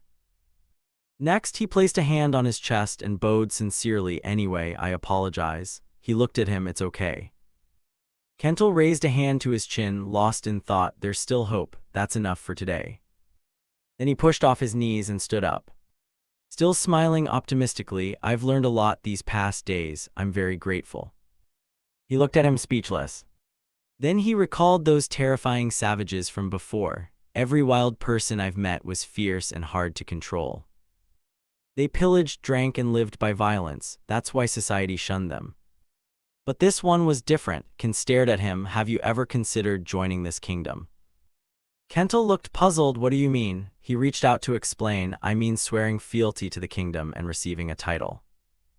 With that power, you'd rise quickly. I'm even willing to sponsor you. He clenched his fist. That's an intriguing offer, but then he bowed his head. I refuse. I don't want to be bound. Elsewhere, Ken considered inwardly. If I had him, I might escape the Empire's control. Hearing that, Ken looked at him in puzzlement. Could a title really be that unappealing to you? Isn't that enough? His face darkened. Then he folded his arms and smiled, stating his ideal to Ken. I choose to enjoy my own freedom. He was also startled and realized. He awkwardly looked up at him. Oh, is that so? I understand. He looked at him in puzzlement. Then Kental smiled, reached out his hand warmly. Anyway, thank you. I won't forget this favor. Ken lowered his eyes. Inside the corridor, Ken walked alone. He sank into thought with shame. I was truly foolish. Then he recalled Kental's figure, thinking he might control him even briefly, but that proved impossible. That wild man acted only according to his own ideals. He could cooperate with outsiders, but only to that extent. His inner world held only his own notions. Then he remembered Kental's refreshingly candid reply, unpredictable in thought, perhaps making him harder to read than any savage tribe. A man born in the demon-haunted region, a wildling of the White King. He remembered the savages he'd met in the blizzard. Ken muttered, the Emperor. He looked up at the moon, wanting to invade the demon realm. What scheme is he plotting? In Luke's room, he sat at the table empty-handed and puzzled. Really, the Emperor actually intends to conquer the demon world. Ken sat opposite, arms crossed, displeased. People are sacrificing themselves under the pretense of reconnaissance, and you still don't believe it. Are you serious? He bowed his head and sighed with certainty. Of course, maybe he believes himself the reincarnation of an ancient ruler. Whatever the case, that's a matter for later. Ken's face was serious as he folded his arms and said, we haven't fully secured human territory yet. Luke looked down and understood. It's only a matter of time. Luke looked down and understood. It's only a matter of time. Then Ken looked up again, solemn. Yes, this land belongs to the Empire. We could be summoned at any moment and should be ready to respond. Luke replied, thank you. He leaned back in his chair, weary, thinking the times were already chaotic and now the Emperor half sane. What a headache. Hearing that, Luke too was startled.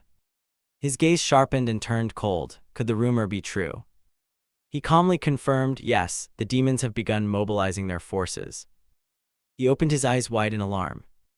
Then Ken remembered the monsters. The hellish eruptions were abnormal, not confirmed yet, but reports came in that the Ma Rift's breach is leaking. He also mentioned the demons and the white serpent. Events are unfolding. Whatever the cause, this is a calamity for humanity. Suddenly he seemed to recall something. Come to think of it, perhaps the strangest thing is already among us. Luke lowered his head. Exactly. Across from him, Ken probed, what do you think? He replied doubtfully, I'm not sure. Then he thought of Huang and was more optimistic. At least he's not a rival. But then he recalled Kental's mad demeanor and added, beyond that, I can't say more. The next morning, the sun shone across the city. Kental strolled happily down the street. Suddenly, he saw a woman and a child clinging to each other and staring at him in fear, which puzzled him. He turned and saw a man pressed against a wall, avoiding his gaze, which made him even more perplexed. He put his hand to his chin, pondering, are they afraid of me because of my clothing? He recalled meeting a couple by a tree who admired his new shirt and thought, or is it because I don't wear a fur coat so I look unkempt? A fur jacket would do but doesn't seem genteel. They must think I'm mad. No one wants to get involved. But it turned out he had misunderstood. He frowned with determination. All right. Kental clenched his fists, excited. I'll buy some decent outfits. At the shop, clothes hung on racks, the fabrics neatly folded. The door opened with a jingling bell. The shopkeeper, who had been measuring a mannequin, turned to look. Hello.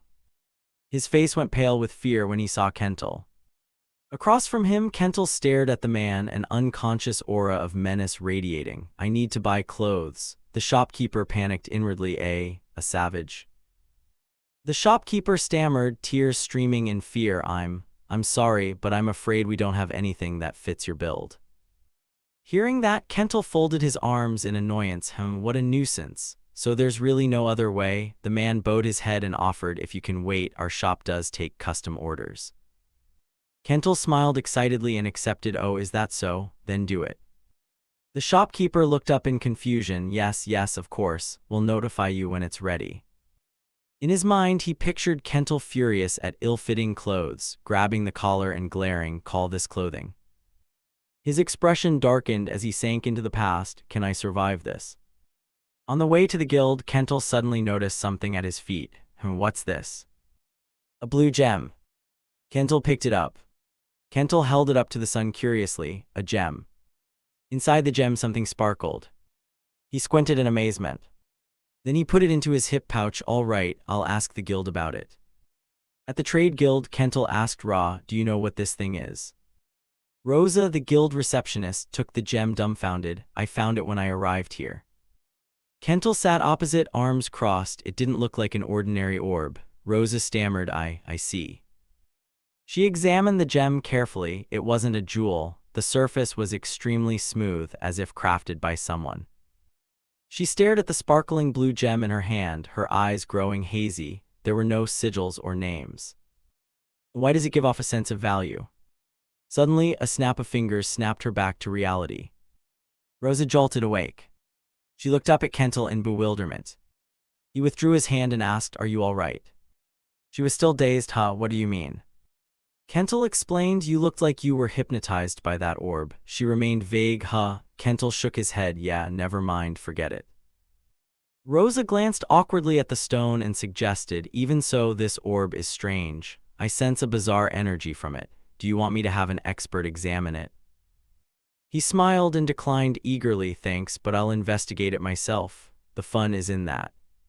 He changed the subject, arms crossed with a smile. By the way, any tasks today? She replied briskly, yes, please wait a moment while I get the task board. Rosa set the task board down and pushed it toward him. Street cleaning, unclogging sewers, weeding, digging potatoes. Kental took the task board enthusiastically. That day, a pouch of coins was placed on the table. Kental propped his head on his hand, smiling happily. Another glorious day. Then he took out the blue gem again and looked at it seriously. What on earth is this? He remembered Rosa's entranced look, as if driven mad by it, which made him suspicious. Could it have some power? His eyes widened. A voice echoed in his mind that made him jump to his feet. The gem emitted a black aura. Come to me. Kental panicked. Why did I just hear a voice from the orb? Then, with no clothes on, he curiously followed the gem into the night. It kept repeating, come to me, making him even more alarmed. Where is it trying to lead me?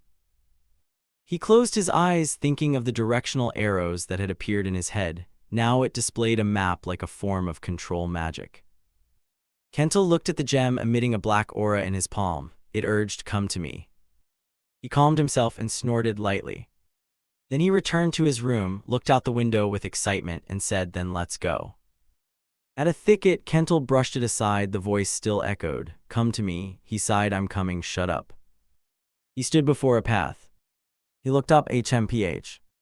And before him was a pitch-black cave. Is this the place? Kental smiled. Inside, a skeleton opened its glowing blue eyes. The voice rang again, come to me. He felt no fear and stepped into the cave. I'm here. The figure behind the voice snarled. Among the chains, tracking energy caused his image to appear. Another sacrificial victim stepped in. This time it was a brutish savage, at least big and strong. The gem on the staff flared. The skeleton bared its teeth in triumph, its body glowing blue as it declared, that makes 10 souls.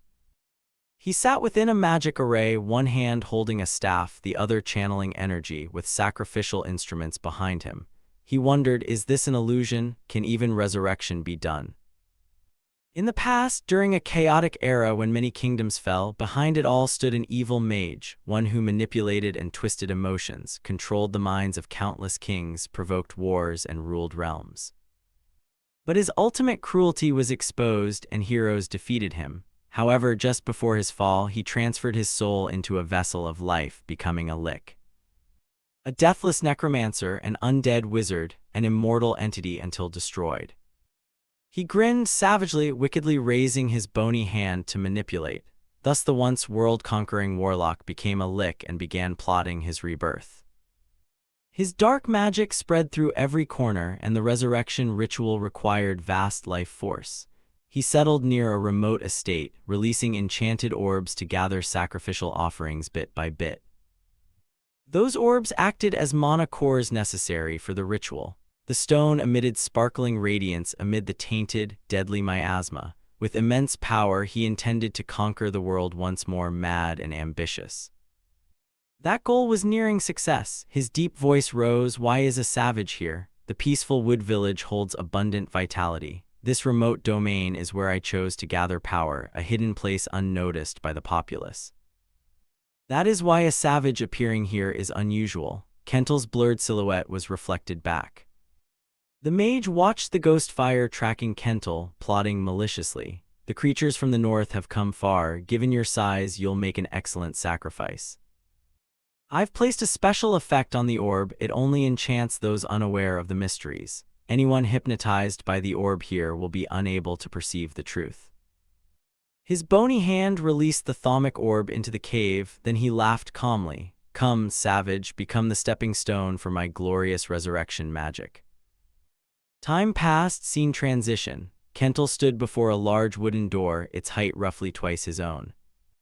He slowly pushed the door and stepped inside. Kentel's eyes widened in surprise. The dark hollows of its sockets flashed, and the bony hand tightened its grip on the staff. The sorcerer stood leisurely on a raised dais, waiting for him for a long time. Kentel gaped, speechless with astonishment. It's a real Lick. In his imagination, a Lick cloaked in black and wielding a staff looked like a relic of an ancient civilization, the pinnacle a top mage could reach, an entity that always appears as a villain in fantasy tales. I never expected to encounter a real Lick in life. The sorcerer saw him standing there like a statue and spoke doubtfully. Who are you? Don't tell me you weren't enchanted by the orb.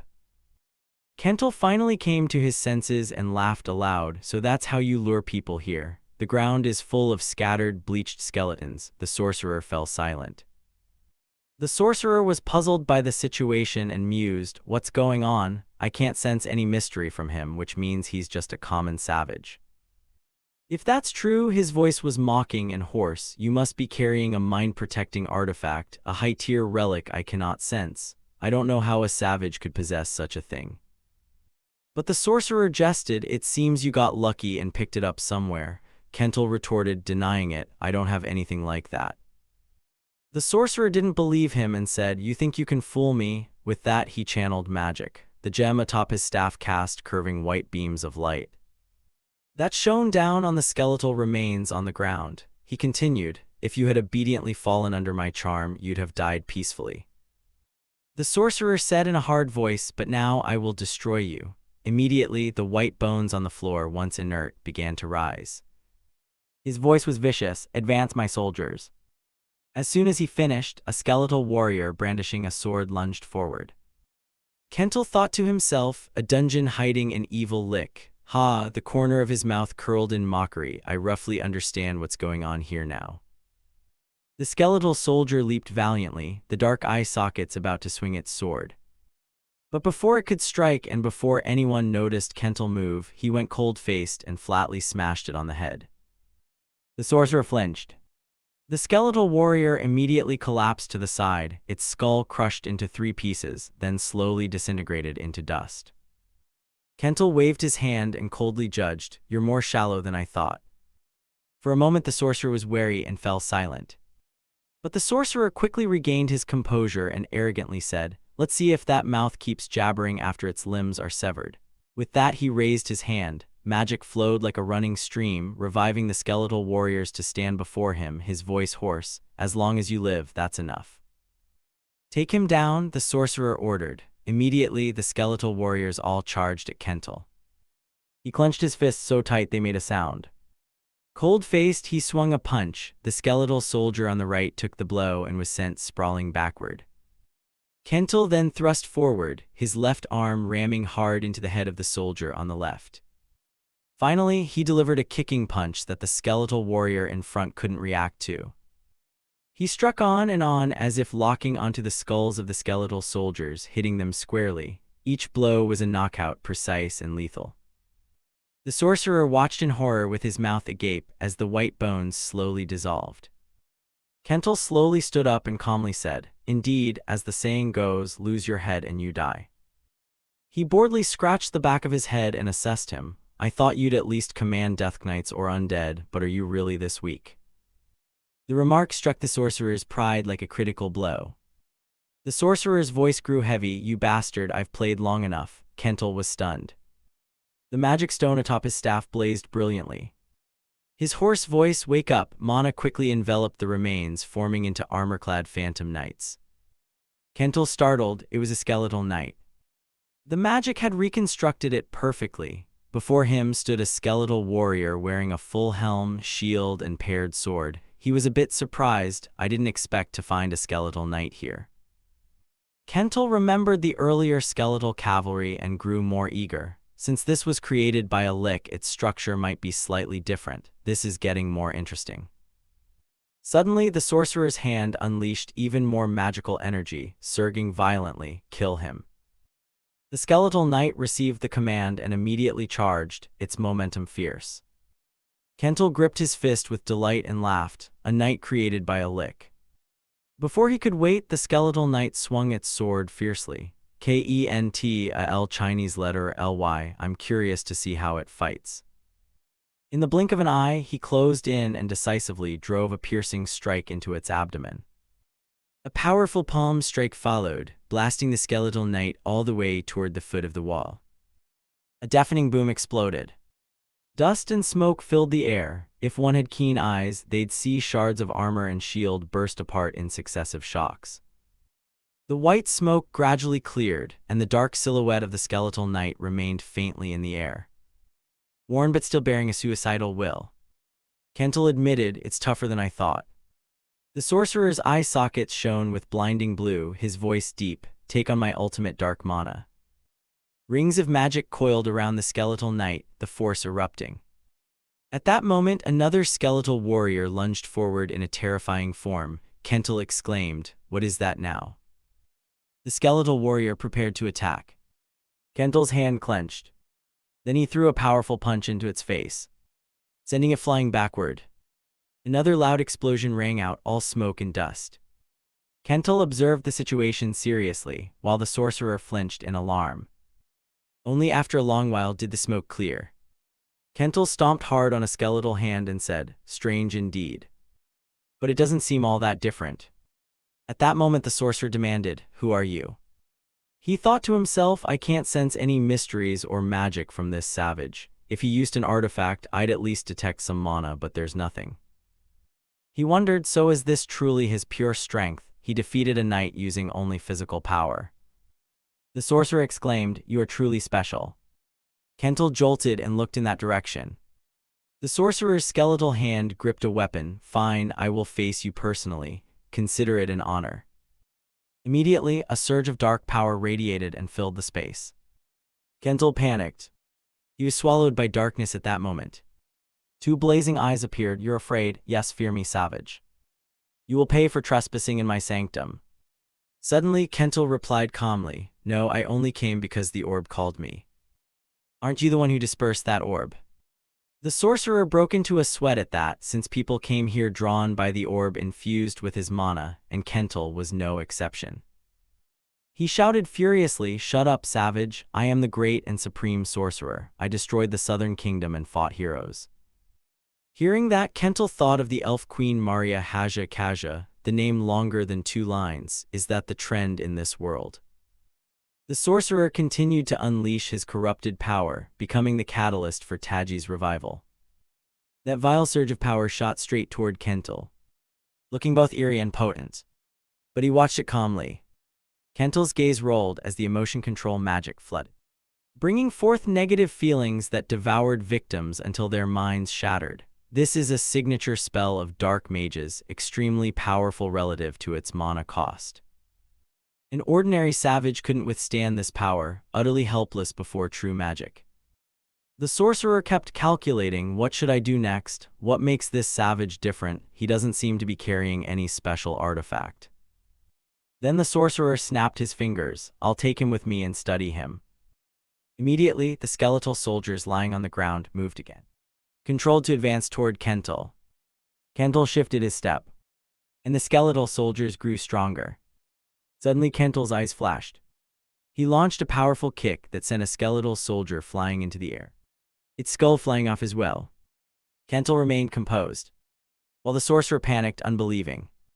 No, how is the mind control spell ineffective? Kental retorted, you just stand by and plan to have some bone thugs drag me off. How boring. He showed clear disappointment and even sighed. The words pierced the sorcerer's heart like an arrow. Humans are creatures driven by emotion. Even mighty supernatural beings harbor negative feelings deep within. That's why they can't escape emotion control magic. However, Kental asked, can't you use spells like fireballs or magic missiles? The sorcerer replied, I don't know how you still stand, but how dare you compare my magic to those lowly incantations? Then his eye sockets lit up. Aura gather, O turbulent stream. Regardless of form, become a wave. Devour the world and unleash chaos into the unseen. As he spoke, the Lick raised his staff and a mysterious power manifested. Kental, seeing this, not only wasn't worried, but his eyes glittered with excitement as that demonic force flooded the space. Then a hand of dry bones reached out, swallowed by the demonic tide. Kental remained standing in place.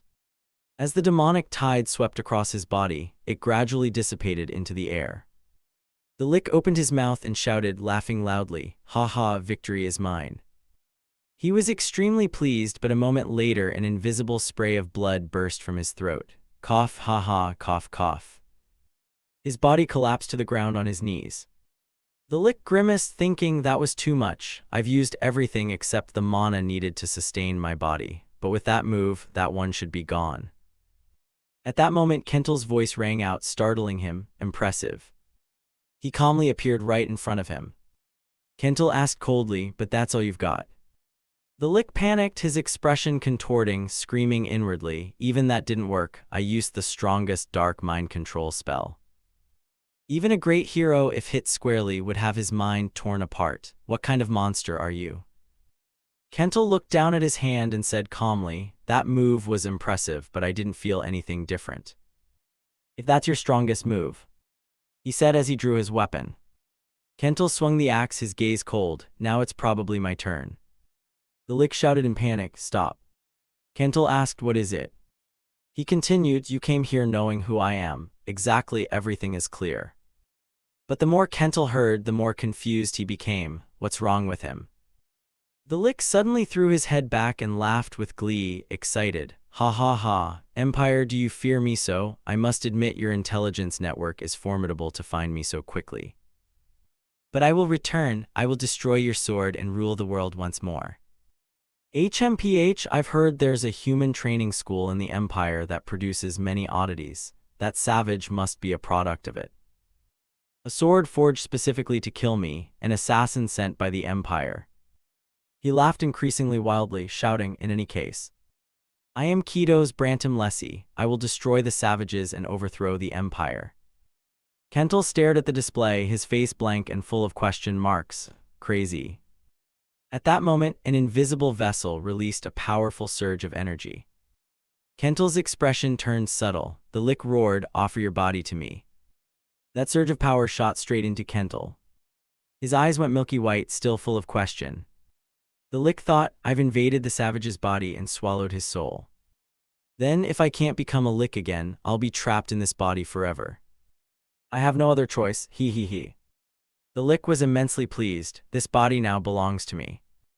Entering Kentel's mind, the Lick suddenly felt something amiss. Huh, what's this? Is this the inner world of that savage? I've never seen anything like this. Something's wrong. Just standing here is enough to make my mind chaotic and shatter.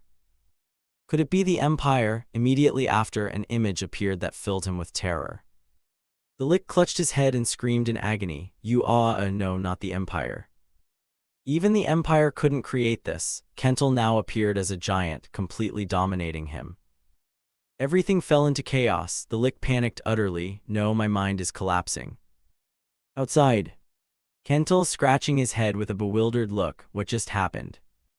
He did something to himself and then suddenly collapsed. That black vortex looked pretty strong, but that was all. Isn't Malik the highest evolutionary form of a mage? I was curious what kind of magic he'd use. Kentel's hand clenched as he remarked seriously. So the liches in this world aren't scary at all. Anyway, I've cleared the dungeon. Now it's time to collect the reward. Saying that, Kentel bent down to pick up the magic staff. It glowed when chanting. Does this enable spellcasting? If I had it, could I use magic? He wondered. Suddenly, Kentel tore the blue gem from the staff, his face going blank. A moment later, he smiled happily and put it in his pocket. Better stow this away. Abruptly, he realized something. Aha. Since it used to belong to the Lick, could this be a soul vessel? Kentel looked at the vial rolling on the floor, picked it up and thought, I should ask Jossa to check this. Then he looked around. Okay, I think I've gathered enough rewards, but something's off. His eyes suddenly widened. A massive sigil circle appeared on the wall before him. Kentel reached out, wondering, what is this? Could it be a hidden chamber? His finger pressed a spot, and the hidden door activated immediately. Kentel stared in astonishment as the wall collapsed. When it fully fell, he stepped inside. Inside were many people unconscious, yet still standing upright. So many of them. This is the Lick's secret sacrificial chamber. Kentel's eyes went wide and he broke into a sweat. So it was real. But he continued to move forward. He observed those inside, wondering, who are these people? Kentel waved his hand in front of someone and called, hello. Then he shouted to others, is anyone there? No one responded. He rubbed his chin thoughtfully. What should I do now? Finally, he decided to return. All right, head back to the domain for now. When I report this, they'll probably send someone to handle it. As he left, Kentel cheerfully planned. Quickly, he returned to the domain. The doorbell rang. Kentel entered and Rosa, working, was shocked to see him. Stood up and smiled, greeting, Lord Kentel, you're home early today. Kentel smiled in reply, just had a few things to take care of. Rosa, puzzled, what kind of things? Kentel gave a mysterious smile, about the orb I showed you yesterday. Rosa sighed when she heard that. Oh, come on, don't joke, sir. I'm not joking, she just laughed it off, unconvinced. There are only 5 liches in the whole world. One appeared out here in the middle of nowhere. At that moment, Kentel set the vial on the table in front of Rosa. She jumped and widened her eyes. Kentel's eyes lit up. I brought back a vial that looks like a Lick's soul vessel. Can you examine it? Rosa froze as if turned to stone. Her expression serious, shaken inwardly. He's not joking, is he? She gaped at the blackened vial. What is going on? Kentel suddenly remembered something and continued. Oh, one more thing, there are a few others inside. I intended to bring them out, but their minds were completely broken, so I left them. The guild should send someone to inspect. Hearing this, Rosa shouted, sorry. She fell silent, eyes wide, thinking deeply. Thinking back, there have been some disappearances in the domain recently with no trace, if a Lick is behind them. At that thought, Rosa panicked, slammed the table and demanded, wait, hold on, I'll call people right away. Shortly after, the captain arrived, barging through the door. Exactly what happened? A Lick, you say? Kentel looked dazed and raised his hand in a polite greeting. Oh, hello. He waved his hand dismissively. It's all handled, nothing to worry about. The captain, stunned, wait, what do you mean? No sooner had he spoken than the captain shouted in horror, Cosbrani you Kess, isn't it? Kentel nodded, yes, I think that's the name. Do you know him? He flinched and cried out in panic. Of course I do. Cosbrangelas Kessi, a mage who dominated the world over a century ago, founder of mind manipulation magic, causing endless chaos. He drove kings mad and set them to invade one another, bringing 5 kingdoms to ruin, and that one has reappeared here as a lick. Is this for real? Kental, stunned like a fawn, recounted the events briefly. Yes, but he wasn't dangerous. Just some sneaky weirdo doing bizarre things and then killing himself. The captain couldn't believe his ears. What are you saying? 1,000 whys crowded his mind. How could a mage like Koss self-destruct? I want a clear explanation. Kental rubbed his chin, straining for a plausible answer. Even if you ask, I have nothing more to add. He began to freeze, overwhelmed by the shocking events. Not wanting to waste words, he turned away. Wait here a moment, I'll go inform the Lord. Minutes passed in stunned silence. What the hell is happening? A lick right near my domain. To be sure, he asked again, is it definitely a lick or some other kind of monster? Kental honestly recounted the whole story, quoting the rescued people. It seems to be true, we even have clear evidence. The ancient vial was set out and the captain fell silent in thought. You mean a soul relic? A lick of that caliber hiding so close to the domain without anyone knowing. The Empire may send an investigator at any moment, and with Lord Kan absent, this is troublesome. Without further thought, he slammed the table, stood up, and ordered, be ready to send a report to the capital. He looked out the window and murmured, yes, then he whispered, but perhaps we're still lucky. The captain nodded. Indeed, if the savage hadn't discovered him, we likely would have been the first victims. In some hidden corner, the eerie figure of Koss appeared again. Koss is likely in the process of preparing to resurrect as a lick, so it's very possible he has. He concluded, everything is too dangerous, that's for sure. Staring distantly out the window, pondering, still, this is a notable achievement. We must reward that savage appropriately. As long as it's within the domain's means. Before long it was dawn. The first sunlight poured into the great hall as a shouted call rang out. Lord, Lord. Someone's feet descended, slipping into sandals, and donned a neat robe. I have awakened, bring them in. The palace doors opened slightly. A maid burst in with a terrified look. Lord, the Inquisitor of the Sun God, Lord Aquas, has arrived at the domain. He widened his eyes in surprise. What? In the reception room, a white-haired girl sat waiting. And when she ran and her hair was disheveled, what's going on? Why is he here? That girl was the Inquisitor of the Sun God, the most powerful authority on the continent. Even the Empire shows deference to the Sun God's church. Her authority far exceeded that of a border lord. So why would someone like her be here? Aquas began, recently this domain has been rather unsettled. Saying firmly, there was a small problem in the dungeon, but it has now been dealt with. He thought, so she's not here because of a lick. Then she probed, may I ask the reason for this visit? She paused briefly, then stated her purpose. I have come to discuss a divine artifact. Her eyes widened in surprise, however, before getting into details. Aquas wanted to know more about what had recently happened in the domain. Lowering his head, he had difficulty speaking, but eventually recounted everything. Aqua's face changed. The savage, you mean this person defeated a lick? When he confirmed, adding a few more details, yes, and it might be Koss Brandy Euless Kessi. The horrifying image of him surfaced. Aquas muttered in fear, what, that one is here. To be certain, the ancient vial, Koss's soul relic, was placed right before her. Aquas went pale with fear. What on earth is going on? She clutched the sun pendant at her neck to steady her nerves. Silence fell. That savage is still within this domain, isn't he? Luke's answer hit Aquas like a cold bucket of water. He is still in these lands. Aquas scowled, anxiously asking again, is it really possible that this savage defeated Koss? Luke confirmed firmly, it's true, he's quite strong, he even defeated Lord Kan. Aquas realized a major shift was coming, a new power rising. Which tribe does that savage belong to? Luke pressed his lips, voice low. He claimed to be from the Frost Wilderness. The image of Kental formed in Aquas' mind, full of doubt. The Frost Wilderness? You mean he's a savage from that wilderness? How could someone from there appear here? Could he be the reason I was summoned here? Hearing that whisper, he paid attention. What is it? When she finished, she requested, that savage, may I meet him? At the same time, in a quiet room, Kental held the stone that emitted a dark purple glow in his hand, curious. What exactly is this used for? It looks like a magic implement for sorcery. Ah well, I'll ask a mage later. Suddenly he remembered. Ah, it's time. Just then someone outside the door called, "The Inquisitor of the Sun God requests to see you. The meeting place is the cathedral." He advised, when you meet her, please show proper respect. Kental smiled, "Don't worry, I know." Seeing his casual demeanor, he was puzzled. "But let it go, good that you understand, let's go." In this world, gods truly exist, granting power directly and can even manifest. The dwellings of their worshippers are called cathedrals. What makes this cathedral different?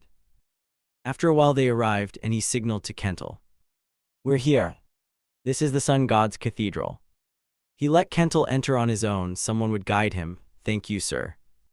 Kental walked in alone, struck by the grandeur. A statue of the goddess was displayed magnificently. "See, it's neat, the space solemn and sacred." Cleric stepped forward to greet him. "Welcome, Lord Kental. The Inquisitor Aquas is waiting, please follow me." Kental, astonished by the scene, said, "Ah, very well."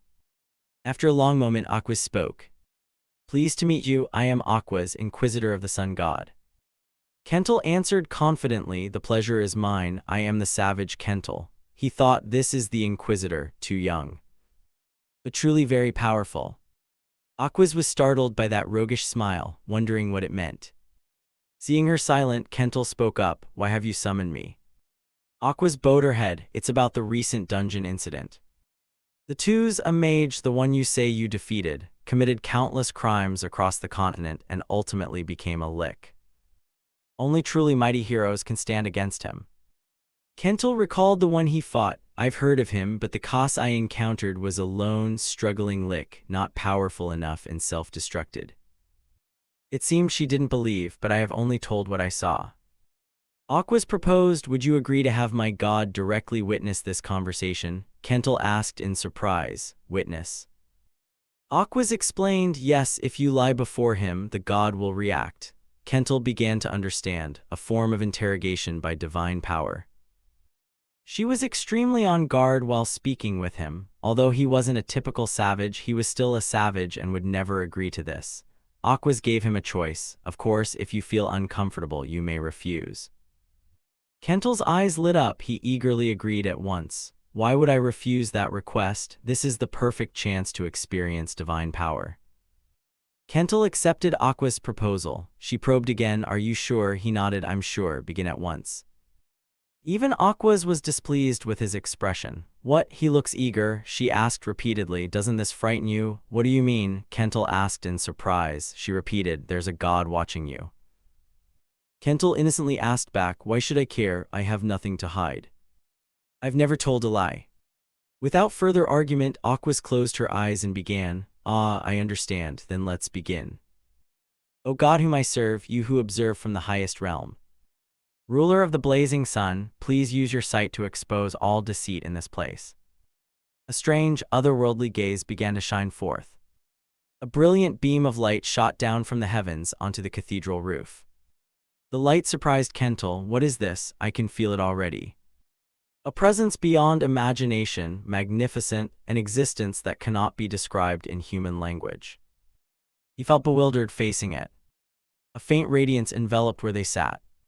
Fortunately, what Aquas feared did not occur. Thank the heavens, there was no reaction. "Then let us begin.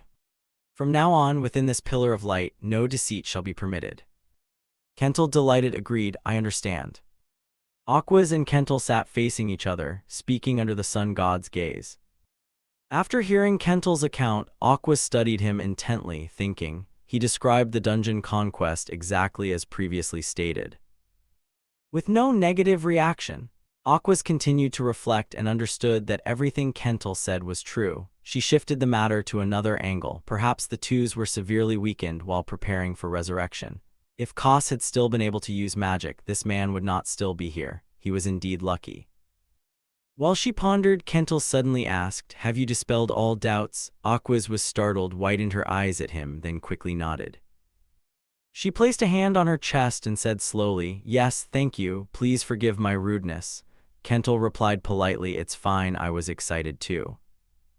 After that, Aquas cautiously asked, "May I finally ask you a personal question?" Kental promptly answered, "Of course."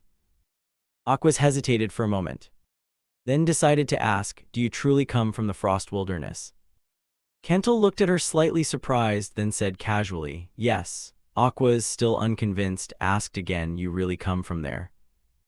At this, Aqua's face paled slightly. She looked at him with worried eyes, thinking, could he be the gray savage of Empire legend? This time Kental did not answer but instead asked back, then let me ask you a question. Why did you come to these lands? The unexpected question made Aquas falter, her head dropping slightly as she avoided his gaze. I have personal business to attend to here. Kental calmly asked on, is that personal business meant to confirm whether I am an unclean one? Hearing that, Aquas felt uneasy but answered calmly, I do not understand what you mean. Kental thought about having just faced the divine gaze. He propped his chin with his hand and spoke his thought, I'm not sure, but doesn't a god personally looking into this go overboard just to detect lies? Aquas frowned slightly, closed her eyes, embarrassed. I don't want to say that, but under the divine gaze, all falsehoods are forbidden. At last she admitted, you're right. Kental exclaimed, so you were targeting me from the start? Aquas looked at him and affirmed, not like that. She recalled arriving here and kneeling, placing her hand over her chest in the cathedral, explaining, there was a prophecy. When I came, I thought you might be the one mentioned in it, but as you can see, the outcome was different. This time, Aquas bowed her head, placed her hand on her chest, and said sincerely, I'm sorry, I hid my true intentions. Kental looked at her and replied casually, it's fine, I found it interesting in my own way. May I ask one more thing, what did the prophecy say? She looked up at Kental stunned, clutched her pendant, hesitated. Normally she wouldn't reveal it to someone she didn't fully trust. In the end, Aquas spoke. The prophecy made the conversation feel more mysterious than ever. No one knew what Aquas had told Kental. Those words left him stunned. The conversation soon came to an end. Before long it was pitch dark. Aquas stood by the window and thought. In the stillness, the sound of hurried footsteps suddenly approached. Aquas heard it and glanced over her shoulder. It was the Lord. He approached her with a stern gait. The Lord clasped his hands behind his back and said, you seem troubled. Aquas nodded in acknowledgement. Yes, I met him, but it only made my thoughts more confused. Hearing that, he asked curiously, so who exactly is he? Aquas kept the secret, her eyes sharp as she stared out the window, voice steady. He is certainly a savage from the frost wilderness. Upon hearing that, he asked in astonishment, really? Aquas replied. Yes, we have no news from within the frost wilderness, but that has been confirmed. The Lord fell silent, thinking, I had hoped it was just a false rumor, but in the end the truth can't be denied. His voice dropped, if this spreads, the whole world will be shaken. The Lord thought of the frost wilderness and the Emperor, worried. Imagine the chaos if the Emperor acts personally. While he pondered, Aquas spoke, you need not worry about that. The remark made him widen his eyes in surprise. Aquas fell silent, her mind in turmoil. Relations between the man and the god worshippers have never been good. For that reason, their growing strength is not something she can take lightly. The Lord pushed the matter aside and asked, by the way, what did the prophecy actually say that made you request a private meeting? She answered calmly, I needed to confirm one thing. The Lord wondered, confirm, what do you mean? Aquas turned and looked out, voicing her thought to determine whether he is truly human or merely something pretending to be human. The Lord behind her exclaimed, my God, what exactly did the prophecy say? Aquas answered cautiously, the prophecy said that. Her gaze was sharp, her face solemn. The words of that prophecy could not be taken lightly. After hearing it, the Lord looked surprised. He stammered, how could that be? Morning sunlight streamed through the window, a steaming cup of tea on the table. The Lord asked Kental, are you well? Kental answered nonchalantly, thanks to you, I'm living quite well in the domain. He wondered, then why did you summon me again? His tone turned serious, as Lord, I have something to discuss. Kental folded his arms and said casually, I'm not too concerned. The Lord then said, not to apologize, but I have prepared a reward for your service in saving the domain. Saying that, he produced an item. When he saw the item, Kental's eyes widened. Surprise was plain on his face. The Lord set the large pouch on the table and said solemnly, we will bestow the reward granted by the Lord. Looking at the tied pouch, Kental thought to himself, livestock, a leather sack.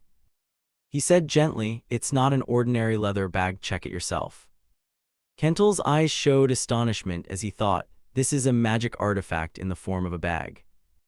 Seeing him open it, the Lord explained, "You can store any number of items as long as there is space inside the bag." Kentel peered into the bag and saw an interior space vast enough to be measured as a whole room. He pondered, a magic treasure, an object created by sorcery. Kentel stared at the bag in shock, thinking, it's the first time I've seen a magic artifact in real life. The Lord continued, even if an item is larger than the bag's mouth, you can still stuff it in as much as you like. Hearing that, Kentel picked up a large axe, thinking, in that case, let's try with a single item. Seeing the axe look too big for the bag, Kentel thought, it seems like it won't fit from the outside.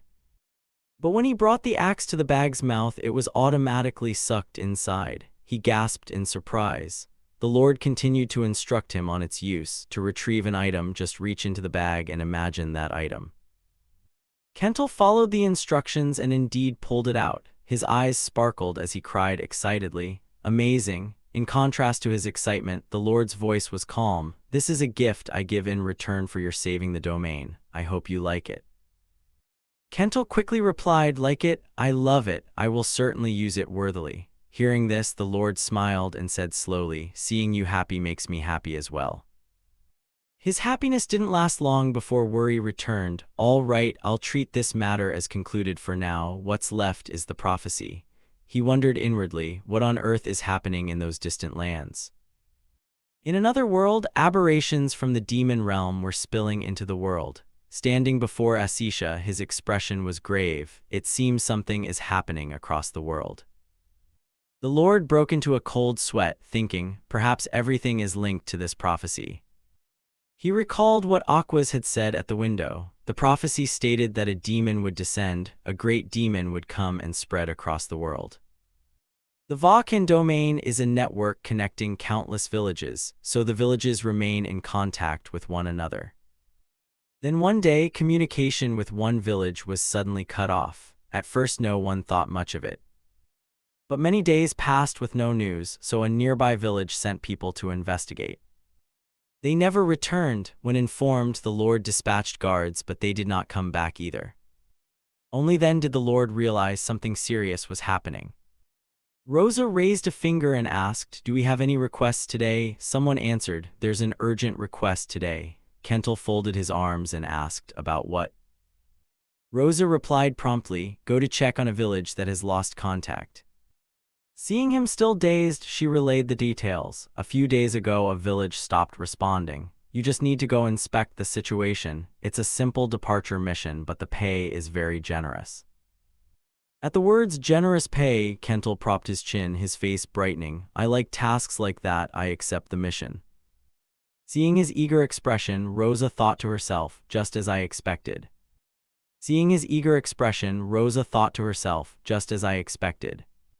H looked exhausted, leaning against the tree trunk. She trudged forward with heavy steps. Suddenly a voice rang out. H, startled, looked that way and cried out in alarm.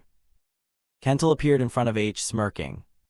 H scanned him up and down and said suspiciously, "Your clothes." Kentel waved his hand and replied, "I just had a new set made. The old one had been torn to pieces." H mouth agape exclaimed, "The design looks quite unique."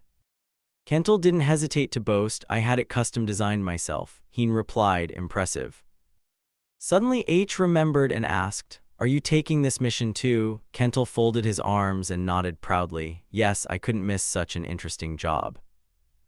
H thought to herself, "Just as I thought, he's truly unusual." Seeing Kentel go alone, Heen wondered, "Why are you going alone? Aren't your team members coming?" Kentel suddenly remembered two members, Alexandro and Cassin, aren't joining. H calmly analyzed, they must have received the mission details and probably declined to join, right? Hearing that, Kentel only replied, "I see." After saying that, he looked around and, seeing 3 people in the distance, fell into thought. Fewer people than I expected.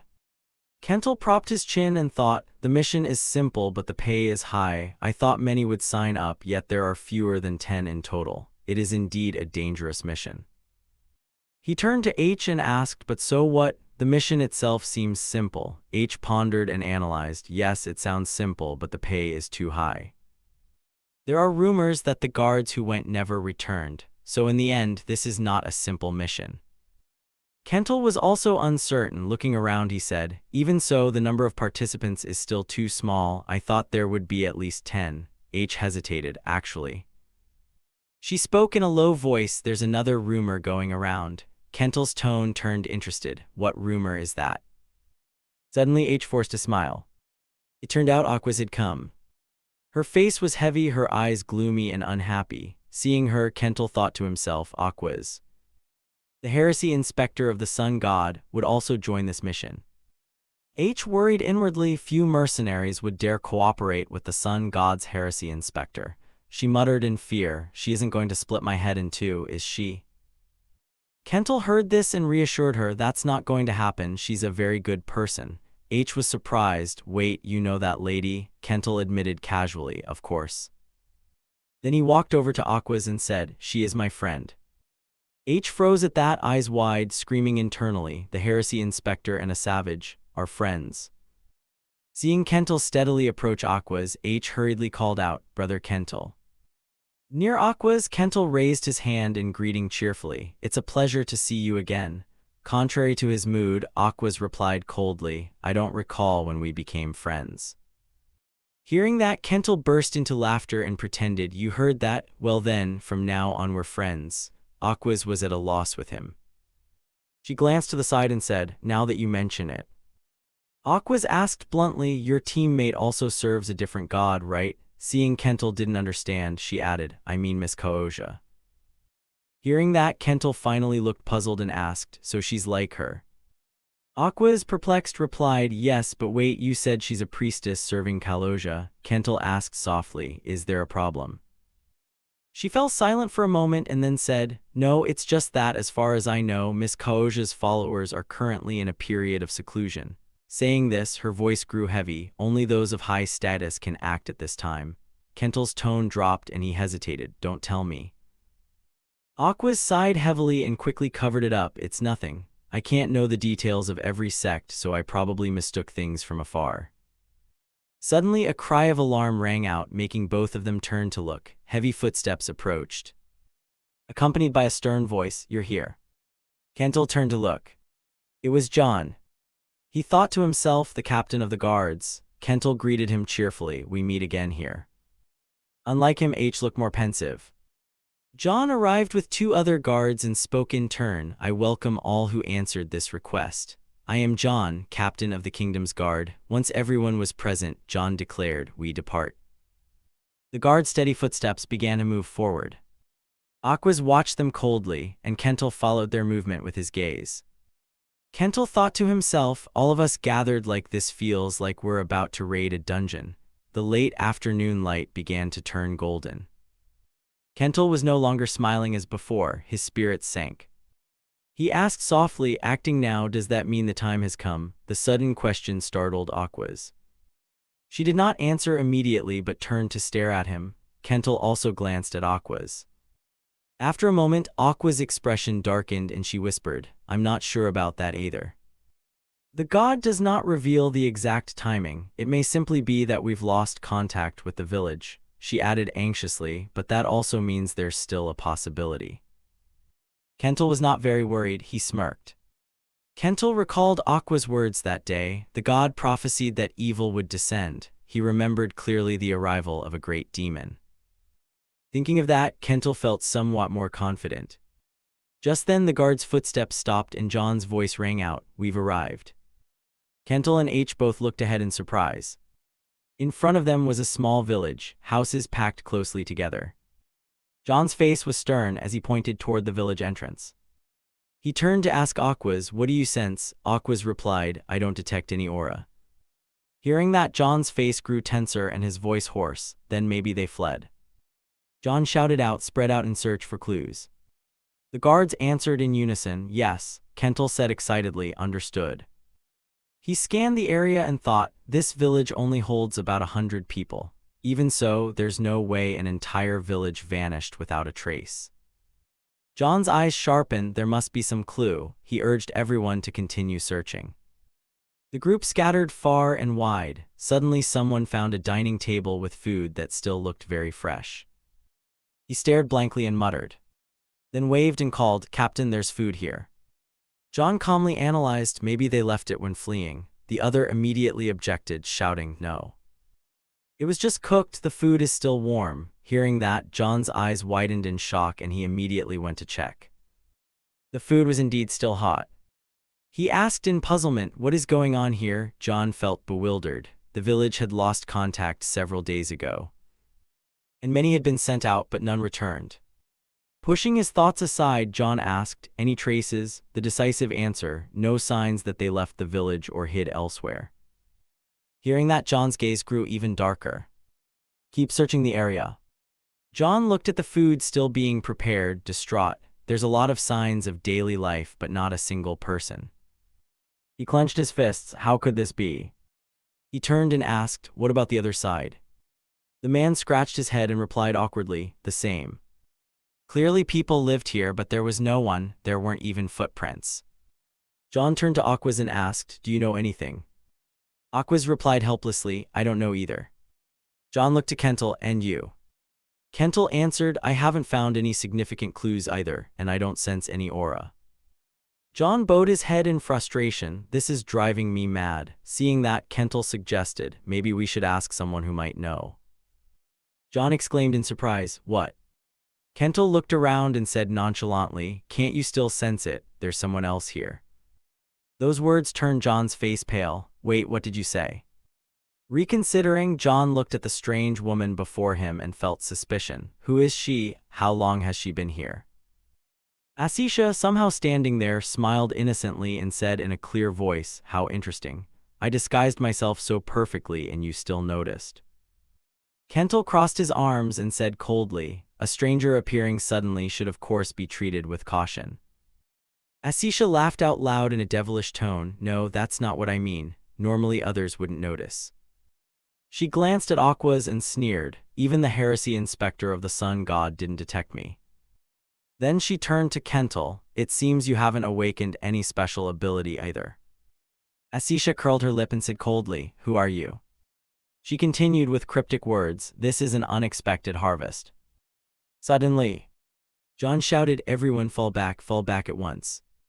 Everyone together, yes. John turned to Aquaz and called anxiously, Aquaz. She froze, suspicious, I don't sense anything at all, no aura. Hearing that, both John and H looked at her with concern. H thought in horror, even the heresy inspector didn't detect her.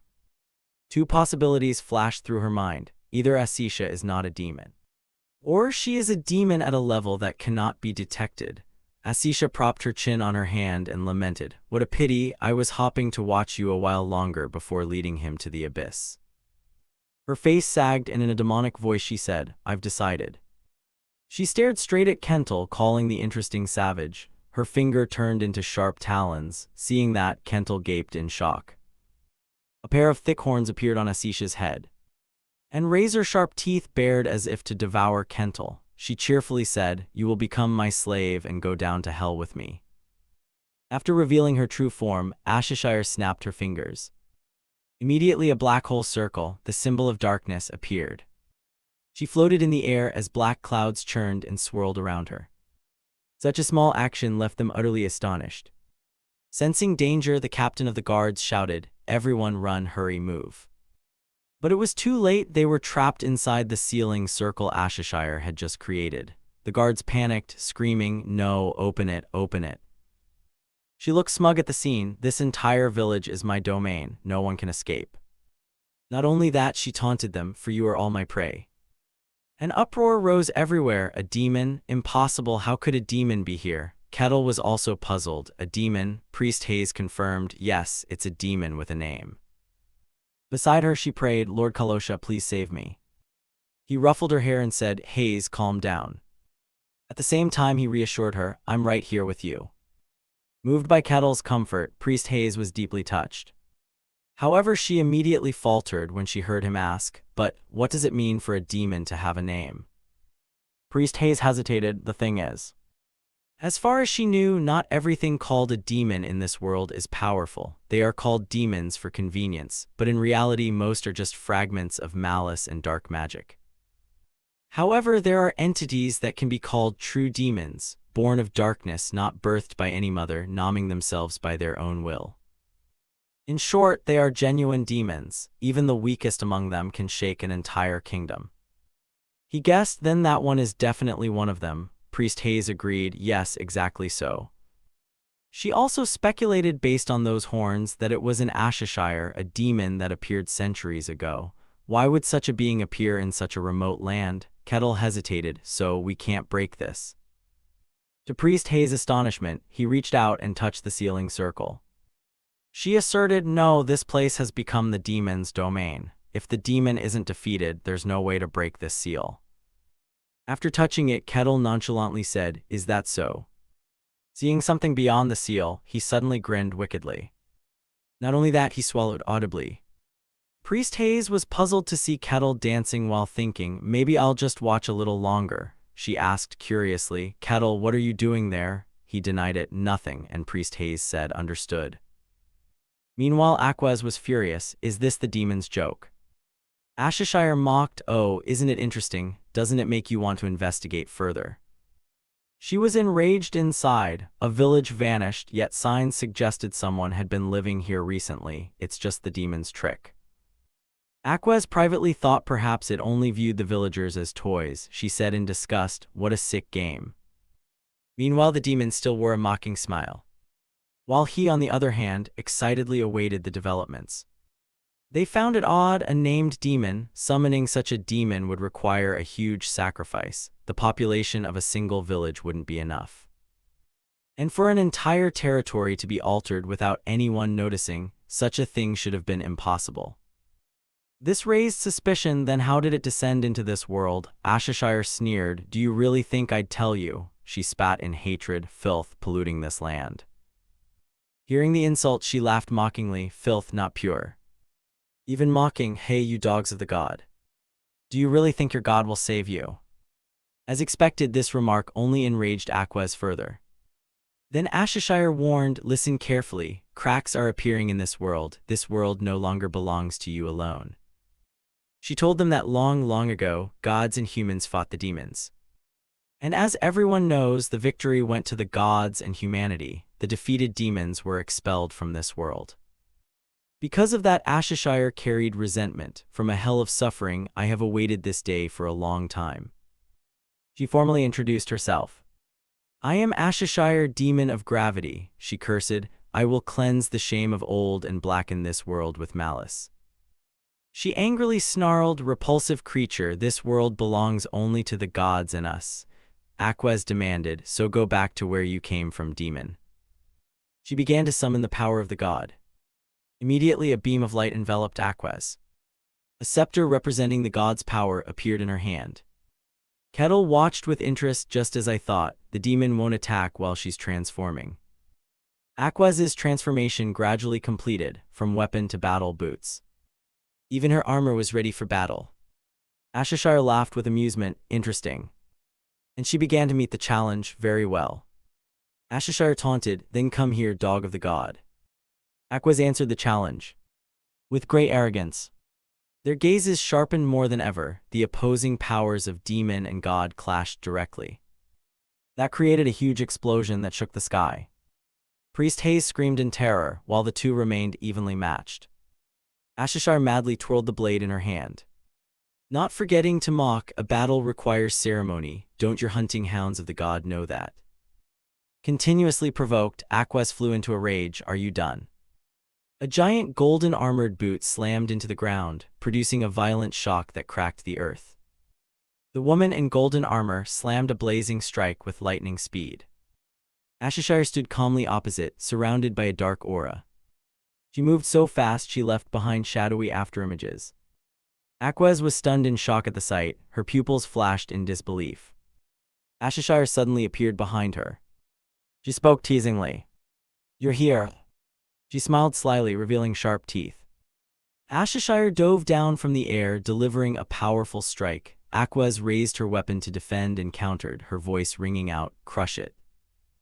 They charged at each other. The clashing auras struck violently, producing powerful shockwaves that affected the surroundings. The golden-armored woman's footing was gradually pushed back, creating long cracks across the ground. The two held their stances, unleashing their powers against one another. Neither yielded. Above Aquaz's head a purple hand appeared, shattering her defenses. She spoke aloud, Scripture chapter 2 verse 12. A pair of bright eyes emerged from the surrounding darkness, a voice rang out, "The light of glory shall never be defiled." Light erupted from her and shot skyward, blasting Ashishire backward. The bat-winged woman was knocked back, landing and bracing herself to avoid being flung away, her gaze fixed on the scene before her. Aquaz radiated a powerful aura, a brilliant golden glow surrounded her body.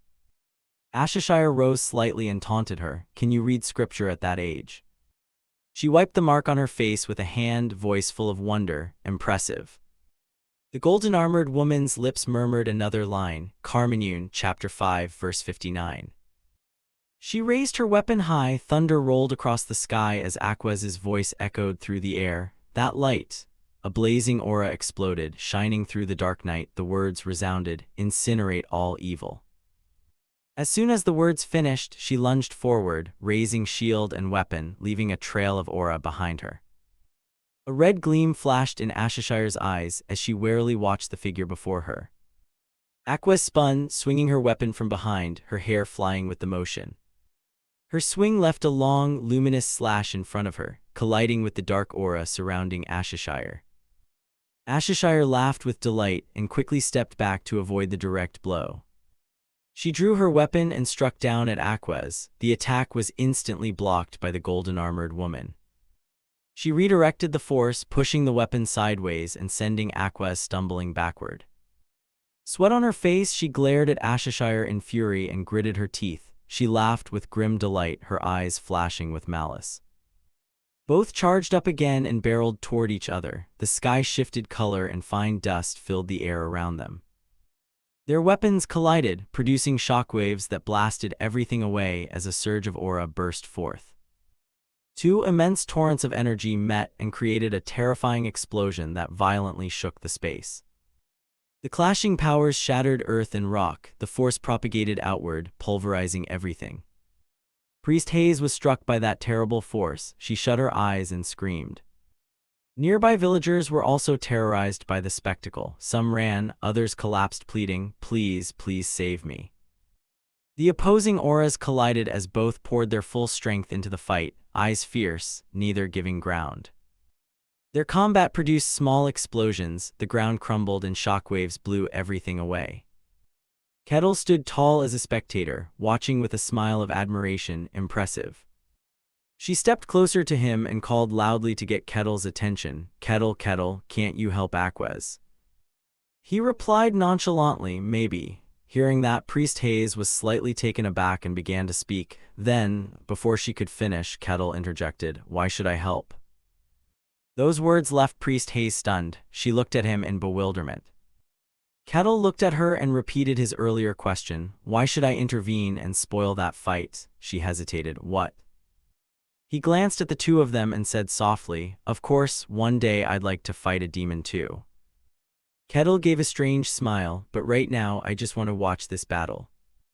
Priest Hayes stood frozen, her expression awkward. She thought to herself, "This isn't what I expected." Across the way, both sides struck simultaneously. The colliding auras produced shockwaves that swept away every obstacle. The two auras collided violently, generating such a strong reverberation that both were blasted backward. Ashishire was pushed back, planting herself into the ground to avoid being flung away. The woman opposite did the same. She muttered irritably, "True, hunting hounds of the god," but inwardly thought that in pure strength she still had the advantage. Before she could steady herself, Aquaz appeared right in front of her, startling her. Ashishire, at a disadvantage, blocked the golden-armored woman's strike, thinking to herself that the mismatch was awful. Magical entities in this world couldn't stand against divine power. She swung her weapon in a sharp, purple-glowing arc, calculating that if things continued this way, the battle would drag on. Ashishire flashed a malicious grin. Finishing that thought, she shot forward at speed, and the space around her warped. Aquaz flinched at her movement and furrowed her brows. Ashishire wore a triumphant smile and hurried forward without hesitation. The golden-armored woman watched her move and calculated, that direction." Seeing her head toward the civilians, she panicked, "Danger." A sudden explosion flashed moments later, shattering the surrounding ground. Aquez appeared to block her path, and the two continued their combat. The villagers sat on the ground in terror, mouths agape, motionless as they watched them. Those who hadn't evacuated were panicking behind them. They sat frozen, screaming as they stared ahead. Aquez swung her shield to the left, knocking her away. She frowned in anger and glared at her, voice low. "Dirty filth." Hearing herself insulted, Ashishire covered her mouth with her sharp hand and burst into laughter. She dove straight down and taunted, "Do you really think a demon will play fair?" Aquez shouted in anger, Scripture chapter 1 verse 1, "Let the radiant golden sanctum be revealed." As soon as her words ended, a giant golden magic circle appeared in front of them. She turned and shouted to everyone, "Get in here quickly." Seeing this, the soldiers immediately ran into the protective circle. The blonde behind them laughed loudly with joy. The young swordsman rushed in, exclaiming, "Thank you, Lady Aquez." Across from them, Ashishire wore a suggestive smile. "Heh heh." She said, "Are you going to waste the sacred scripture like that?" Aquez's veins bulged at the taunt. She shouted angrily, "Shut up." As soon as the words left her mouth, she lunged at her opponent and attacked again. Opposite her, Ashishire smiled confidently and said, "Yes, that's the reaction I wanted." Then the two hurled themselves at each other like moths to a flame, hands gripping spear hafts tightly. Aquez swung her spear in a direct strike toward Ashishire, but Ashishire easily parried the attack. Immediately after, she somersaulted once in midair to Aquez's astonishment. Ashishire lectured, "Death is just death, no one will care about your noble sacrifice." She sought to wear down Aquez's will, but Aquez remained clear-headed and kept launching counterattacks. However, those blows could not inflict any damage on Ashishire. Ashishire continued, "If this keeps up, you'll lose and bring shame on your god's honor. But if you defeat me and return alive, your fame and your god's influence will rise. Simple, just destroy the sacred shield protecting them. How does that sound?" Faced with this rosy proposal, Aquez remained wary and replied sarcastically, "Are you trying to trick me?" Seeing Aquez didn't fall for it, Ashishire covered her mouth and smiled, "Do you really want to die here?" Aquez, still gripping her weapon, said, "There's nothing left to listen to."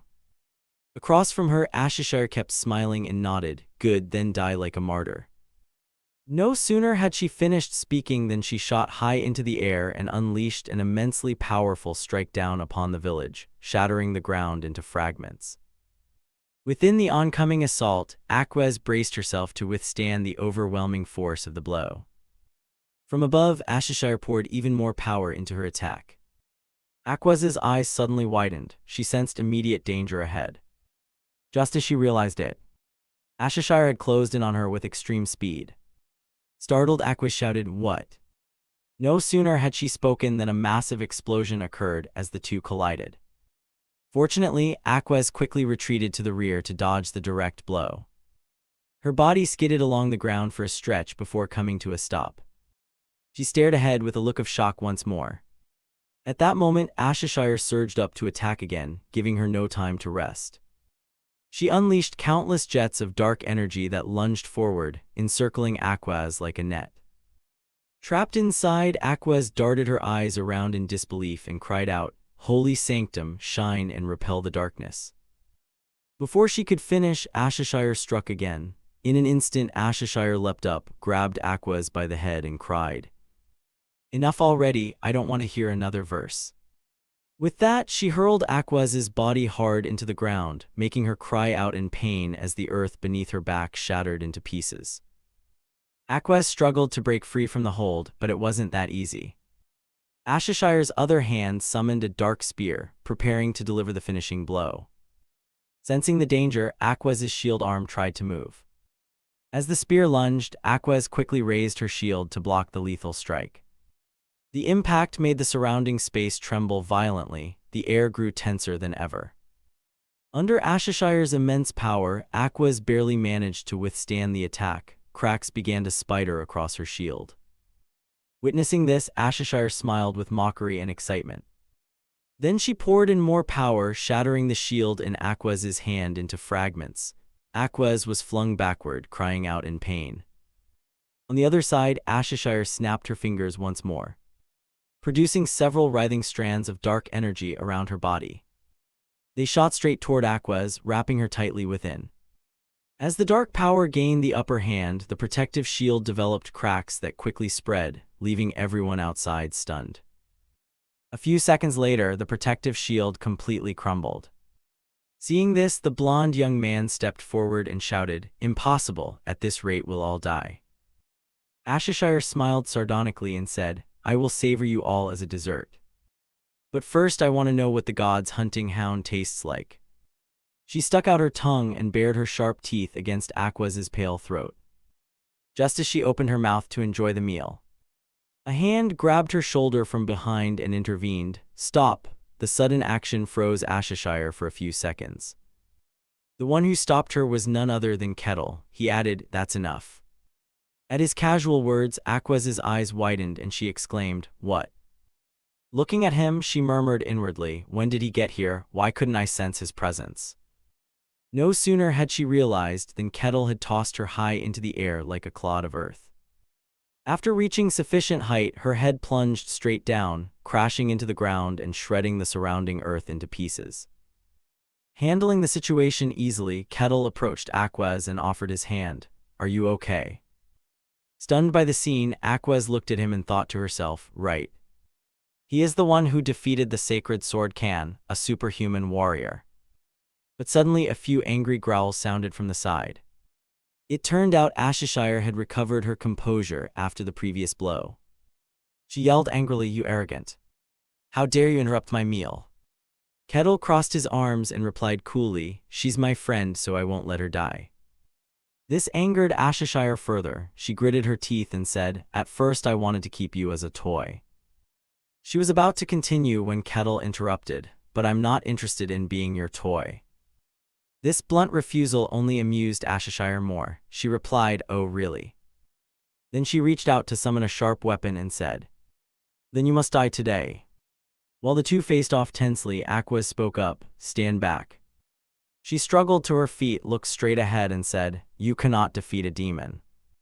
But Kettle cut in, "You know I'm pretty strong." Aquez shook her head and insisted, "No, this isn't about strength. Only divinity can expel demons from this world. No other power can do that. That law was set when gods and demons coexisted. Besides, this place is a demon domain. There's no room for luck, so only a god can confront a demon." This perplexing explanation made Kettle stroke his chin, ponder for a few seconds, then speak. Still, he glanced at Aquez and remarked, "You don't look strong enough to fight." Her whole body was trembling now, her breath coming in short gasps. She replied, "I must do it. I serve the god and I will oppose the demon." At her resolute words, Kettle thought to himself, "Is this really the will of a god's servant?" Then he stepped forward, patted her head and praised, "Impressive, but let me handle this one."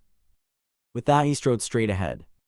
To Aquez's astonished gaze, he looked toward Ashishire and said, "I've always wanted to fight a real demon." To this stubbornness, Ashishire sneered, "Do you really not understand? I told you, you cannot beat me." Kettle broke into a confident smile and offered, "Want to try a bit?"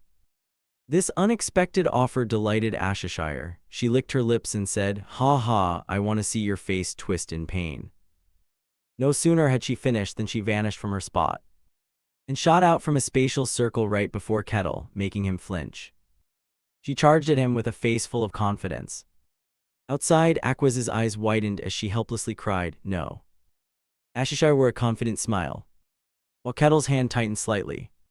Ashishire secretly reveled in the thought of defeating him with a single blow, filling her with excitement. But Kettle's punch aimed straight at her face snapped her out of that dream. A casual, effortless punch shattered Ashishire's head into fragments.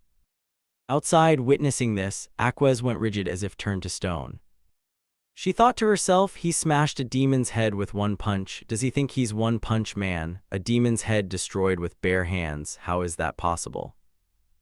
Even Kettle was surprised by his own strength. He stared at his small hands and marveled inwardly, "Well, that works, doesn't it?"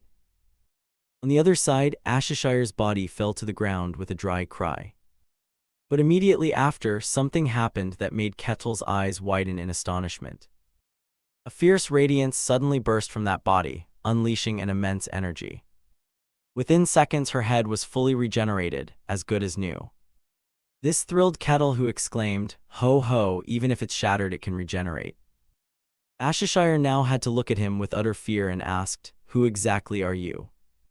At this question he stammered, I'm just an ordinary man." Seeing his bewildered face only made Ashishire angrier. She clenched her teeth and spat, "Don't be ridiculous. What is this strange feeling? I can't sense any mystique at all, not an aura user or magic wielder, if so then." As she thought this, a murderous gleam flashed in her eyes, and immediately a spatial circle appeared behind Kettle, drawing his attention. She continued thinking, "The only way is to verify it myself." She rushed through the spatial circle, closed in on him, and swung her scythe hard. "Die, you bastard!" Though the human form was a bit off-putting, she would tolerate it. Faced with her attack, Kettle remained calm as if nothing were happening. As soon as she got close, he launched a punch that pierced her chest, making her cry out in pain. Her eyes widening in astonishment, a dazed smile on her face. Then he withdrew his hand, hurling her far away, slamming her into a nearby house. She let out a wretched cry and spat a mouthful of fresh blood. Then she fell to her knees on the ground, lost in her own thoughts. Absurd, utterly absurd. It was just a plain punch, not enhanced by aura or magic. It was merely a pure punch. He, still wearing an amused expression, said, "Regenerates immediately." Their eyes met, sparking with fierce intensity. At that moment he suddenly asked, "What exactly is the principle here?" No sooner had he spoken than he stamped the ground hard, shattering the earth into fragments, and shot forward at arrow-like speed, making Ashishire opposite him turn pale with fear. With no other option, she summoned a weapon again. But before she could swing it to block, Kettle had already closed in with his fist clenched. Just as she noticed his presence, she glanced to the side, and immediately took a punch to the cheek, her jaw shattering, losing teeth used for chewing porridge. The powerful downward blow sent her head smashing into the ground once more. She died once again. But then countless streaks of demonic energy appeared, wrapping around her body, causing Kettle on this side to stare in utter amazement. In just a few seconds, her body was regenerated once more, which only excited Kettle further. He said, "Looks like if the head is smashed to pieces, a completely new head will appear. Right? A demon should at least have that sort of resilience. So is your core weakness located on your head?" Having said that, Ashishire trembled with rage. A murderous glint flashed in her eyes as she thought, "Ridiculous. You intend to face me with mere strength, or do you mean you won't use your full power against me?" After pondering, she said, "Hear this clearly. I am Ashishire, the demon of gravity. Do you dare think you can continue to oppose me with pure strength alone?" These words fell on deaf ears with Kettle, who understood nothing of it. But he replied nonchalantly, "Nothing special, you don't look remarkable either." Those words were like a cold splash, rendering Ashishire completely stiff. She snapped angrily, "What? The demon's pride has been shattered." She shouted in fury, Do you want to die?" No sooner had she finished than she lunged forward to attack again. This time she summoned a war hammer and aimed it straight at him, preparing to strike. She pulled the hammer back and swung it directly at his face. The force was so great it sent Kettle's hair flying in the wind. But he calmly reached out and easily blocked the blow. This made Ashishire's expression stiffen once more. He praised, "Not bad, you've got some skill, but this won't do the trick." The hammer trembled under his strength. He squeezed it casually, causing it to shatter into pieces. Once again his affectionate fist aimed at her face, delivering another tender punch to her cheek. The result was the same as before, her head shattered into fragments again. She thought to herself, "This is absurd." This time the regeneration was faster than before. She seethed inwardly, "I am the demon of gravity. At full power I could channel the weight of an entire wall into this hammer. Yet you not only blocked it barehanded but even shattered it. A mere ordinary man who hasn't even grasped mystic power." Her whole body shook with anger again. This was impossible. She erupted with a colossal burst of power, causing the surrounding space to quake violently. She screamed, "Die, you man, die." Countless streams of dark demonic energy launched straight toward his position. Meanwhile, he remained as calm as ever, his hands clenched. Then he threw another punch, effortlessly shattering that attack. The immensely powerful blow continued to smash through the energy behind it. And then it hurtled straight toward the spot where Ashishire stood. The violent impact created a massive explosion, sending dust and smoke billowing. From afar, watching this brutal beating, Aquez thought to herself, what on earth am I witnessing? Ashishire, an incredibly powerful demon, who alone supposedly raised a kingdom centuries ago. A demon of that caliber is being pummeled by simple punches. This is insane. Her body was once again fully regenerated. He stepped forward and planted a foot on her face, saying, "So she really won't die, meaning you can't kill this demon with mere physical force." Despite being on the receiving end, Ashishire still wore a triumphant smile. "This is the first time I've felt such pressure. He is strong, overwhelmingly strong." She suddenly laughed loudly. "Ha ha, what kind of freak are you?" He repeated his old reply, "I'm just an ordinary man, die." She angrily retorted, "Don't talk nonsense." Still, she felt slightly better now but wanted to try something. No sooner had she finished speaking than countless streaks of black energy rose from the ground, raced past him and shot straight up into the sky, converging at a single point. Witnessing this, both he and Aquez looked up in stunned amazement. The ground cracked open in countless fissures.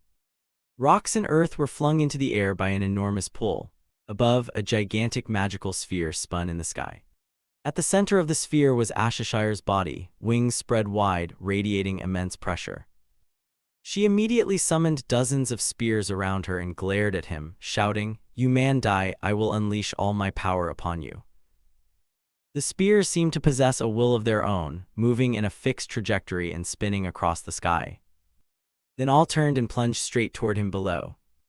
To counter the attack, he pulled his axe from the pocket dimension, slung it over his shoulder, and smiled, "The full strength of a demon, huh?" Standing outside and watching the duel, Aquez broke into a cold sweat, thinking to herself, "This is too dangerous. You can't fight a demon with pure physical strength alone." Ashishire now wore a confident smile and cried out, "Holy spears, pierce and destroy." No sooner had she spoken than all the spears in the sky shot toward him like arrows. He remained calm as ever, showing no reaction. But when the spears were only centimeters from his body, he continuously swung his axe and knocked them all aside. He deflected them easily as if it were a leisurely stroll, without any difficulty. This left Ashishire across from him gaping, exclaiming, "What the hell, this thing?" Before she could finish the sentence, he lunged forward and closed in on her once more. She was now drenched in sweat from fear. From outside, Aquez shouted, Kamen, Chapter 3, Line 58, "Light that scorches all evil." No sooner had she spoken than his black axe was enveloped in a layer of light, turning it golden. Seeing that, he uttered softly, "What is this? Is that the power of a god?" Aquez below cried out loudly, "I've gathered enough divine power, strike that demon now." His expression suddenly changed. Coldly he said, "I wanted to observe a little longer, but it seems that's not possible. Enjoy it while you can, demon." With that, he swung the axe hard straight forward. The blow came so fast Ashishire couldn't dodge and took it full on, eyes wide in shock. "What is that?" With a single axe stroke, he easily cleaved the demon in two. She screamed in despair, "Have I truly lost?" Then she let out a heart-rending wail of helplessness.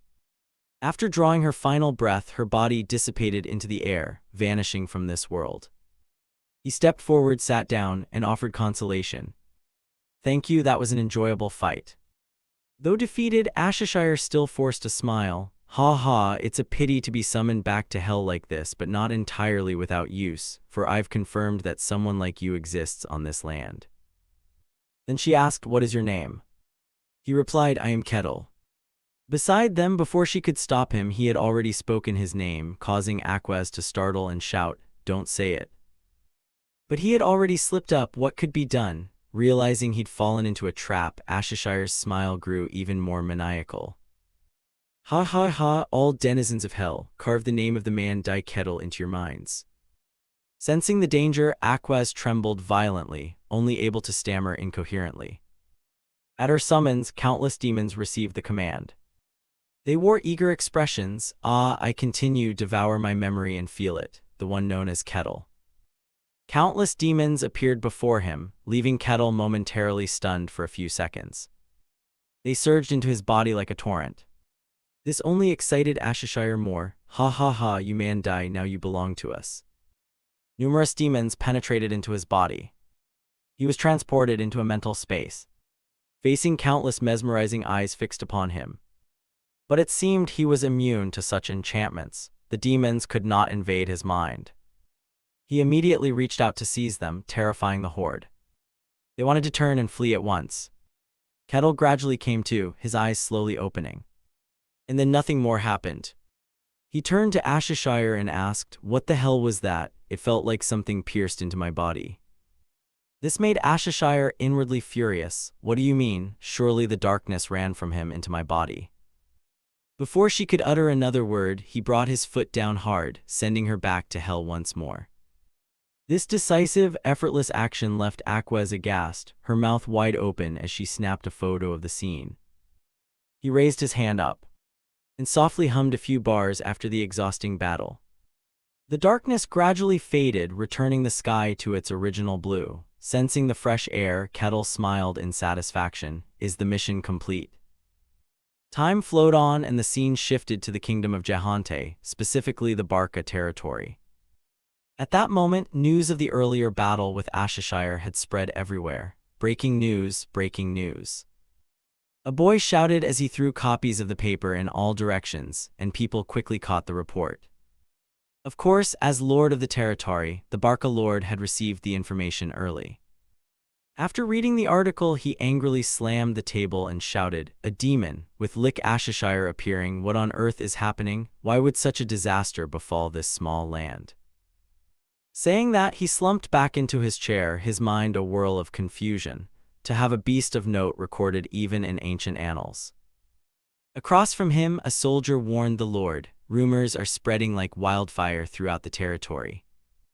Upon hearing this, Barca's face involuntarily broke into a bead of sweat from worry. He thought to himself, the only fortunate thing in this disaster is that the Sun God's heresy inspector managed to drive it away. With that thought, he lowered his voice and ordered, "We must carefully consider what to do next." In another scene, Kettle was in Aquez's resting room. "The whole territory seems unstable," he said nonchalantly. Meanwhile, Aquez could only pity Lord Barca. Understandable, this isn't a small matter. The Lord must have a splitting headache over this.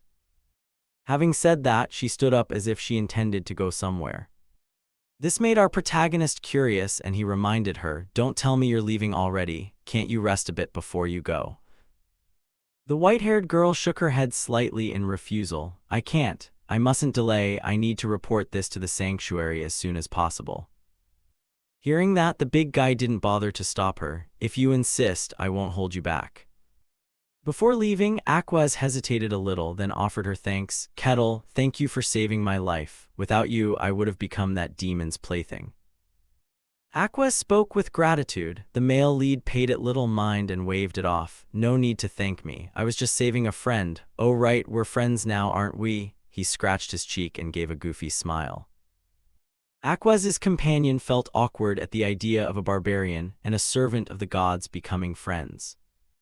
After a few seconds of silence to regain her composure, she asked, "Even so, Sun God's heresy inspector, you still want to be friends with me?" Kettle answered bluntly, "Is there any reason I shouldn't?" The unexpected reply made Aquez's eyes light up, and she replied dazedly, "Oh no, but..." Before she could finish, Kettle cut in and continued, "Then there's no problem with that, right?" Aquez fell silent for a moment, but then she offered a small smile and nodded, "You're right." Putting that aside, the protagonist seemed to think of something and asked, "By the way, one more question. Is it forbidden to let demons know your name?"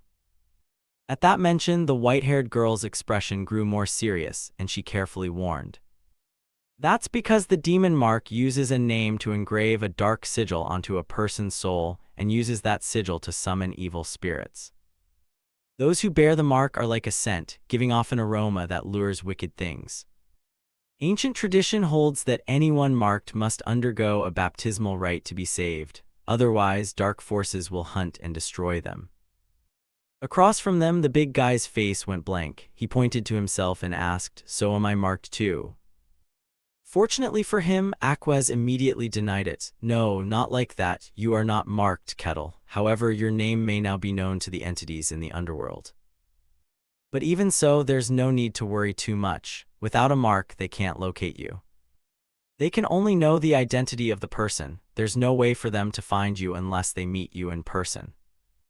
Other than that, there shouldn't be any problem." For the protagonist, though he was afraid of those petty demons, he was also quite surprised by their power. "So that's how it is, truly miraculous. I didn't expect to handle them with just physical strength."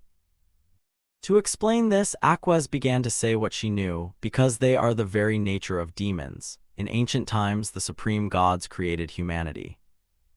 Humans are foolish, weak, acting only on instinct, and the gods did not intervene in the human world.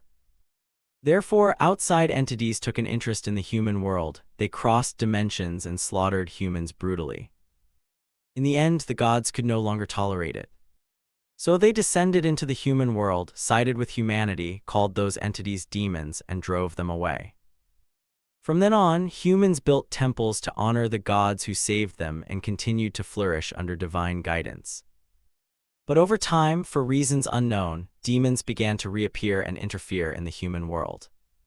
Thus the gods chose the faithful, granted them power, and continued the fight against the demons.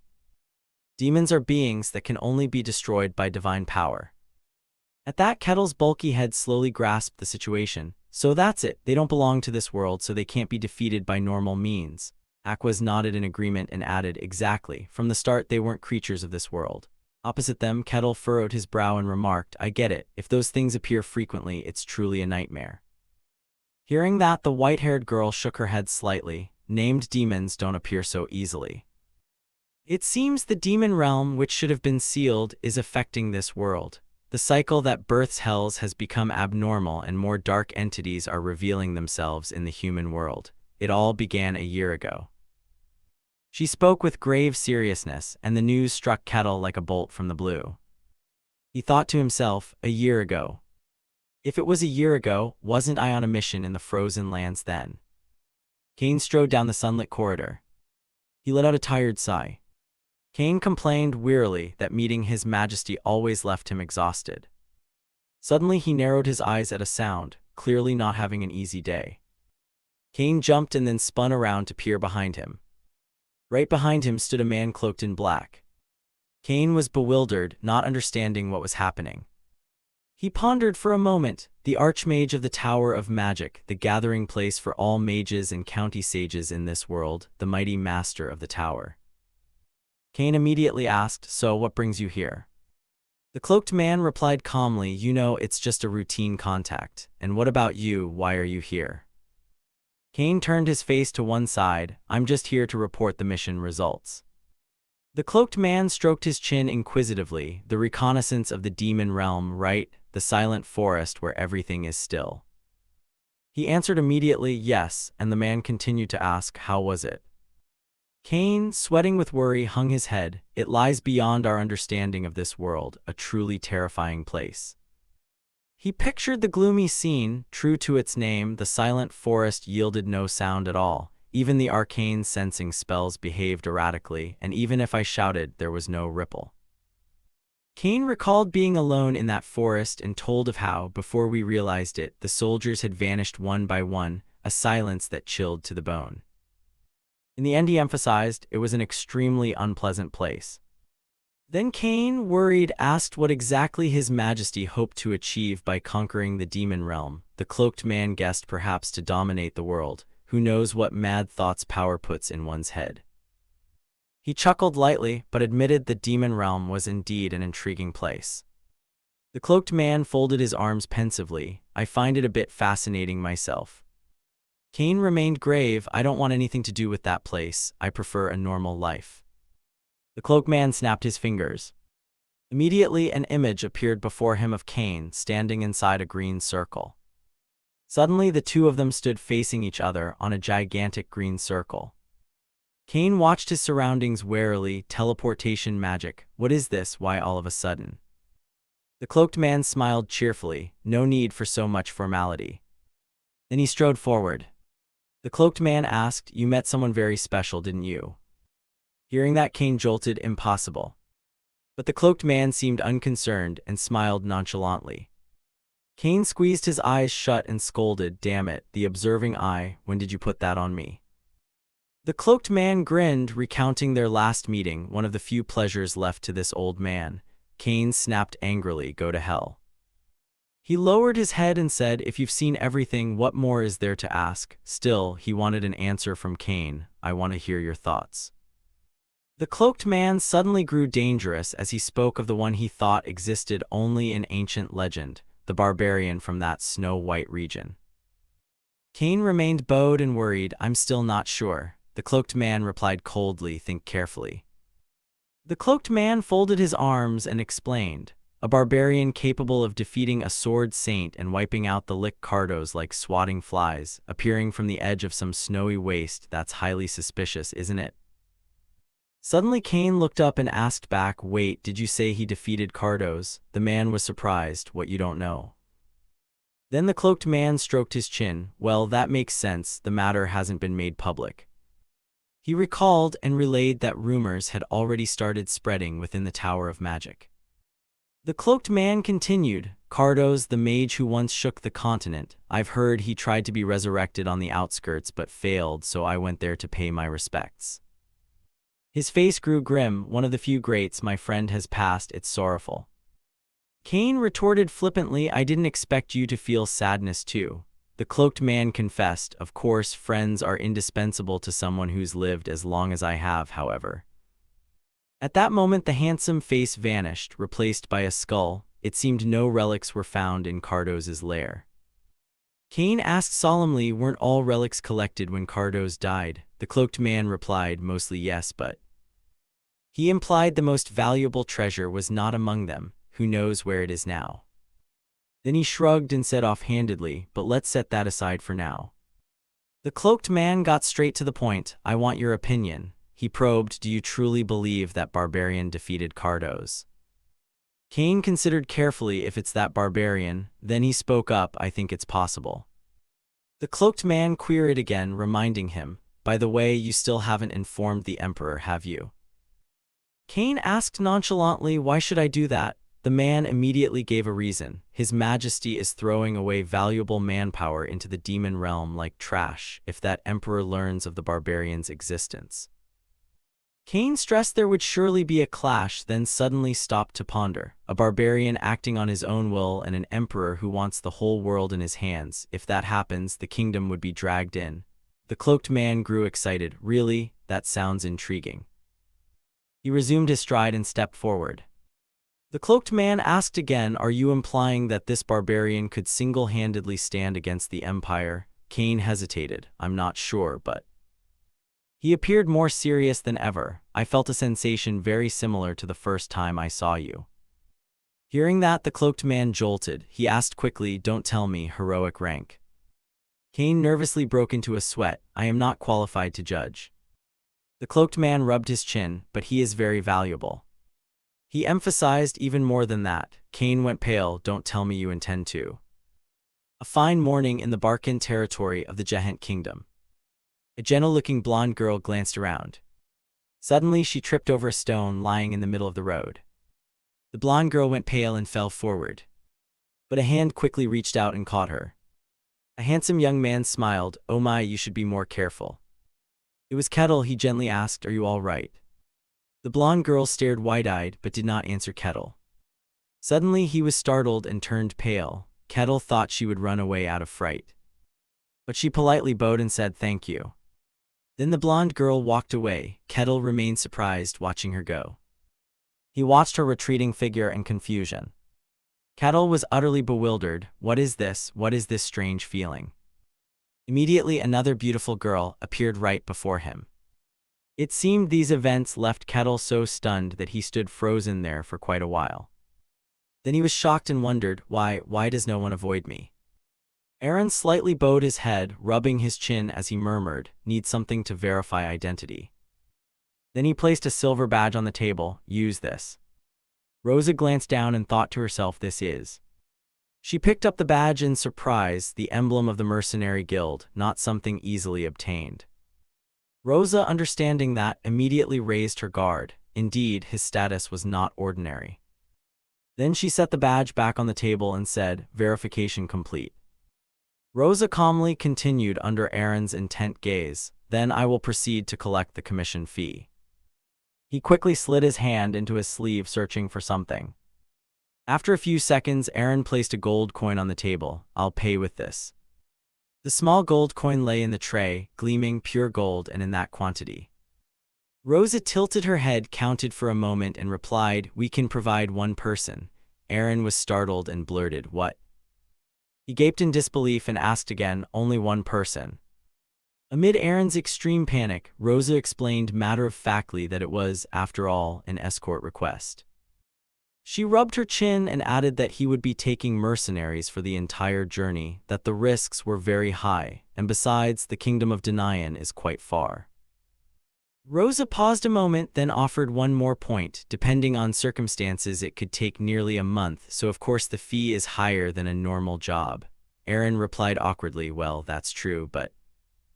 He went pale with alarm and asked awkwardly, is there no other way? At least 2 people are needed. Rosa quickly answered, that's possible, but in that case the mercenaries would be of lower level. Would you accept that? She kindly advised that if he wanted a reliable escort, it's best to choose mercenaries of rank D or higher. Aaron hesitated and muttered, very well then.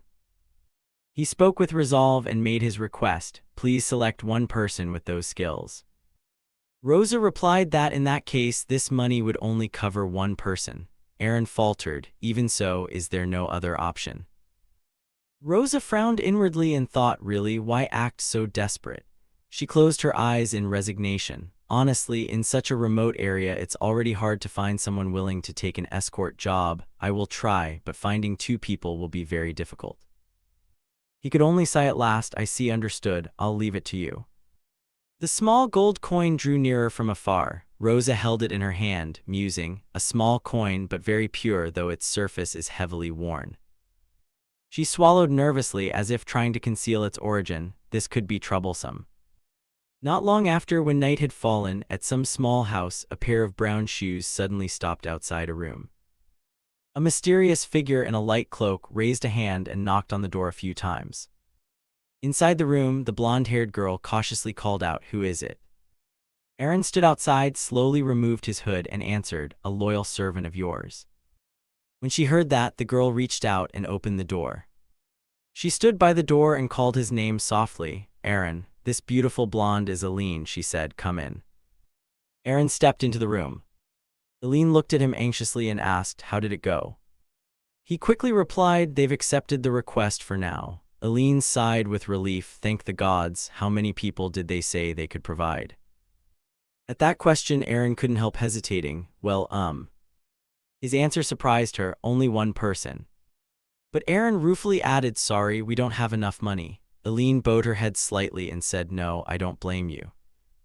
He murmured gloomily, if only I hadn't been foolish enough to be deceived.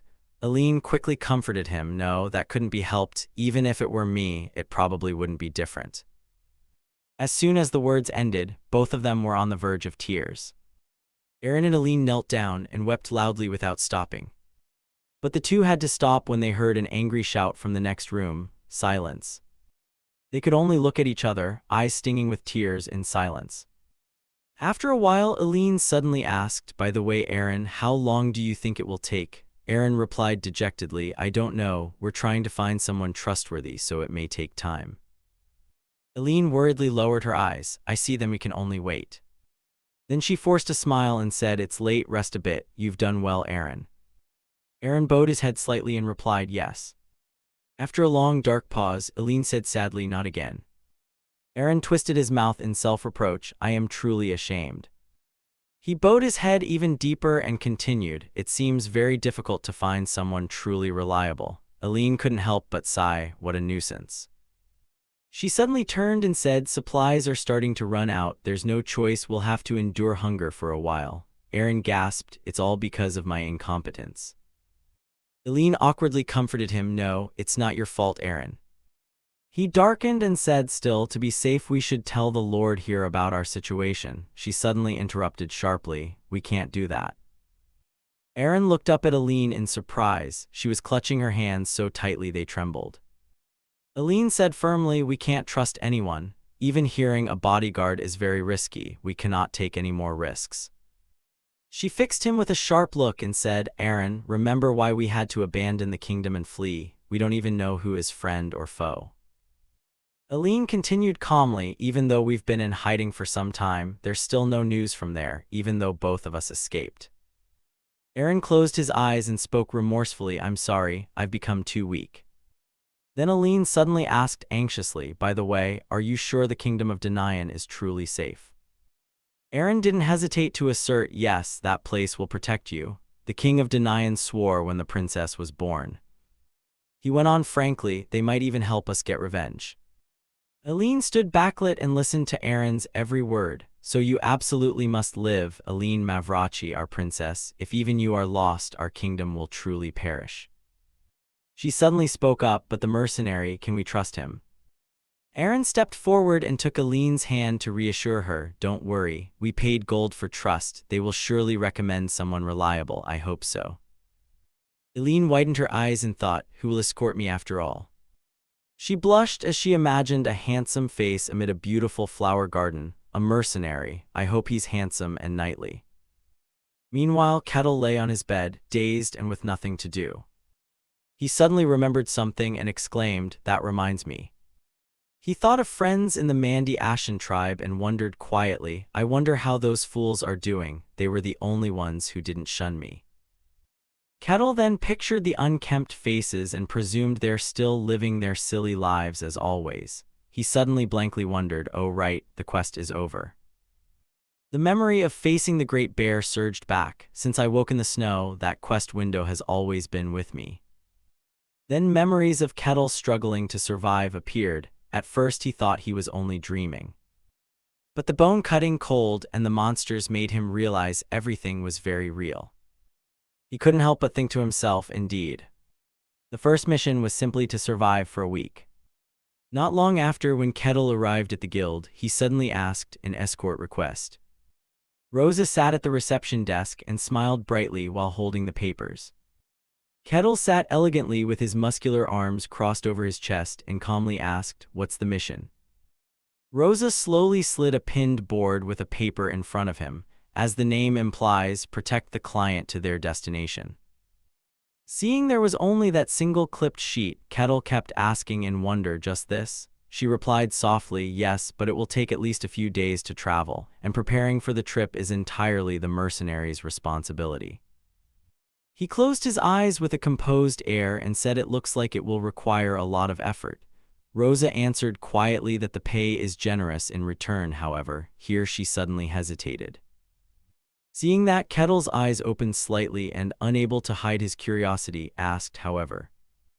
Rosa's face changed color, her expression hardened, and her eyes showed something strange. "It smells. Honestly, this is a really rotten job, so you may refuse."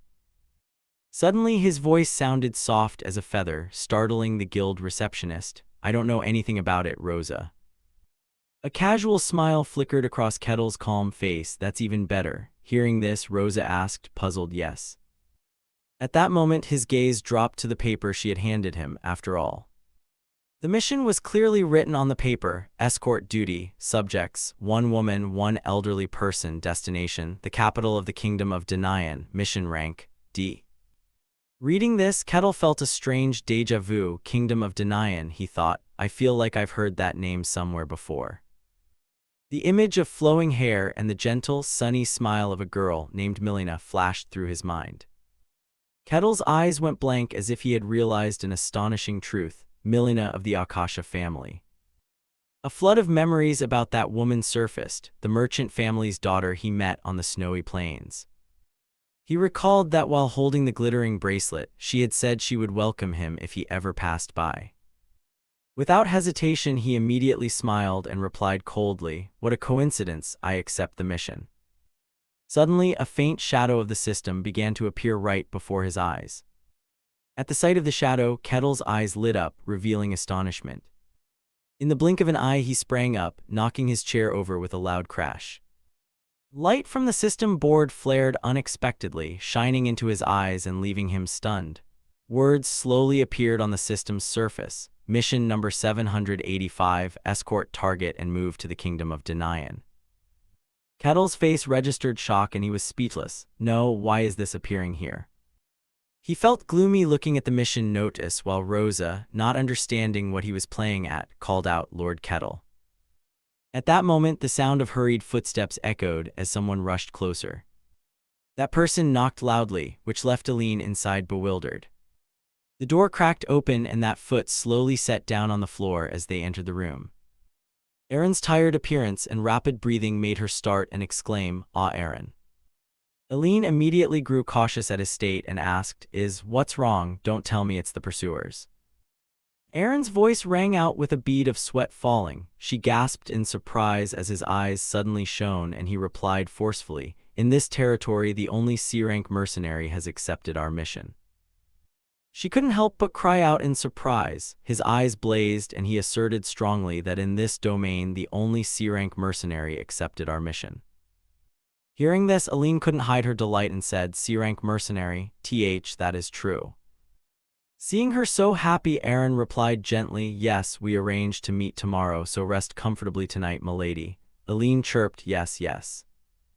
Just then, Kettle's face suddenly froze, his expression going blank and speechless. He stood frozen, staring at the system notification. Mission number 785, escort the target and move to the kingdom of Denian. Kettle propped his chin and tilted his head, puzzled. Why is it appearing now after remaining silent for so long? After studying it for a long moment, he frowned slightly, ruminating over the words that had just appeared. Suddenly Kettle froze, his eyes flared as if he had realized something. His gaze fixed on the line of text, he knitted his brow in confusion. Could it be that it isn't a beast only for the white snow plains? His face blanched as if wary of something. What if? Is there something going on? No sooner had the thought passed than rain began pouring down and thunder roared angrily, tearing the sky. No sooner had the thought passed than rain began pouring down and thunder roared angrily, tearing the sky. Inside the house, a slender hand slammed the corner of the stack of papers onto the table. Aline bowed her head and fell silent, speechless. Before her and Aaron lay the quiet space with the guild receptionist, Rosa. Aline couldn't stop thinking about who had commissioned the task. What kind of person would that be? A slew of dreamy thoughts surfaced. Since they're mercenaries, they'd have a sharp edge or be covered in scars. No, that won't do. They'd look really cool. Amid the pouring rain, a firm foot stepped out, splashing water. A bell chimed softly as the door was suddenly opened. Hearing the noise, Rosa spoke, snapping Aline out of her daydream. "You're here." The silhouette of white hair flickered mysteriously behind the door. Seeing Kettle's outline, she nervously turned to look. Finally. A massive, heavily muscled figure emerged through the rain, his eyes glowing like two fireflies, sending chills through the room. All of Aline's illusions vanished in an instant. Her face went deathly pale at the sight of him. The moment Kettle appeared, the air felt suffocating. She and Aaron froze, their bodies rigid. Each step he took closer made Aline jump in alarm. Her face drained of color with fear. "No, it can't be." Kettle spoke coldly, making Aline terrified. "Very pleased to meet you." Her fear showed the whites of her eyes. She felt she'd wet herself. "My lord, the mercenary." Panicked, she immediately fainted into Aaron's astonished arms. Seeing Kettle still standing there, Aaron cried out fearfully, "Princess Aline, no, who are you after all?" He regarded them with a calm, chilling gaze that sent shivers through them. "Indeed, it's been a long time since anyone was this wary of me in this territory," Kettle thought. "After defeating the demon, the locals no longer avoided me." He then turned and asked the receptionist, "Rosa, are these the clients who hired me?" Rosa immediately replied, "Yes." She remained composed and spoke deliberately, "Let me introduce them." Away from his cold stare, Rosa said, "This is the person who will be responsible for escorting you, Lord Kettle, a man of the wilds." Hearing this, astonishment flickered in Aaron's eyes and he stammered, "What?" He froze completely and then shouted, "A man of the wilds, what nonsense is that? Immediately, I demand a different mercenary." Suddenly Rose's tone grew more serious than ever. "So what you're saying now is—" She cast them a cold glance and replied without emotion, "Are you doubting the decision of our mercenary guild?" Aaron panicked and trembled as he stammered, "Ah no, I didn't mean—" Rosa cut him off immediately. "If you doubt the mercenary guild's judgment—" Her eyes flared with anger and she replied in a low voice, "Then this deal will be as if it never happened. We will refund the deposit." He blurted, shaking, "That's not what I meant." Kettle's face went completely blank at the indescribable scene, feeling as if he had just become a bomb.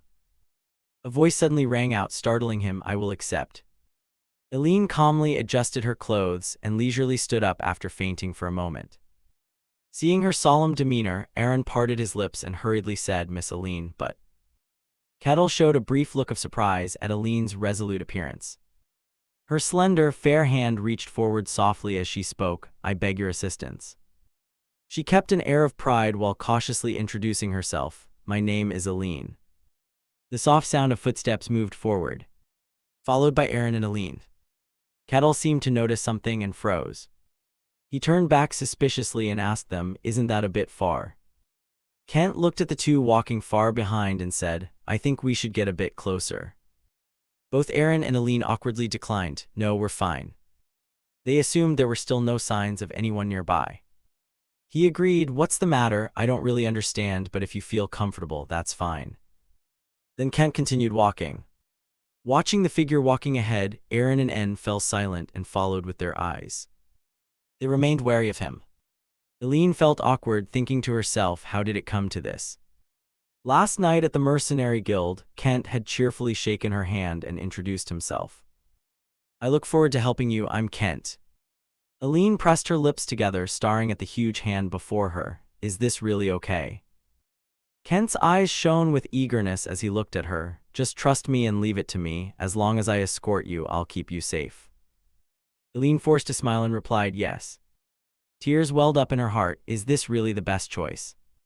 Kent's voice suddenly brought Eileen back to the present. "First, we'll spend the night here today," he asked, seeing her startle. "Are you okay?" Eileen, startled, answered Kent, "Yes." He had to explain again, "As you can see, it's dark and hard to see. That's because we left at night at your request." Hearing that, she complied, "Yes, let's do that." Looking at Eileen's expression, Kettle thought to himself that she seemed more afraid of the man D than he had expected. This trip was likely to be a long one. After a moment, he grabbed the small pouch at his hip. "For now, I'll prepare the sleeping place." A huge object was pulled from that tiny pouch. Then it formed into a tent. Aaron exclaimed in amazement, "A treasure." Eileen was also stunned, thinking, a treasure of this level, how could a Mandy possess one? Kettle calmly looked at the two. "You mean this?" "I earned it by diligently completing quests." Hearing this, both Aaron and Eileen were even more shocked. He went on, "But there's only one tent, so you two will have to share. What do you think?" Eileen suddenly whispered to Aaron. Kettle immediately reassured them, "I'm fine. After all, I'm used to sleeping outdoors." He thought to himself that compared to digging through the ice to sleep temporarily on the snow plateau, this was paradise. "I'll also take the watch duty by myself. On the snow plateau, I once had to stay awake for a whole month being chased by monsters." Kent was very pleased, thinking it was too easy. He reassured them, "You can sleep soundly. Everything else is my responsibility." Eileen spoke, a little worried, "It's okay. You don't have to bear so much alone. We'll take turns keeping watch."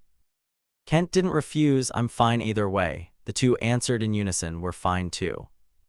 "If that's the case, then so be it." Kent inwardly regretted, "I planned to use this chance to gain her trust. Too bad Aaron and Eileen are so wary. Who knows what he might do while we sleep." Dawn broke to greet a new day. Inside Kent's tent, a scene of frustration was unfolding. Eileen's eyes were rimmed with red. She stared wide awake, unable to sleep at all. She felt like she might die. She looked toward the adjacent corner, and so did old Aaron. When Eileen lifted the flap to go outside, her stomach immediately started growling fiercely. "I'm starving," a concerned voice spoke up. "Are you hungry? No wonder you haven't had a proper meal." "Wait a moment." Eileen looked over in surprise. "Yes. Kettle looked at her. I'll cook for you. The sizzling sound rose up enticing. Kettle chopped the spices finely and cheerfully began to cook. The sight made Aline's eyes widen in surprise. Watching him cook skillfully, she thought to herself that a man could actually cook. Aaron and Aline both were so hungry their mouths watered. He asked hungrily, "Have you ever learned to cook?" Kettle glanced over and answered calmly, "It's just a hobby." He remembered when he first crossed over, the people on the snow plateau didn't cook, they only filled their emptiness with the meat and blood of the monsters they hunted. As for me, I cooked using the leftovers of those monsters. The ingredients on the snow plateau are very toxic and dangerous. So I nearly died more than once, but after countless trials and errors, I was able to cook perfect dishes. I studied cooking in a place where even making a fire was difficult, the snow plateau. There's no place where I can't cook. Kettle thought proudly that indeed this was far too easy. After a while he held out a plate of noodles. "Here, it's ready." Seeing the glistening, fragrant plate before them, the two were nearly hypnotized. Aline suddenly snapped back to herself. She bowed her head glumly. "No, it's fine, I don't need it. I don't really like greasy food." Aline took a piece of jerky from her pouch. "I have this already." Aaron cleared his throat at the sight. "Me too." Kettle blinked at the two. "Really, you prefer jerky?" He leaned forward, ate a bite of noodles, and said, "What a pity, I'll just have to eat alone then." Watching Kent eat heartily, Aline, jerky in hand, craved the food desperately. But she couldn't trust Amanda's cooking. How could she bring herself to eat it? On the third night of the journey, Aline curled her legs up from the cold and huddled, trembling with discomfort. Aaron looked on anxiously as her condition worsened. "Princess, are you all right?" Aaron worried that 3 days had passed and they had been walking this harsh journey without proper meals. He bowed his head, secretly pained. For someone raised with love and indulgence like her, surviving this was probably impossible. "I should have paid more attention." Aline gently turned to him to reassure him. "Aaron, I'm fine, sorry for making you worry." Aaron replied softly, "It's all right." She smiled and asked, "Aaron, how about you? Are you okay? You kept watch for both of us, you must be tired." Aaron patted her hand and said, "I'm fine." He gave a reassuring smile. "Older people don't sleep much anyway." Aline nodded sincerely, "Thank you." A little while after Aline fell asleep, Aaron briefly thought, "She is truly pitiable." He sat solemnly keeping watch over her. Aaron resolved silently that he must protect her, even if it meant sacrificing his life. A few hours later, outside the tent by the fire where several fragrant dishes were grilling, Kettle stood by the hearth and gently flipped a piece of beef on the grill. Nearby, Aaron and Aline watched hungrily, almost drooling. They continued to stare intently at his cooking. After a while, the sound of Aline's rumbling stomach snapped Aaron back to attention. She embarrassedly stood up. Aline hesitated with her head down and said, "I'll step away for a moment." Kettle turned and curiously asked, "Going to the latrine?" Aline snapped sharply, "How rude." He suddenly realized and apologized, "Sorry about that." Aline, still a little frightened, walked away. "It's fine." She wondered in confusion, "What's this? Amanda apologized to me." Then Aline spoke softly and hurriedly turned and walked into the forest behind. Aaron watched her go with some concern. "Princess," Kettle beside him suddenly spoke up. "I know you don't trust me," he continued, "but I am your guard." Kettle, flipping the meat, added, "I hope you'll trust me a little. I'm human too, so I can be hurt." Hearing that, Aaron was slightly stunned. Then he muttered guiltily, "Is that so?" Kettle turned back to Aaron and held out the plate of freshly grilled meat. "It's venison, want some?" Aaron looked at the plate hesitantly, but his eyes brightened with surprise. As for Aline, she was quietly crying by a stream. The clear stream glittered under the sunlight. Aline looked at the beautiful scene before her, nibbling her jerky and sniffling. She softly sighed, "I'm so hungry. My legs hurt so much." She hurriedly wiped away her tears and told herself, "No, I must endure. Aaron must be having it worse than me." A little later, when Aline returned, she suddenly froze in fear. Nearby, Aaron and Kettle were leisurely enjoying their food. The atmosphere between the two seemed fairly amicable. At the same time, Aaron, who was eating, suddenly stopped. Aline softly called Aaron's name. Hearing that, Aaron looked up in alarm, quickly dropped the bite he was chewing, and leapt to his feet. Princess, this is just a misunderstanding. Kettle looked a little surprised at his demeanor. Then he surreptitiously glanced ahead, thinking inwardly, Princess. Aline clenched her fist, angry. What exactly is going on? She remembered what Aaron had said, be wary of the man-D and watch out for one another. We promised each other that. Aaron stammered, trying to explain, it's not like that. Then he murmured, actually, he doesn't seem dangerous enough to warrant that level of caution. Aline asked in surprise, are you saying that now? Kettle hurriedly cut in, I hope you both can calm down. Aline only then startled and turned back to him in fear. Kettle briefly demanded, is your refusal to eat what I cooked because of that, and splitting watch shifts deliberately also because you don't trust me? Hearing this, both of them turned pale, realizing their mistake. Aline awkwardly replied, it's not like that. Seeing their frightened expressions, Kettle pondered silently, how should I resolve this? This world holds heavy prejudice against the man-D. Of course, I'm a man-D from the snow plateau, so I don't know all the details. Perhaps the manny outside the snow plateau have done many detestable things. If I now claim I'm not a man-D, no one would believe me. Then Kettle thought of a way and smiled slightly.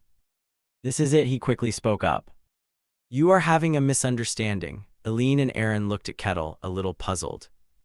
He smiled lightly and said seriously, I am not a man-D.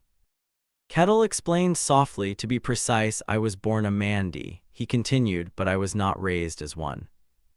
Aline and Aaron were immediately stunned by this. Both wore bewildered, confused expressions.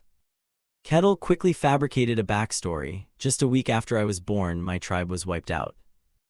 Then I was picked up by an adventurer and raised under his care. He felt a twinge of guilt, thinking inwardly that of course he had just made that up, but it was fine. Sometimes a lie, depending on circumstances, can be an effective medicine. Kettle said softly, so although I am a man-D by birth, I grew up like a civilized person. He went on, of course I know this will be hard to believe. But Kettle sincerely requested, I hope you understand that I'm just like you too, no different. He thought, it's all a mess. Kettle, seeing their awkwardness, thought, but look, the pitying looks directed at me are obvious, aren't they? Aline, slightly embarrassed, said, so that's what happened. She regretted a little, recalling that out of fear of the man-D label, she had refused his goodwill and the food he offered. But still, Aline felt a flicker of guilt as she thought, this person still cares for and respects us. Perhaps his whole life he has had to endure countless prejudices and discrimination just for being a man-D. Then she bowed her head and said, I'm sorry, Lord Kettle, to be honest, until just now I still couldn't believe you. Kettle quickly replied, it's all right. I completely understand. He smiled inwardly with delight, success. Aline, on the other hand, regretfully thought she hadn't expected to doubt someone like him. Truly ashamed, Kettle quietly raised his hand and said, then from now on I hope to be of more help. Aline, a bit surprised, asked, yes. Kettle continued to smile at her kindly. Aline looked at him slightly bewildered, then smiled and replied, yes. Nearby, someone was watching Kettle and the others through a magic screen.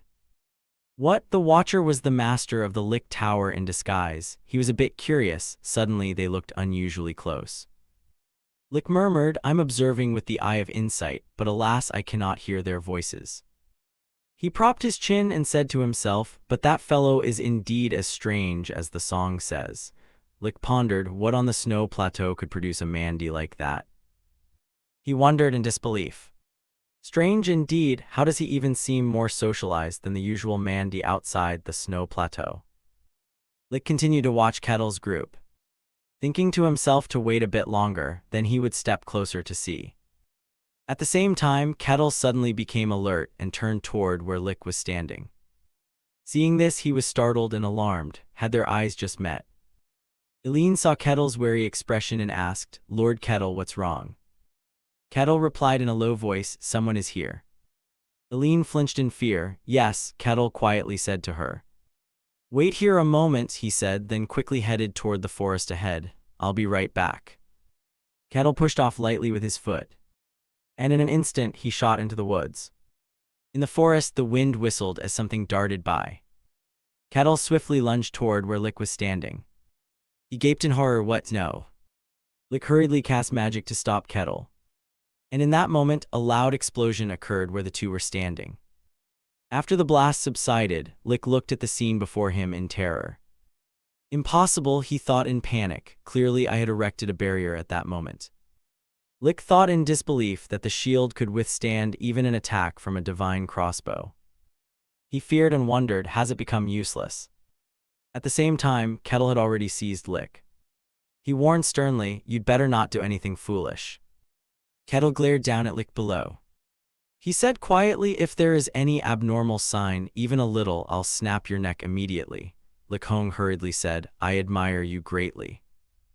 Kettle looked at the man on the ground in puzzlement and fell silent. He asked again, me? Lick, yes. A few minutes later, Kettle grabbed Lick by the collar and asked, what's your name? He hurriedly made one up, Patrick. Eileen and Aaron watched Kettle swinging Lick in front of them, a bit at a loss for words. Over there, Lick was secretly crying in humiliation, thinking, is that fellow in the same state as me? After a moment, Eileen anxiously asked, Lord Kettle, this person is? Kettle replied softly, he was tailing us but suddenly claimed to admire me. Eileen, somewhat incredulous, asked again, yes, what do you mean by that? At that, Lick suddenly spoke up, literally yes. He put on a serious face and said, I've always wanted to become a powerful adventurer. Lick praised and admired, to me, Lord Kettle, you aided the heresy inspector in defeating demons. He continued with reverence, you are my goal and my idol. Lick thought fearfully to himself, I'll just keep making things up for now. After all, my original purpose was to get close to him, so consider half the job done. Kettle asked unexpectedly, so that's why you were following me? Lick scratched his head and replied embarrassedly, yes, I subconsciously did it because I admire you so much, Lord Kettle. Kettle fell silent for a moment, then said, even so, I can't let you go. He thought carefully, there is still no conclusive evidence that this person is harmless. Then Kettle suddenly remembered something. He said excitedly, do it this way. Lick went pale with fear, silently asking, do what? One of the world's most talented mages, the head of the magic tower in the body of a demon-possessed man, someone like that was disguised as a human. To observe Kettle, of course he had prepared a false identity named Patrick. Lick turned pale again, looking at the length of rope before him in panic. Kettle grabbed the end of the rope and tightened it. He smiled brightly at him. All right, this will do. Aaron and Eileen watched helplessly, then let's set off. At this point, Lick was still too shocked to speak. And so Kettle dragged him along and set off. Eileen cast a somewhat wary glance at Lick. He sighed and pondered. This is the first time I've been in such a situation. But Lick looked up at Kettle with scheming intent. I could have been right beside him observing. Now I understand what Cain meant. A speed beyond the limits of perception and raw power that can even shatter magic. He is both fast and strong. At this point, even in the body of a mortal, I could easily handle superhuman levels.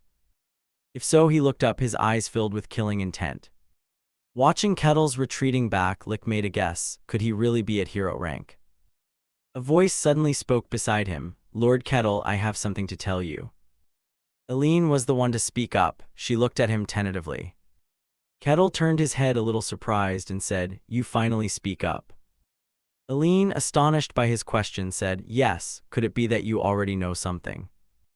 Kettle replied that they deliberately left at night to avoid attention and took circuitous routes, avoiding the main roads. He folded his arms and feigned nonchalance, saying it was obvious they were hiding something. Eileen froze and stammered, is that so? Eventually Kettle reassured her, it's fine, I understand, it's hard to trust someone you meet for the first time like me. Eileen bowed her head and spoke with difficulty. She clutched at her hem and said, I've kept silent until now, I'm truly sorry. If you don't mind, I'll tell you everything right now. Eileen dared not look up and said tensely, if after hearing the story you feel you cannot continue this mission, please say so. Kettle suddenly interrupted her. Wait, he glanced aside, frowned and said, we have uninvited guests. Eileen was astonished. Yes. She looked toward where Kettle was looking. Eileen became alert and tried to gauge the situation. Could it be a pair of armored feet stepping out from the forest? Behind them came more helmeted soldiers approaching. Kettle turned to Aaron and Aline and said, "It seems they're here looking for you." She went pale and cried out in fear, "No way." Aline, shocked, spoke a name, Rukento. The soldiers bowed courteously. Their commander spoke carefully, "Captain of the Verdant Knights, Rukento Edenhamer. I salute the Princess of the Kingdom of Ludian, Aline Mavrachi Ludian." Hearing that, Patrick thought to himself, the Kingdom of Ludian. Rukento stepped closer toward them. He spoke respectfully, "Princess, not knowing where you were, we searched everywhere for a long time. Please come with us now. His Majesty has been very worried for you." Hearing this, she widened her eyes in fear. Rukento turned to Kettle and said, "You look like a mercenary. The person you're escorting is the princess of our Kingdom of Ludian." Kettle folded his arms and asked, wide-eyed, "Then why is the princess here?" Rukento explained, "The princess ran away from home not long ago." He glanced at Aaron and even brought up a loyal attendant. "In any case, mercenary, from now on this matter is ours." Aline suddenly cut in, "No." Rukento asked her suspiciously, "Princess?" Aline's face darkened, "Who are you?" He frowned in confusion. "What do you mean by that?" Aline clenched her fist and said coldly. She stared straight at Rukento and asked in a cold tone, "Who are you really?" He stammered in reply, "I am Rukento of the Verdant Knights of the Kingdom." Before he finished, Aline angrily shouted, "Don't be ridiculous. I don't know you. I know Rukento Edenhamer, but you are not Rukento. When did you break into the palace and impersonate my friends and family?" She recalled their odd behavior and how they looked exactly like her relatives. Aline, filled with indignation, now screamed, "What exactly are you? Where are my parents and everyone else?"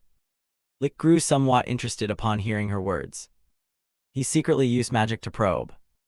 The red stream of magic passed through Rukento and returned. After checking, Lick was surprised to think he was human. Aline still kept her head down. "You lot." She clenched her lips and voiced her suspicion. "Surely you want to devour me alive and seize our entire kingdom, right?" Aline looked up, eyes wide, and shouted, "But I will never let you succeed, just wait." Aaron looked at her with anguish and continued, "I will avenge all those who have vanished." Rukento fell silent for a moment after hearing that. He unexpectedly sighed, full of reluctance. Rukento didn't answer her but turned to Kettle. "You heard that, the princess is delusional." Aline retorted at once, "What, delusional? Don't talk nonsense." He calmly explained to her, "Please think logically. Do you really believe everyone except the princess has become strange? Do you truly think that's possible?" Aline faltered in reply. He wouldn't let her speak further and said, "The princess needs treatment as soon as possible." Rukento reached out his hand toward her. He kept stepping forward. "Princess, please stop and come with us." Aline looked on in growing fear as he closed in.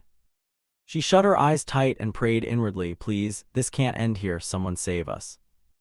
Kettle calmly asked, "What are you playing at?" He suddenly stepped in front of Aline. Rukento glared and ordered Kettle, "Step aside." He smirked at him, "No, that's not happening." Aline stared in amazement at the back of the figure standing before her. Kettle bowed his head slightly and said without mercy, "If you don't step back, I'll have no choice but to use force." Saying that, Rukento immediately charged at him. As the distance between them closed, Kettle grabbed his head with one hand, and with a single motion hurled Rukento to the ground. The knights in the unit looked on in shock and shouted, "Captain!" They yelled at him, "What are you doing?" Kettle immediately reasoned that they had attacked first, and his job was to deal with any enemies who approached his employer. Rukento struggled to stand up. "The princess is ill. Do you believe all the princess's delusions are true?" Contrary to his expectation, Kettle replied coolly, "You're saying strange things. Isn't it natural for a mercenary to believe what his employer says?" Aline was stunned, not expecting Kettle to trust her. Rukento scowled and angrily said, "You lot are all mad." Kettle gave a slight smirk, "That's not for sure yet." Having said that, he called back Aline. She, though confused, answered warily, "Yes." Kettle glanced at Aline and said, "They appeared without any sign." She asked in confusion, "What do you mean?" He didn't hesitate to call them out. Simply put, these people suddenly appeared out of nowhere. Hearing that, Aline went pale. What on earth? Given the situation, Lick was also suspicious. Indeed, Kettle continued, how did you suddenly show up here? Rukento's group darkened and said nothing. He raised his head and asked firmly, does that matter? We came here to find the princess, yet you nitpick about strange matters. Seeing Rukento's obstinacy, Kettle said, so you have no intention of answering then? If that's the case, I'll escort her to the kingdom of Denian. Seeing Kettle take her side, Aline pressed her lips together, thinking of no one else. She recalled everyone's behavior, no one had believed her, and the situation looked bleak. Rukento drew the sword at his hip, silently signaling the other soldiers, it's useless to say more. Kettle stepped forward and warned, everyone take a step back. Aline said quietly to him, Sir Kettle, please be careful. They are the strongest knight order in our kingdom. The entire unit, without hesitation, coldly ordered their swords drawn. Kettle smirked with amusement, interesting. Lick surveyed them with his bloodshot eyes. Rank 2, all of them can manipulate mystic energy. Moreover, he looked toward Rukento. Is that one rank 1? He then ordered, deal with that man D, kill him. At once, the soldiers moved in unison, and they closed in on a single target, Kettle. When all 5 rushed in, Kettle remained calm and still. Then with a single punch, the man on the right was sent flying, groaning in pain. The man on the left met a similar fate from Kettle's physical blow. He raised his fist high, readying himself to strike. A string of 3 soldiers were felled by Kettle's consecutive punches. In the end, the entire encirclement was easily wiped out by Kettle. He lifted his head, slightly annoyed. Being attacked by a mob is truly troublesome. Rukento, seeing this, did not give up. He ordered another assault. Don't stop, attack together. The soldiers obeyed. Yes. Another wave of encirclement closed in on Kettle. He grabbed the heads of 2 men at once with both hands and tossed them. Not only that, Kettle used those men to knock back the remaining soldiers. Thus another assault ended in an overwhelming victory. Unable to stand it any longer, Rukento finally lunged at the monster-like man. He shouted in anger, die, as his sword's blade closed in on Kettle. Aline cried out anxiously, danger. But the scene before her made her freeze. Kettle used his sturdy jaw to block Rukento's sword strike. He stared in disbelief with wide eyes. He watched with his own eyes as his sword was bitten in 2 by the man. He was knocked backward, thinking, blocked with his teeth. Kettle clenched his hand, do you want to continue? In front of him, all the soldiers were lying scattered on the ground. Rukento struggled to get up and said with difficulty, everyone retreat. Hearing this, those who were just lying on the ground vanished as if they had been hit by a curse. A voice called out to Kettle, Sir Kettle. Aline approached him anxiously and asked, are you all right? Kettle replied, I wasn't wounded, there's no need to worry. He turned to Aline, I will fulfill my request just as I promised. However, I want to hear the whole story in detail. She clenched her hands and nodded at Kettle, of course, I will tell you everything that happened. Aura is the essence of mystery. It can easily tear through steel and even sever magic. In other words, there is no way to break through aura with mundane materials. Yet, despite biting into the aura with his teeth like that, there wasn't even a single scratch. Lick watched Kettle intently with a judgmental gaze. A body that can withstand even the mysterious. Could his very body be a mystery itself? After they were done, the group sat around a fire. He asked, so how did everything happen? The 2 of them were lost in thought for a while. Aaron started to recount the story. Our kingdom was replaced by something. When the princess and I realized the truth, the kingdom had already fallen. He continued, so that's why you both ran away. He replied, if we had stayed there, the princess and I would have been replaced. This distortion began about a year ago. Hearing this, Kettle was slightly startled, thinking to himself, what, a year ago? A coincidence or something else? Thinking back, Aquez had said the same thing. He remembered what she had once said. It seemed the magic realm, which should have been sealed, was exerting an influence on this world. The appearance cycle of dungeons had become abnormal, and countless evil entities had been gradually revealing themselves in the space since a year ago. He continued to think, I didn't pay much attention to it back then. But the fact that it was also a year ago, by the way, that guy also said some strange things. That strange name I met during the final mission, I thought it was the struggle of someone about to disappear. But could it be that it wasn't like that? Aaron spoke up, cutting off his train of thought. I don't know where it all started. When the princess and I felt that something was amiss and requested the mages and mysterious practitioners to investigate. Not one of them could find the cause, on the contrary, they themselves had been replaced. He thought for a few seconds. Then he turned to ask, how did you two realize that? He explained, it's hard to describe exactly, but the air and the places they gathered was very different. For example, even though they still talked and acted as normal, I still felt an unbearable sense of detachment. You pressed, was it just a feeling? He replied, at first when the princess spoke, I didn't believe it either, but then strange things began to happen. I used to manage and supervise the servants in the royal city. Among them was a timid, easily frightened child named Kathy. If the servants told ghost stories at night, she would be so scared she couldn't sleep and would yawn constantly while working. That kind of child. I found that reaction amusing, so I would sometimes tease her with ghost stories. But at some point, Kathy no longer reacted at all to ghost stories. At that time, I didn't think much of it. Maybe she had just grown and stopped being afraid of ghosts. But the real problem came later. Kathy was in charge of managing the statues in the royal city. Because the statues were often large and heavy, Kathy constantly worried she might accidentally be crushed. Then one day an accident actually happened. A statue toppled toward Kathy, but luckily she wasn't badly hurt, yet a small slip could have been fatal. However, Kathy did not feel fear or horror about nearly dying. She only worried about being punished. At that moment, I realized the Kathy standing before me was not the Kathy I knew. The once timid, easily frightened child had somehow stopped fearing death. Her behavior hadn't changed, she still smiled and spoke as usual. But I could no longer consider that child to be Kathy. After that, I probed others in the royal city several times. But most of them had changed just like Kathy. You interrupted him, so you fled, he answered, because I feared I would become like them. You continued, then why did you come to the kingdom of Danayan? If you needed protection, other places could have provided it.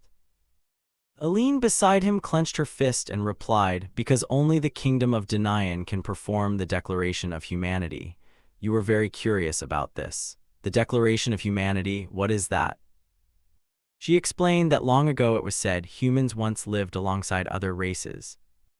But one man wanted to create a purely human kingdom. That man sought out an unnamed god and expressed his wish. The god granted him a power, the ability to distinguish who was human and who was not. Afterward, that man founded a kingdom. You added, and that kingdom is the present-day kingdom of Danayan. She nodded in confirmation, yes, that's right. The people of Danayan's bloodline can perform the Declaration of Humanity, which made you very curious. There's also that. You thought to yourself that the world never gets boring, then you exclaimed, so you too plan to use that power to find evidence? That's a good idea. She asked worriedly, is Sir Kettle all right? You smiled and replied, nothing has changed, I will continue to escort as promised. This moved her deeply. She stammered, thank you so much, if this ends well, I will grant you anything you want. Anything?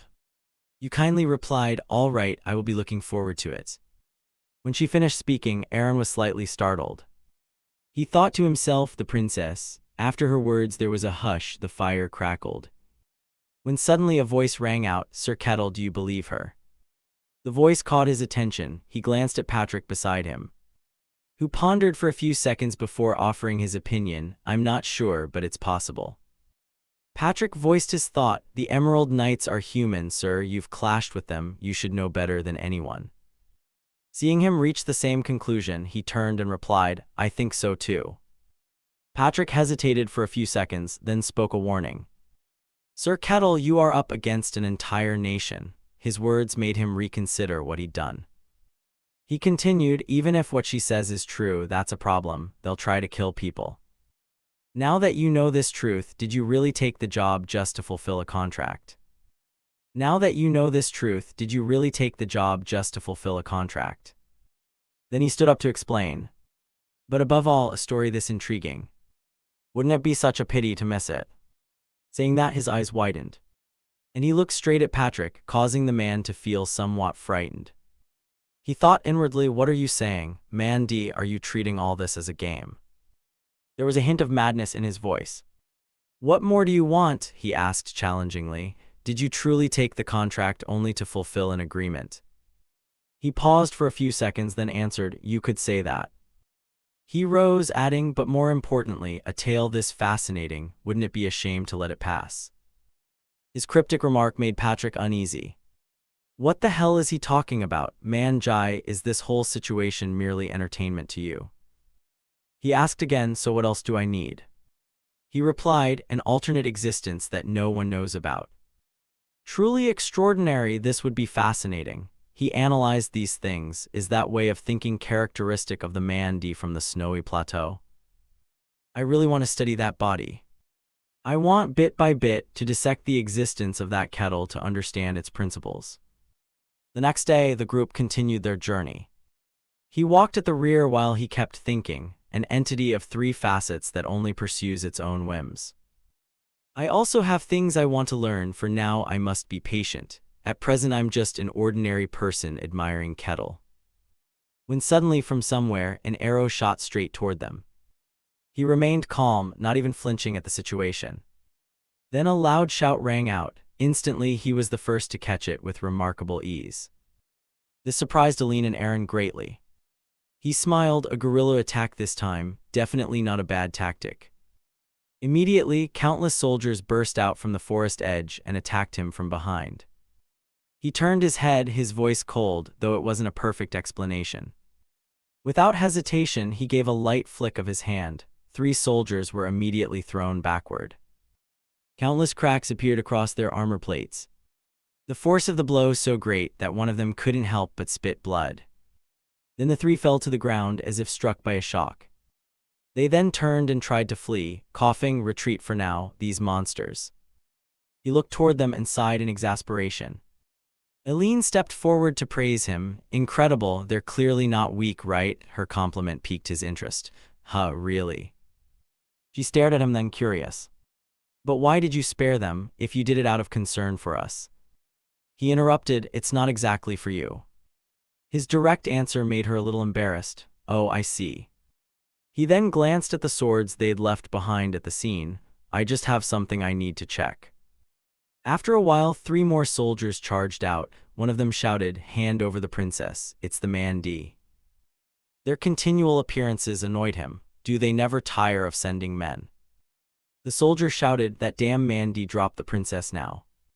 He gave them no answer and immediately lunged, grabbing the soldier by the throat so hard the man trembled all over. Within seconds, he had easily dispatched all 3 soldiers. That armor is the one I broke a few hours ago. His statement made Aline curious. What? He explained, I still remember the scratches on that armor. They match down to every detail, truly interesting.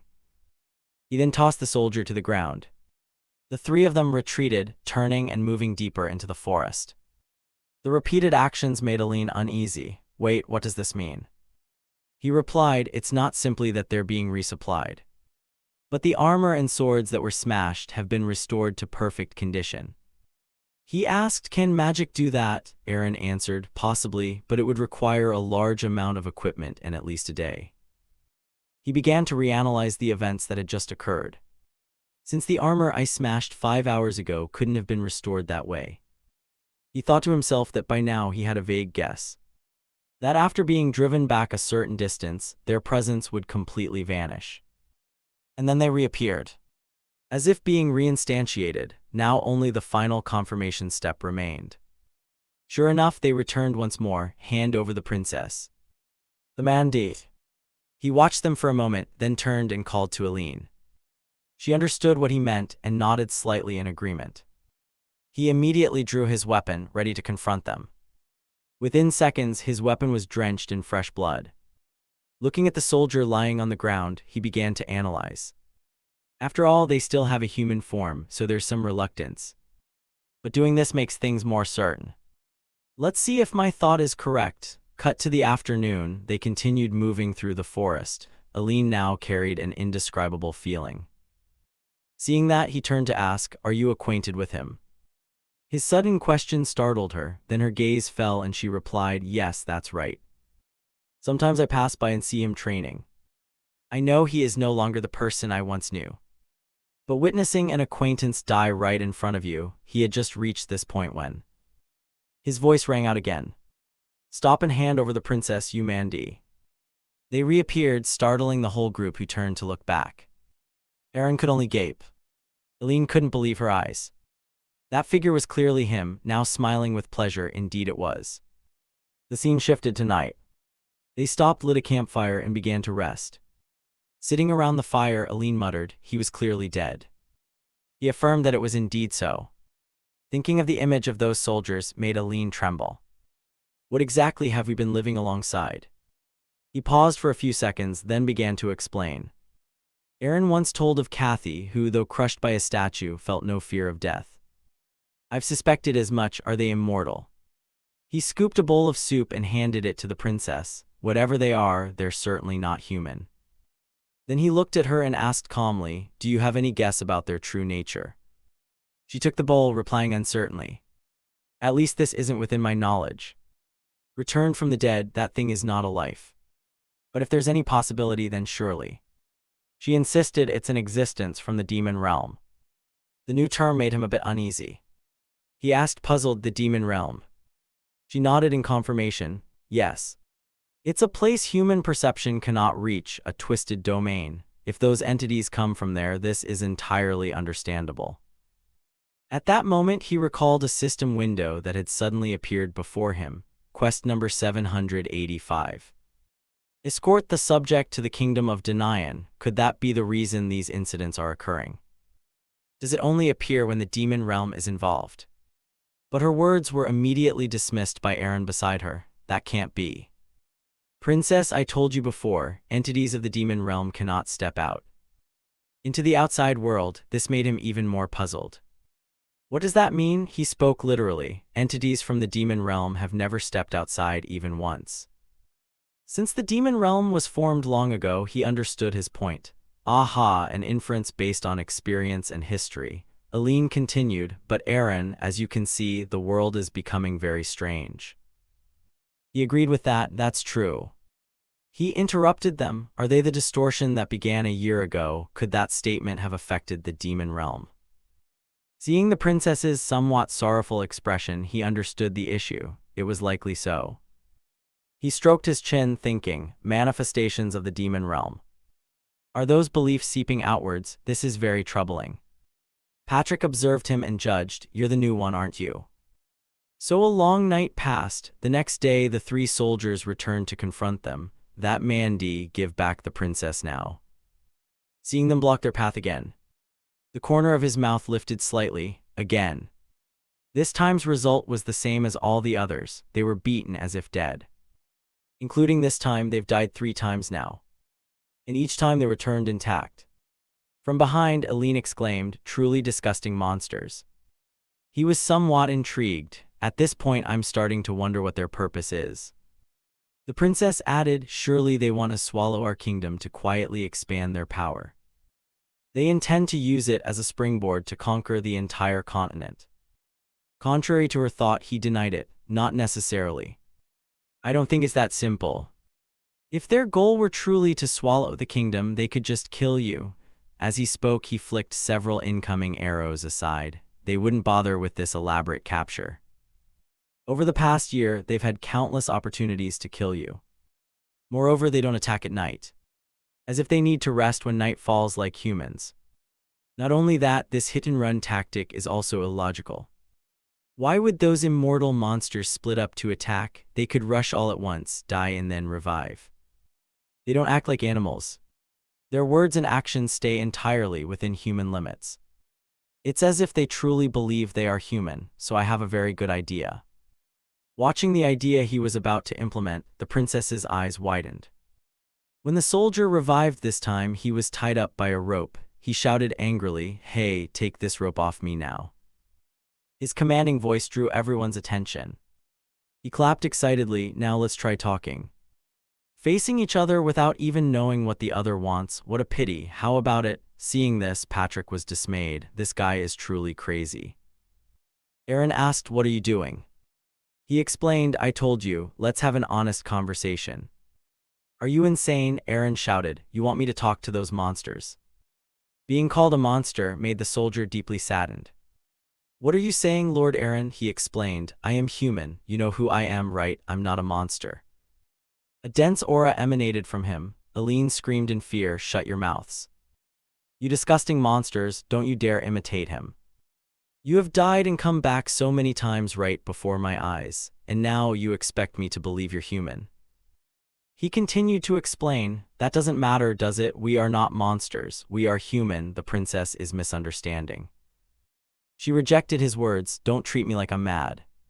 Your voices, do you think I don't know? You swallowed my father and mother and then turned me into a monster, didn't you? You intend to replace everyone to conquer this continent, right? He still struggled. No, it's not like that. The princess will remain as she is. Aline's voice deepened. Then what does that mean? He continued, I don't fully understand that either. But one thing is certain, both of you must return to the kingdom. This time she turned away decisively. Enough, there's no point in talking further. They only parrot meaningless, incomprehensible words. Indeed, you can't communicate with those monsters. Then her gaze suddenly fixed on him, who was watching her without taking his eyes off her.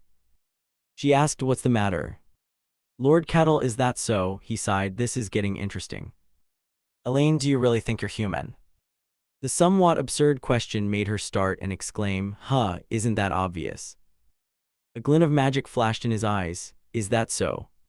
She explained, are you thinking I've been turned into one of them?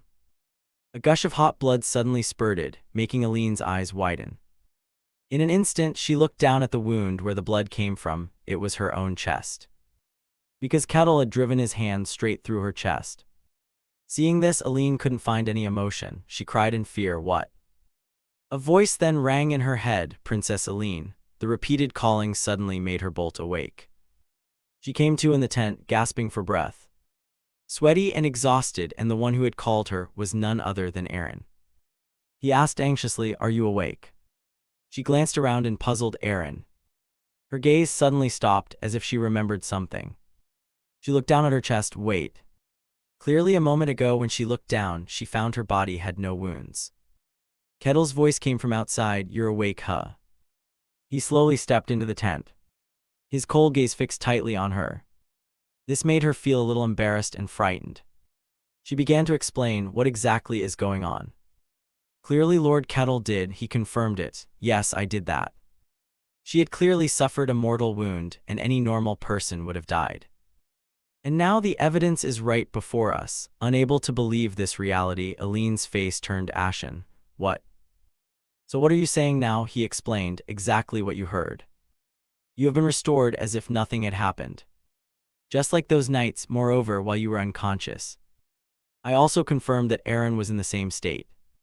Her whole body trembled as she tried to keep calm. No, it can't be. Could it be that I have? He watched her for a while, then turned and left the tent. Seeing him step out, Patrick asked curiously, Lady Elaine, how is she? He replied, still intact as expected. Of course her mind seems to be in turmoil. He continued, when did you learn about this? That she is the same kind of being as them. He closed his eyes to think, to rewind everything to when it started. Let's see. After a few seconds of thought, he spoke from the very beginning.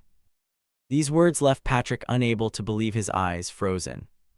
He continued to explain, when I first met you two, I sensed an aura that was strange yet familiar. At first I didn't know what that aura was. But when I saw the knights pursuing you, I became certain of one thing. Patrick thought to himself, an aura, even though I couldn't perceive it with my observing eye, is there some connection among the demon realm entities? He began analyzing. The suspicious points weren't limited to that. At first Aline refused the food I offered. If I recall correctly, she ate only a single piece of dried meat the size of a hand for 3 straight days while we marched relentlessly, exhausting even the strongest men. A princess raised in silk and velvet in the royal city certainly could not have endured that by willpower alone. Seeing him observe everything so carefully, Patrick wondered whether he had noticed even such small details. The more he looked, the more unbelievable it was that he was a Mandy. While the two were talking, the princess stepped out of the tent and called his name, Lord Kettle. She suggested, let's move on, head to the kingdom of Danayan. A corner of his mouth curved into a slight smile. Seems she had somewhat gathered her thoughts. But before we go, you should reveal yourself. As soon as he finished speaking, the princess looked deep into the forest. At a clearing, a slight disturbance began to appear. A voice rang out I clearly didn't sense any sign of magic, yet threads of mana began to appear in the air. His voice continued, could it be intuition? A hazy figure gradually appeared. After a few seconds, an elderly archmage emerged. He replied, intuition. The sudden appearance drew both the princess's and Patrick's gazes toward him. He murmured inwardly, could it be an invisibility spell? He introduced himself, I am Admant Lagish, of the Prismatic Pearl School and the Supreme Mage of the Kingdom of Ludian. I have come here to talk. He asked in puzzlement, talk, weren't you here to fight? His tone was calm, perhaps we don't need to do that. It seems you have already explained everything clearly to the princess. He reached a hand forward, come now, stubborn princess, please return to the kingdom. If the princess crosses into another country, it will create a diplomatic incident. The proposal made her pause for a few seconds, then she replied, what meaning does that have now? She clenched her fist in anger, I'm just some imitation monster pretending to be Aline. He asked, a monster, it's true you've changed compared to before. But that doesn't mean you are no longer yourself. I am still Admant Lagish, Supreme Mage of the Kingdom of Ludian. If anything has changed, it is only that everything has become more perfect. And you remain the Princess of Ludian, the one who will become our future queen and will become more perfect. At this point he invoked the ship of Theseus and the Athenians, who carefully preserved the hero Theseus's ship for posterity. As the planks of the ship decayed over time, they would remove the old planks and replace them with sturdier new ones. Would it still be proper to call it Theseus's ship then? Those thoughts circled in his mind. The kingdom of Ludian is now a giant ship of Theseus. Then the old man stepped toward the two of them. He continued to invite them. Please return, princess. The place you belong is only the kingdom of Ludian. Aline stammered, I was about to answer when he came up from behind. What will you do, Aline? If you don't want to, I'll chase him away. Seeing him intervene like that made the old man somewhat angry. Back off, Mandy, he said. As you see, we're of the same people. There's no reason to stop us. He replied, so what of it? I don't care what you lot are. I'm stopping you only to protect the one who hired me. Tears welled at the corners of her eyes. Her voice choked. But I am not Aline's. I'm just, he cut her off. No, to me you are Aline. I don't know what the previous Aline was like. You hired me and you have traveled with me up until now. The one I want to protect is the current Aline. He turned to her and smiled, what do you want to do? Aline, those words like encouragement moved her deeply. Her voice stammered, I. Her eyes narrowed slightly with resolve, and then she spoke decisively. I don't want to go back. Receiving the answer he wanted pleased him, he snorted. Then he turned back, your employer has already spoken. This left the old man somewhat helpless. He sighed. Then his expression changed, finally ending up like this. He looked back at the two people behind him. Patrick is counting on him. Then he left the three of them and advanced toward the mage. His voice was angry. This situation seems to amuse you, doesn't it, Mandy? He smiled in response. Actually, it's quite fun. He thought to himself that this looked like a formidable mage. Let's see what kind of magic you'll try. Without hesitation, the mage mobilized mana to shield his body. You'll regret blocking my way, Mandy. He began chanting some magical incantations. Mana beams converged from all directions into his palms. He continued the incantation, unaware that he had lunged forward with a clenched fist. The terrifying speed made the old man fearful.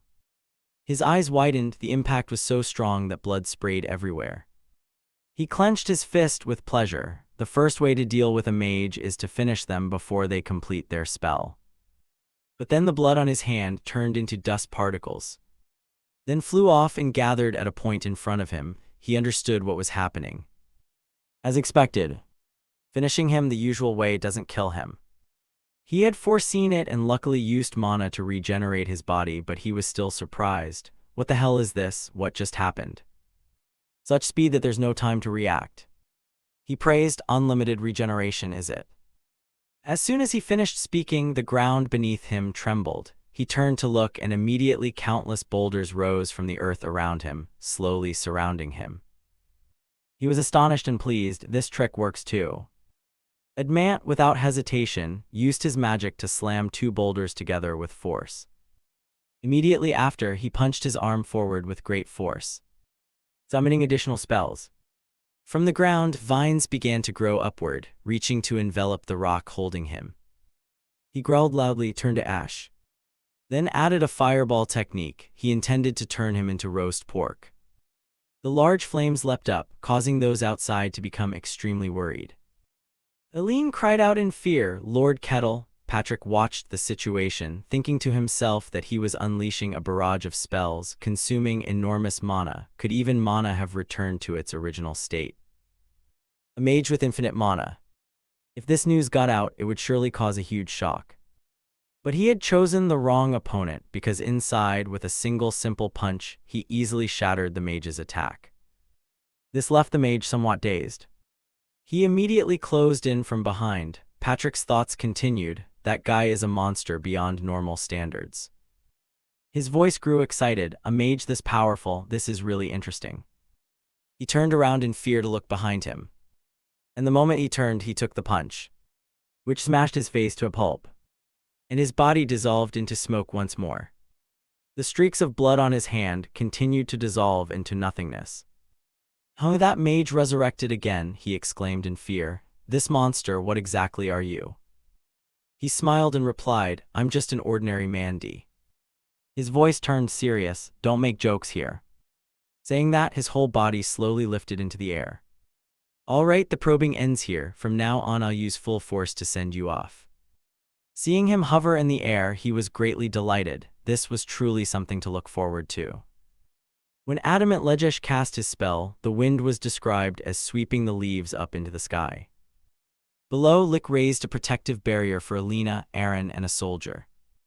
Kettle tilted his head back in astonishment, thinking that such an experienced mage might even summon a storm.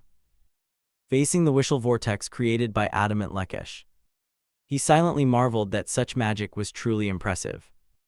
Then he beamed brightly and expressed his gratitude, saying that thanks to him he had witnessed something fascinating. Kettle then lifted his foot and stomped hard on the ground. The earth exploded. Mana howled as it tore the ground apart, creating a shockwave that rushed toward Adamant Lejesh. He crossed his arms to block it. In the blinding light of Mana, Adamant Lejesh's pupils contracted in fear. After a moment, white smoke spread everywhere. Alina collapsed to the ground in terror despite being shielded by Lick. Lick frowned in amazement, thinking he could detect no mystical energy at all, and wondered if that destruction was simply the result of Kettle stomping his foot. On the other side, Adamant Lejesh coughed violently, unable to believe that his magic had been defeated by a savage like him. He gritted his teeth, declaring that that was absolutely impossible. But before he could react, Kettle lunged forward. Adamant Lejesh's eyes widened in horror at the moment. Kettle struck a powerful blow. Amid the red dust, Kettle opened his eyes with doubt, as Adamant Lejesh admitted he was very strong, but insisted he could not be defeated. Kettle acknowledged that was true, and that ordinary means were insufficient. Looking at the torn cloth in his palm, he considered his next move before asking, "What about this?" Adamant Lejesh looked puzzled and irritated by the question. Suddenly, Kettle clenched the cloth. A surge of mana burst around him, producing shockwaves that spread in all directions. He realized the cloth had turned into multicolored powder, which astonished him. Adamant Lejesh stared in horror as Kettle said he understood, then showed him the powder and asked if that was his true nature.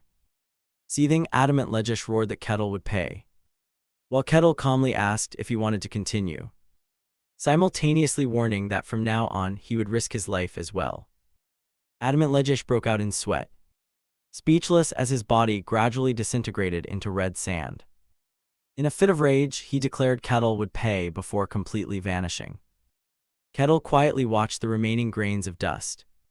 The next day, Kettle set out with the bound soldier. Alina and Aaron walked behind them, his face clearly anxious.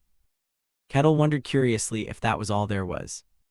When they arrived before the city gate, the kingdom of Dayan, Lick said this was as far as he would go with them, since it was a foreign land. Entering would be a bit inconvenient for him.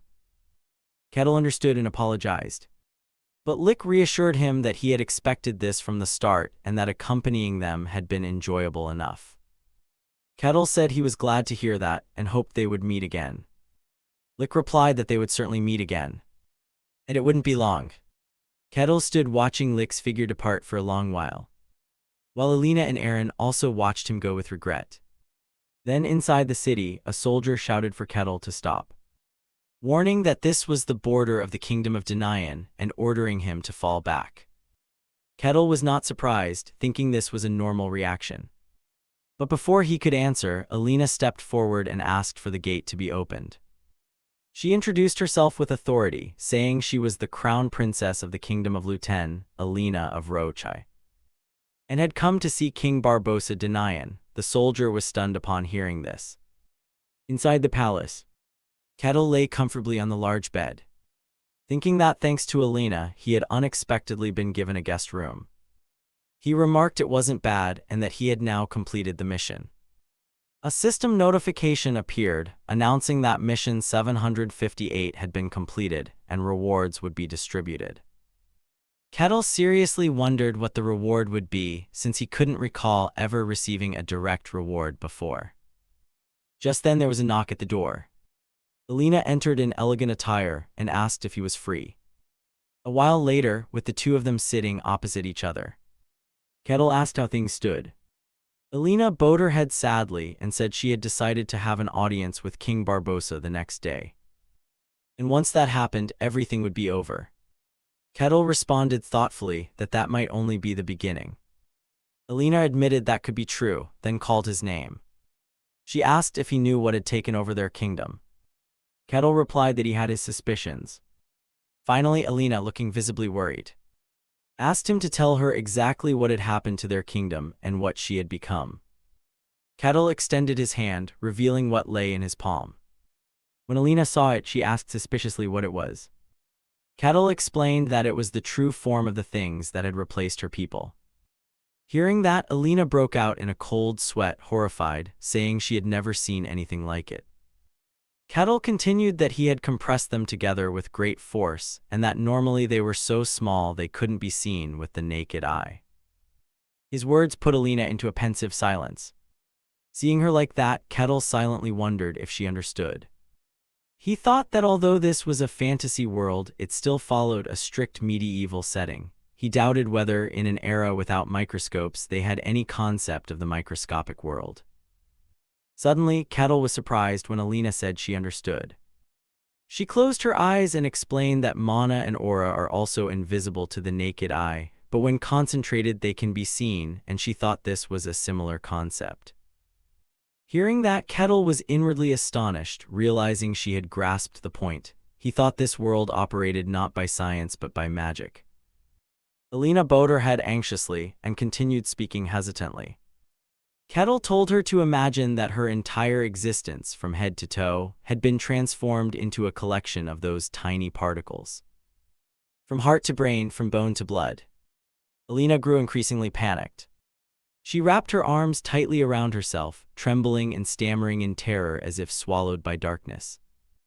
Noticing her state, Kettle asked if she was all right, which jolted Alina back to herself. She apologized nervously. Kettle reassured her that he understood and that it was not a pleasant thought. Watching the powder glow, Alina asked whether these particles were dangerous. Kettle calmly replied that they were fine for now, their functions were suspended, and they seemed likely to crumble under strong physical force. He suggested, for simplicity, calling them nano. Each nano was an independent entity, not a single organism, but countless entities clustered together to form a human shape. That was why they didn't die even when the body was damaged, like water not dying when a lake is slashed by a sword. This unsettled Alina. She asked if that meant they were immortal. Kettle replied calmly that one could say that, and perhaps that was why they had no concept of death. Suddenly, Alina cried out that something didn't add up because, unlike them, she was afraid of dying. She argued that if Kettle was right, she also shouldn't comprehend death. Kettle admitted she made a very valid point. After a moment of silence, he concluded that she was probably a mutation. His words shocked Alina, causing her to break into a cold sweat. Time passed as sunlight streamed into the magnificent castle. Kettle lay relaxed on the bed, legs crossed in a figure-4 position, wondering whether they were currently speaking with the king. He closed his eyes and thought about the king, a ruler in a fantasy world said to receive mystical power from the gods. He was curious what such a person would be like and wanted to meet him. Just then there was a knock at the door and someone entered. Kettle looked across in surprise, as the man called him a barbarian and announced that His Majesty wished to see him. The man introduced himself as the king's sword, Maximus. He regarded Kettle with an unfriendly look. A while later, Maximus led Kettle away and warned that although His Majesty had permitted it, he should still show basic respect if he wished to keep his life. Kettle smiled and replied that he would remember. A moment later, Maximus announced that he had brought the barbarian before His Majesty.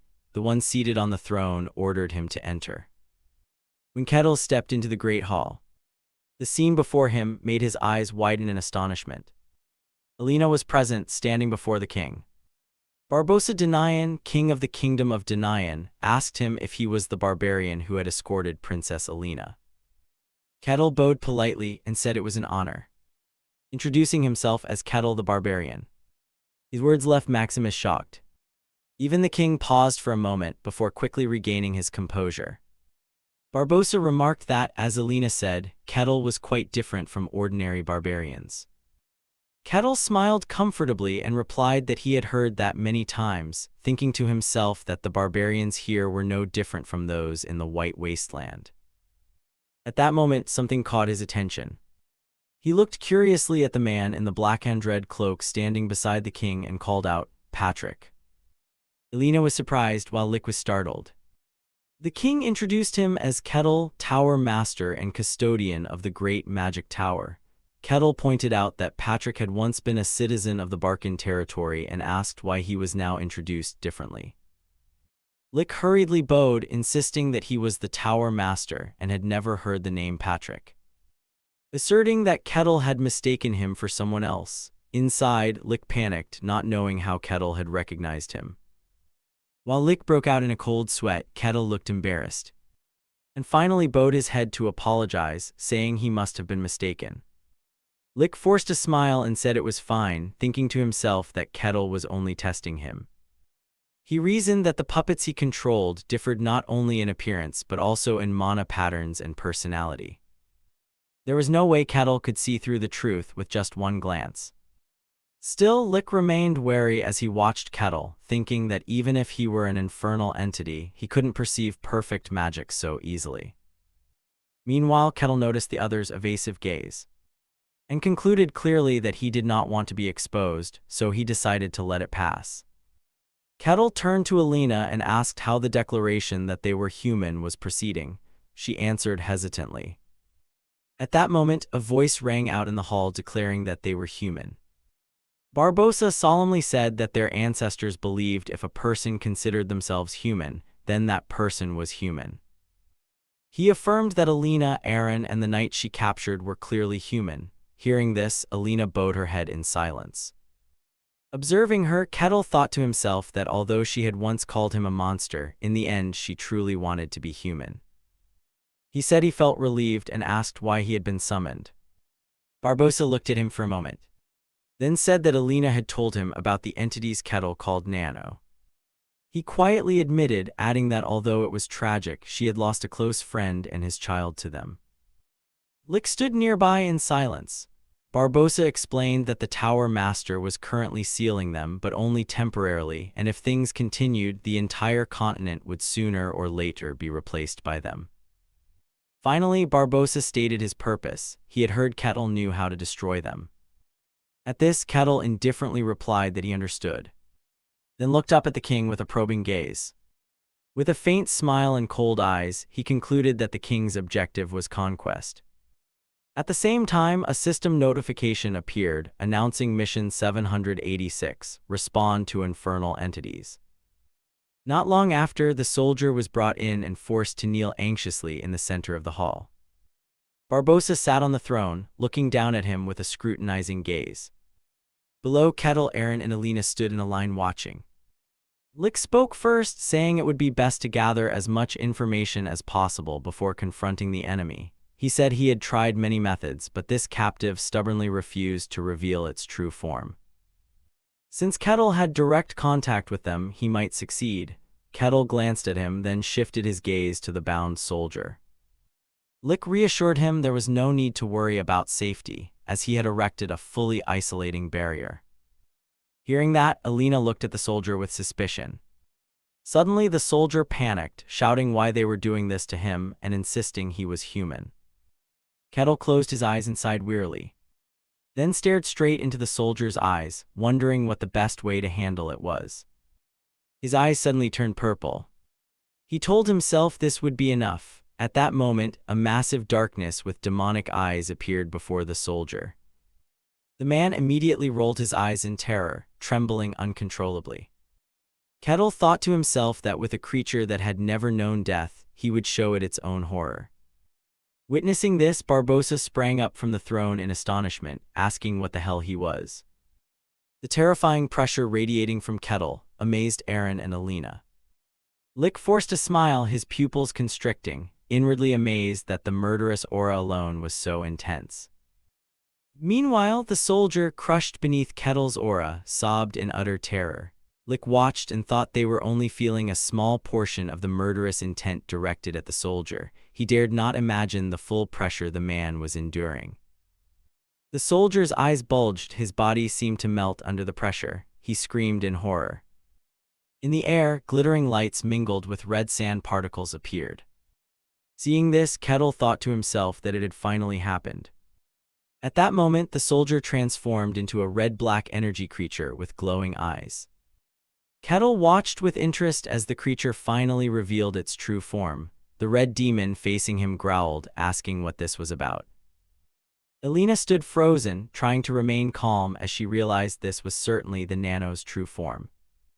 Kettle calmly greeted the creature, saying it was an honor to meet it and that he wanted to talk, asking if that was acceptable. Barbossa stood stunned, Maximus frowned in surprise, and Lick quietly observed everything. The creature mocked the idea of talking, then agreed and asked why Aaron and Alina had rejected them. Alina immediately snapped angrily that they must be joking. The reason was obvious. They had devoured and slaughtered humans.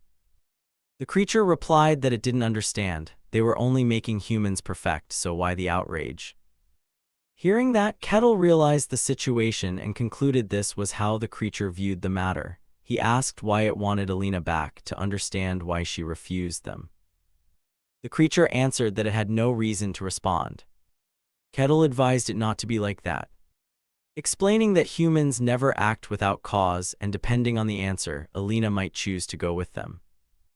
The creature looked at him. Kettle continued, explaining that although it wanted Alina, clearly in the current situation she would not go. But if it explained in detail, she might change her decision.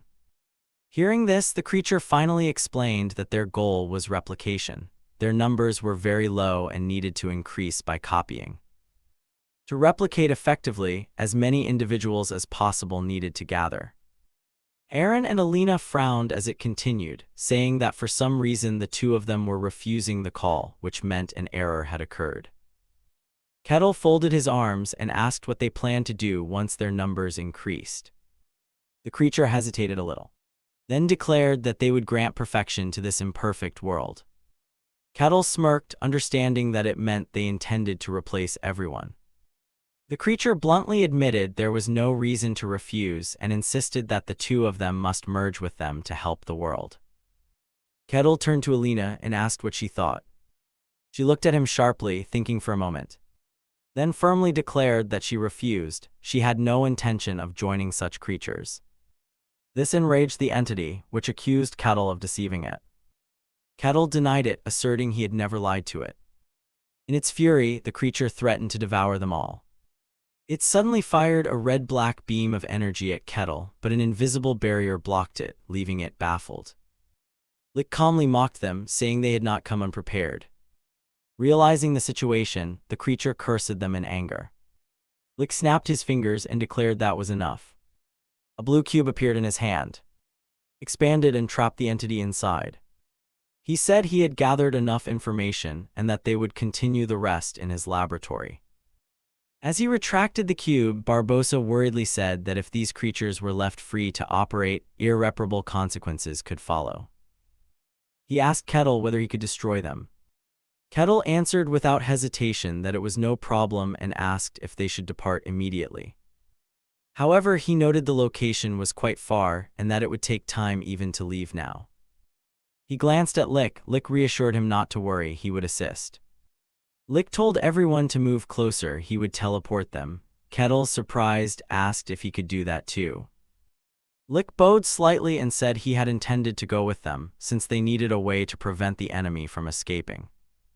Suddenly a voice cut in, telling them to wait. Kettle's eyes widened in surprise as Alina stepped forward, clutched her hands, and begged to go with them. Aaron hurriedly objected, but she insisted that she had to know. Barbossa frowned anxiously as she explained she wanted to find out whether, when faced with death, she would lose her self-awareness like those creatures. Aaron felt uneasy when she declared that she needed to know if they were truly different and whether she could remain herself. Her determination made both Kettle and Lick stare at her intently. Breaking the silence, Lick said he had no reason to stop her. Kettle also agreed casually. Alina, surprised and hopeful, asked if they were serious. Suddenly, Aaron shouted that if the princess went, he would go too.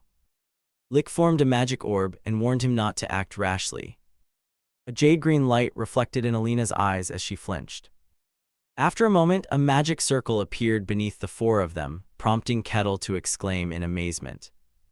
Sometime later, Aaron supported Alina as she slowly opened her eyes, while Kettle looked around in astonishment. Lick cheerfully led them along a path through the air, signaling that it was time. Stopping before the great gate of Ludian Royal Castle, he asked if they were ready to begin. Before entering, Kettle carefully confirmed once more by asking if they were truly sure. He worried that such a commotion would attract a great deal of attention. Lick merely shrugged and confidently reassured him not to worry. He would set up a barrier around the castle to block both sight and sound. Hearing that, Kettle's eyes lit up. He cried out in astonishment that it could be done, secretly marveling at how wondrous magic truly was. Meanwhile, Lick concentrated intensely, narrowing his eyes as he prepared to cast the spell. In the next instant, a deep red light shone from the depths of his eyes, and he calmly announced that it was done. Kettle, who had been excited moments before, now stood stunned and asked in confusion whether Lick had really done it. Seeing his puzzled expression, Lick explained that he had covered the entire castle area with the barrier. Not even an ant could leave without his permission. A spell of that magnitude cost him only a moment. Reassured, Kettle could only praise it as truly impressive. Lick's dignified bearing reminded him of a true tower master. He thought to himself that this was the power of a heroic mage. At the thought, Kettle's mouth curled into a slight smile. He admitted to himself that he had never grown bored of this world. Kettle stepped forward slowly and, full of anticipation, declared that there were no more problems now. Lick asked curiously what he intended to do. Staring at the giant sealed gate before them, Kettle loudly suggested that since they were visiting someone else's home, they should start by knocking. His words made Princess Alina Rocha hesitate and ask what he meant. But before anyone could say another word, Kettle activated his magic. He focused all his force into his legs, cracking the ground beneath him with deep fissures. In the next moment, he shot forward at terrifying speed, causing Princess Alina Rocha to cry out in alarm. Immediately after, the only sound left in the air was the fierce whistle of wind as Kettle hurtled straight toward the massive castle gate ahead. As he charged, he loudly shouted, "Knock, knock," then raised his fist high with a savage, murderous look in his eyes. The moment Kettle's fist struck, a terrible explosion rang out. The force was so great that the castle guards and chunks of wall were blown into the air. Surveying the wreckage he had caused, Kettle smiled with satisfaction and casually apologized. The horrifying scene drained the color from everyone else's faces, each secretly cursed the mad barbarian. As the dust from Kettle's devastating blow settled, the castle gate had completely vanished. The ground was strewn with dead guards and shattered debris, most notably a massive trench stretching from the gate deep into the courtyard. Faced with the chaos before him, Kettle silently clenched his fist. On the other side, a silent gaze watched the entire spectacle. Suddenly, Adamant Lejesh roared in anger, deeming the whole thing ridiculous, and accused Kettle of being utterly insane for daring to do such a thing. Recognizing him, Kettle greeted cheerfully, "Adamant, it's good to see you again." However, before he finished speaking, Adamant angrily snorted. Powerful magic gathered around his staff. But before the attack could be unleashed, Kettle smiled wryly and said it was a pity. With a single snap of his fingers, he sealed Adamant Lejesh, leaving him in utter panic. Though Kettle still smiled, his voice turned cold as he warned that he had not come today to greet him. The moment his words ended, a horrific explosion rang out. Adamant took the full force, was sent flying backward, blood spraying through the air. Within seconds, his entire body was incinerated to ash. Surviving guards stared in terror, eyes wide from the shockwave. Looking across, Kettle slowly spoke as if addressing someone invisible, warning that they had better show themselves soon. At that moment, the ground began to emit intense heat, and chunks of stone floated into the air. Even the bodies of the living guards began to dissolve into red smoke, causing one to scream in desperate terror. Not far away, Lick quietly observed everything. Sensing the distortion in the surrounding space, he softly warned that at last it was revealing its true form. The entire castle was slowly dissolving into a deep red flow. Lick murmured that he suspected this was the infernal entity that had replaced the whole castle. He wondered what exactly it was. Strangely, both Alina Rochai and Aaron seemed unaffected by the red smoke. This made Lick privately wonder whether the princess and Aaron were safe because they did not respond to the collective consciousness. He finally concluded that the princess's fear had not become reality, and, as Kettle had hoped, they appeared different from the others. He added that if they were not different, then both she and Aaron would have already become part of it. Just then Nanos appeared, and it angrily demanded of Kettle how he dared to obstruct what it called their mercy in such a manner. Completely unthreatened, Kettle only laughed loudly and said that mercy was an interesting interpretation.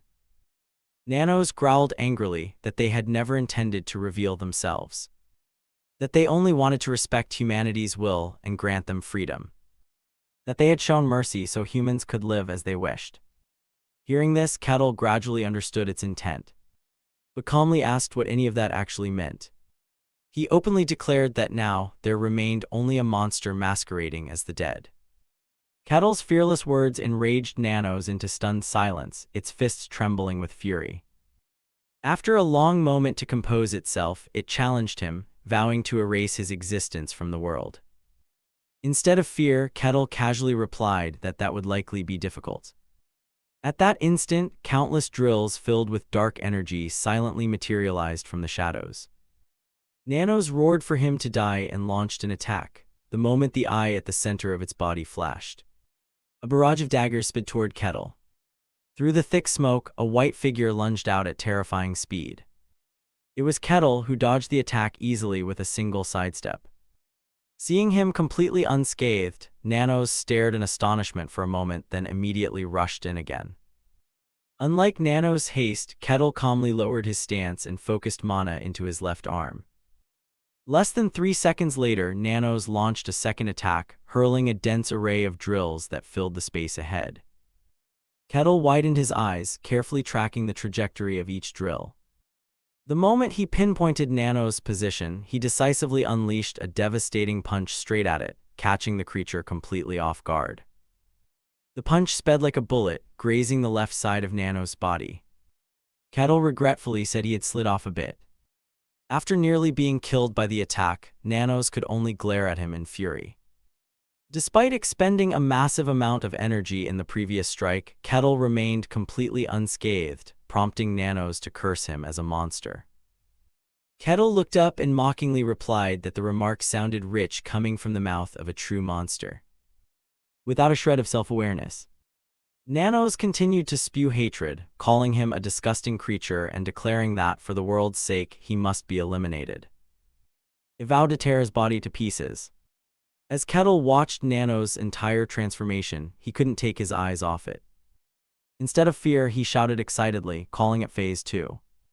After completing its transformation, Nanos crazily lunged at Kettle and launched an attack. Kettle perfectly dodged by sliding to the side, causing Nanos' claws to slam into the hard ground. Regaining composure, Nanos slowly swept its gaze in search of its target.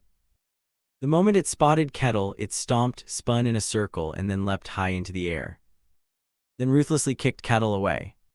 Kettle was hurled against the rear cliff and dazed for a moment. However, upon hearing movement from Nanos, he widened his eyes and intensely focused to prepare a counterattack. The moment he looked up, Nanos had closed the distance and appeared right in front of him. They were only inches apart. Nanos swung its razor-sharp claws through the air. Crescent blades formed from its icy claws nearly grazed Kettle, but he managed to dodge in time. Even while on the defensive, Kettle kept his gaze fixed on the opponent as if analyzing something. A strange cry rang out, and something slowly crawled out from Nanos' waist. Before Kettle could breathe, Nanos decisively fired a long, sharp blade straight at him. The blade sliced the air at terrifying speed, stabbing straight into Kettle's stomach and pushing him back. A horrible explosion sounded as the attack hurled Kettle through multiple layers of earth and rock, dust billowing everywhere. But in the next instant, Kettle stomped hard to stop himself. Nanos wouldn't relent. It immediately charged again, surrounding Kettle from all directions. Sensing something odd, Kettle quickly turned toward the source of the sound. By then, Nanos had finished casting its spell. The giant head of a beast expanded, its jaws lunging forward. Its vicious fangs bit down hard, swallowing Kettle's massive body whole. Witnessing the horrific sight, Alina screamed in panic that Lord Kettle had been swallowed. Meanwhile, Lick stood aside, silently assessing the fight, noting that the creature's strength and speed were at least superhuman, and its shape-shifting made it an extremely hard opponent to deal with. He also admitted he was more surprised that the Barbarian was facing such a monster without relying on any mystical power or magic. Though it seemed the fight would easily end, Kettle merely smirked from inside the beast and complimented Nanos on its variety of moves, saying he was enjoying it. The moment he finished speaking, he released his power. In less than 3 seconds, Kettle tore the beast's head open and burst out. He calmly straightened his clothes as if nothing had happened, clearly irritating Nanos. Nanos scanned the area for a target, but discovered Kettle was gone. In the next instant, Kettle suddenly appeared behind him, spun around, and raised his fist. Before Nanos could register the movement, Kettle's punch slammed into his jaw with terrifying force. Struck full force, Nanos collapsed painfully to the ground, unable to utter a sound. The horrific impact sent shards of crystal covering his body flying everywhere. Before they hit the ground, they turned to smoke and vanished into the air. Nanos struggled to stand and forced himself to keep fighting. Seeing his pitiful state, Kettle mocked, asking if that was all there was. Rather than answer immediately, Nanos silently watched him for a moment. Then growled that it seemed he would have to use his full power to eliminate Kettle, even if it meant sacrificing most of them to erase him from the world. Watching Nanos recklessly pour out its last drops of mana, Kettle casually wondered whether this was merely a final desperate strike, or truly all the infernal entity could do. He also thought to himself that compared to the white wasteland, it was nothing. Nanos let out a thunderous roar and unleashed its ultimate move with terrifying momentum. Unfazed, Kettle instead praised the fight as quite enjoyable. No sooner had he finished speaking than the axe in his hand carved a massive arc through the air. The two attacks collided midair, producing a huge explosion that shook the surrounding space. When the thick smoke finally cleared, only Kettle's imposing figure remained standing. The sight terrified Princess Alina to the core. She could only look at him in fear. Even Lick, a holy mage, was deeply shaken by what he had witnessed. The last remnants of Nanos weakly muttered that Kettle should not exist in this world. And with those final words, its body completely disintegrated. Immediately after, the system displayed a new notification. Mission number 786 completed. Rewards will be distributed. Lick approached Kettle and coldly remarked that he had indeed caused quite a mess. Kettle looked back at him, slightly surprised, surveying the now silent scene. Alina hesitantly asked whether it was finally over. Kettle nodded and replied that it seemed so. Worried, Lick gently asked if he was all right. Kettle smiled confidently, saying he was perfectly fine, then asked back if the mage was okay, since his barrier appeared to have been broken in the end. Although things had deviated somewhat from the original plan, Lick still found the outcome very satisfactory. He exhaled in relief and admitted the barrier had indeed been destroyed. Bitterly amused that his magic was undone by an axe, he put the joke aside and reported that although the shockwave had spread, he had temporarily handled the situation. Kettle asked, curious and surprised, how he had done it. Lick calmly explained that everyone in the royal capital of Ludian had been put to sleep. Hearing that, both the princess and the royal steward fell silent. Kettle, also astonished, repeated in a daze that he had managed to do that. Moments later, his eyes glittered with admiration as he enthusiastically declared that Lick was truly amazing. However, Lick felt conflicted inwardly, thinking Kettle's praise sounded ridiculous. Turning back, Lick reminded everyone that, although things were temporarily over, cleaning up the aftermath would be a real headache, and suggested they should return first. Suddenly, Kettle leaned close to Lick's ear and whispered to wait. Startled, Lick asked in alarm what was suddenly wrong. Kettle pointed at the pile of slime left behind, the remains after Nano's true body vanished, and eagerly asked if he could take it.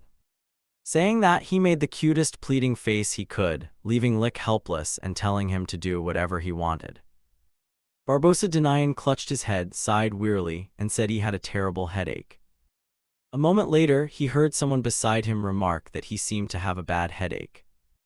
Realizing who stood before him, Barbossa Denayan hastily cleared his throat, quickly greeted the Tower Master, and admitted that everything had become completely chaotic. He wearily explained that despite many explanations, the people still refused to accept the truth. He said the nobles were not only applying political pressure but also slandering him as a murderer. Lick calmly folded his arms and remarked that such a reaction was inevitable. He said no one would easily accept that the entire palace had been replaced by creatures from the netherworld. Changing the subject, Lick asked about the girl's condition. Barbossa Denayan hesitated slightly, then clarified that Lick meant Alina. He explained that she looked better than expected. Despite being persuaded and threatened by the remaining Liane nobles, she maintained an astonishing calm. He emphasized that she was both the last living royal bloodline and a creature of the netherworld. Barbossa Denayan sighed with admiration and remarked that although she must be deeply bewildered, she possessed a strength of will beyond expectations. Hearing this, Lick speculated that a lot must have happened to her, or something was supporting her from within. He lowered his gaze and muttered softly that it was indeed strange. Barbossa Denayan, following Lick's words, asked what he was implying. Lick glanced elsewhere and replied that he was referring to the nether creatures. Barbossa blankly repeated the phrase, then suddenly remembered someone and wondered just how strong that barbarian really was. Silence immediately fell after the question. Lick turned away with an awkward expression, was silent for a moment, then softly mumbled about the concept of power. Finally, he admitted that even he did not grasp the limits of that man's strength. Meanwhile, outside in the garden, Alina bowed her head and hesitantly asked Kettle if he was about to leave. Kettle smiled and explained that he knew someone in the Denayan kingdom and planned to meet them. Alina quietly nodded in acknowledgement, then suddenly apologized sincerely. She confessed that although she had promised to grant him any reward he wanted, she currently had nothing to offer. Kettle stared at her in surprise for a moment, then suggested they postpone the reward for now. Alina, stunned, looked up and asked what he meant. Kettle cheerfully explained that he had heard the kingdom of Lutain was in chaos, but since the royal bloodline still existed, things would soon stabilize. He would claim his reward then. Alina, embarrassed, tried to object, but Kettle cut her off immediately, reminding her that he had said he didn't see her as a monster. His words made Alina Roach widen her eyes in astonishment. She was silent for a long moment, finally understanding his heart and smiling warmly, full of happiness. And she swore on her honor, Alina Mavrosai, that she would one day repay his kindness. Seeing her like that, Kettle smiled in satisfaction as well. After a while, Kettle received a card resembling a seal. He looked at it skeptically and asked what it was. Barbosa Denian frankly explained that it was the king's identification seal. He said to casually consider it a reward for Kettle's request. Barbosa Denian added that with this seal, Kettle could enter almost anywhere except special places like the imperial capital or the church's sanctum. Since Kettle planned to travel the world, Barbosa believed it would be extremely useful to him. Hearing this, Kettle's face immediately lit up. He thanked Barbosa Denian enthusiastically, delighted that this item would make his world fantasy journey much easier. After that, Kettle departed and was quickly amazed by the surrounding scenery. He continuously marveled and praised the impressive sights, then cheerfully remarked that the Denian capital was larger and cleaner than the Barcan territory where he had lived. Suddenly, someone behind him shouted for him to stop. Kettle quickly turned around and saw guards advancing aggressively, demanding to know who he was and ordering him to declare his identity. Kettle stood there dumbfounded, not understanding what was happening, while the two guards wore extremely serious expressions. After a moment of silence, Kettle thought to himself that there was no other choice in this situation. He confidently produced the identification seal. The seal emitted a blinding beam of light that stunned the two guards. The two guards immediately bowed their heads apologetically. Kettle took a triumphant deep breath and noted that the effect was truly impressive. Continuing on, he wondered where the place he sought might be. At another location, someone slammed the table in anger and concluded that the other party was basically saying they had no money to repay the debt. The person opposite confidently admitted that was correct. The other side helplessly said that meant they could not repay the debt at present. Milena of the Akasha family asked sternly why he was acting arrogant in this situation. The head of the great Diablo family crossed his arms arrogantly and declared that as the head of the Diablo clan, he would never be reduced to misery over a few coins. Milena narrowed her eyes in displeasure, coldly pointing out that the Diablo clan was on the verge of collapse precisely because of those coins. Hearing that, the head of the Diablo clan immediately flew into a rage and accused her of impudence.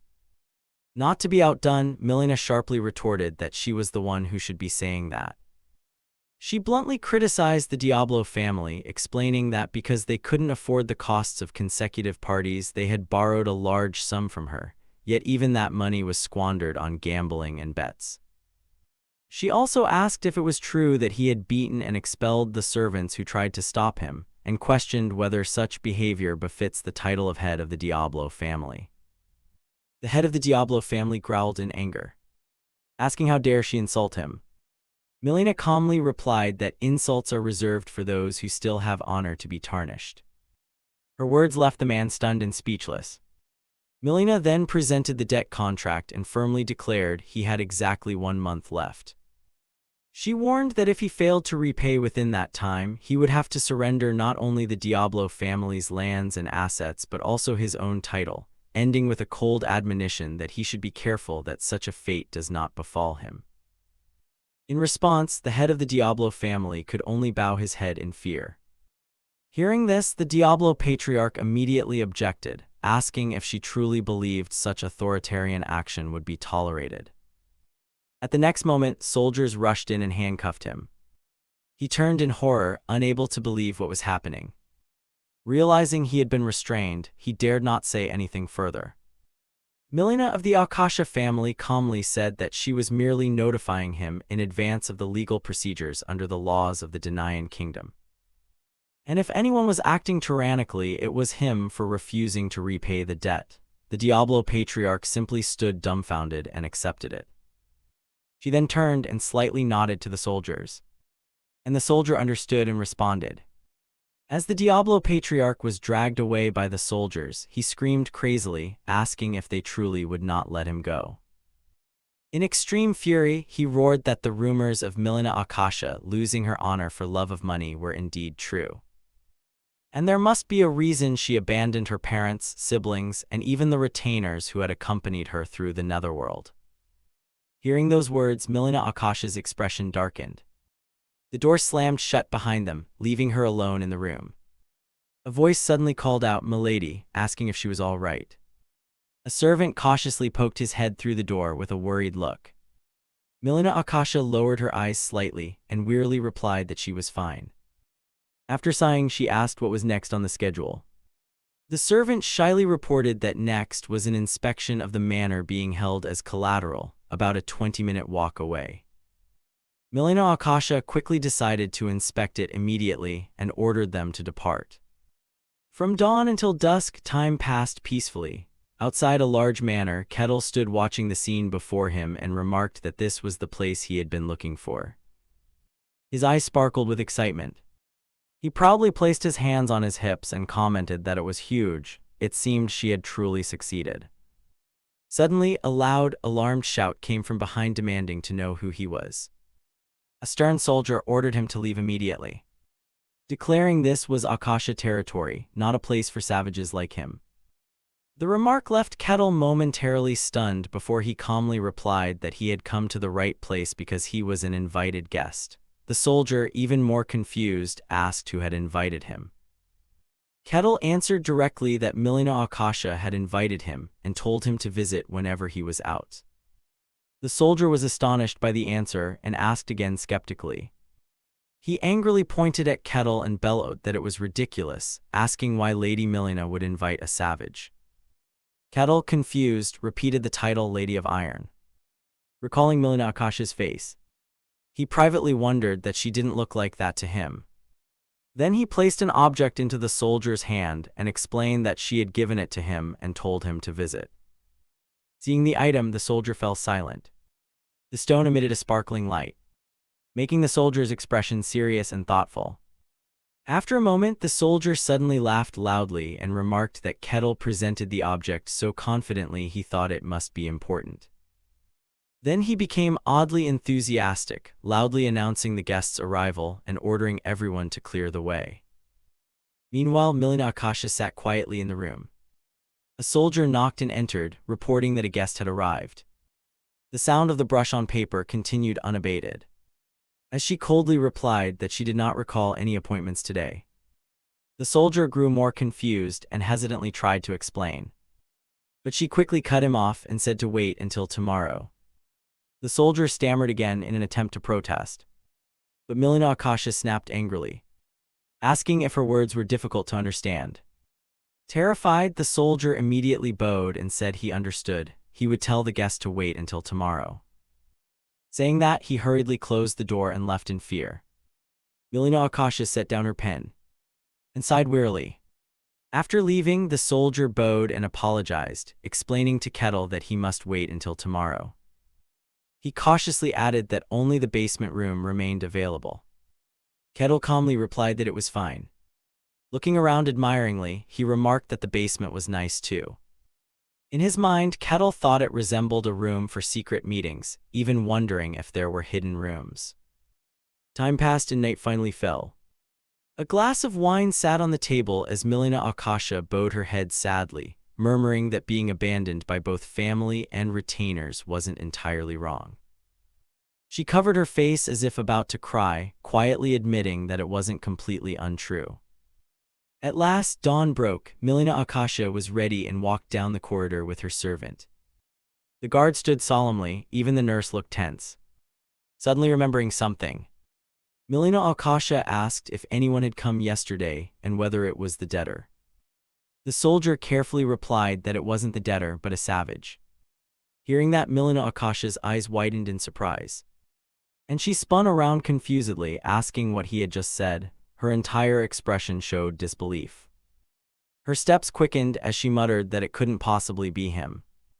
This reaction terrified the soldier, who anxiously called out to her. Without hesitation, Milena Akasha pushed the door and rushed in. Her eyes widened in utter astonishment. Kettle leisurely turned his head to look at her, gave a simple greeting and cheerfully exclaimed, "Milena." Kettle smiled warmly, saying he was glad to see her again. Milena Akasha looked at him in shock and cried out his name, Kettle, in disbelief. She then bowed deeply and apologized to Kettle, saying she couldn't believe she dared put him in such a shabby room. Kettle gave a faint smile and said the room was perfectly fine, adding that it would be even better if there were a secret room. As he lightly touched the wall beside him and said this, Milena Akasha embarrassedly apologized. After a while, the two moved to the reception room. Kettle quietly remarked that it was good. Beside them, the servant looked somewhat worried. Milena Akasha again bowed cautiously and apologized. But Kettle smiled and told her not to worry about it. Hearing that, Milena Akasha breathed a sigh of relief and remarked that it had indeed been a very long time since they'd met. Kettle happily agreed and wondered how many years it had been. Milena Akasha immediately answered that she thought it was 5 years. Kettle closed his eyes, thinking it had been that long. Time had flown. Milena Akasha's eyes brightened as she asked whether the issue Kettle had once said kept him from leaving had been resolved. Kettle explained that it had been resolved perfectly, and thanks to that he escaped that terrible place. Milena Akasha replied joyfully that she was very glad everything was fine with him. And the protagonist also praised her for having been very successful.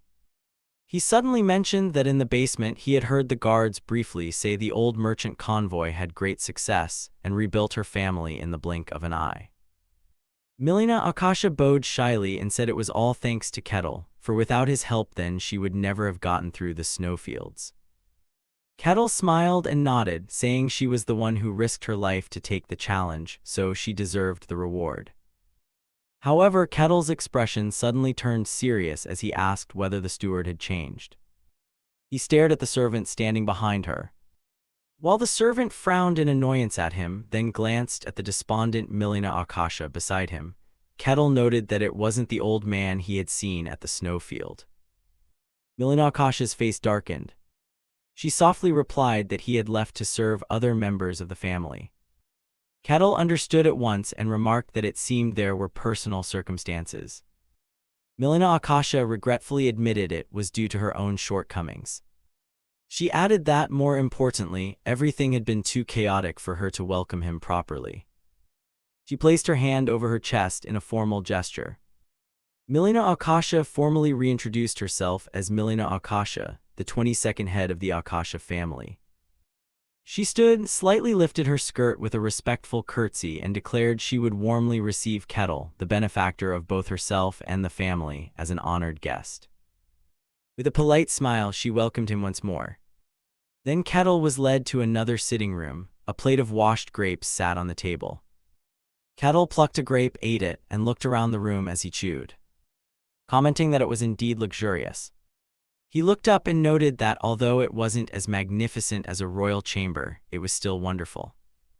And sometimes a place like this was not bad at all. Suddenly there was a sound. Kettle looked up, slightly surprised, wondering what it was. It turned out Milena Akasha was poking her head through the door, softly calling Kettle, and asking if she was disturbing his rest. Kettle smiled reassuringly that it was fine and asked what she needed.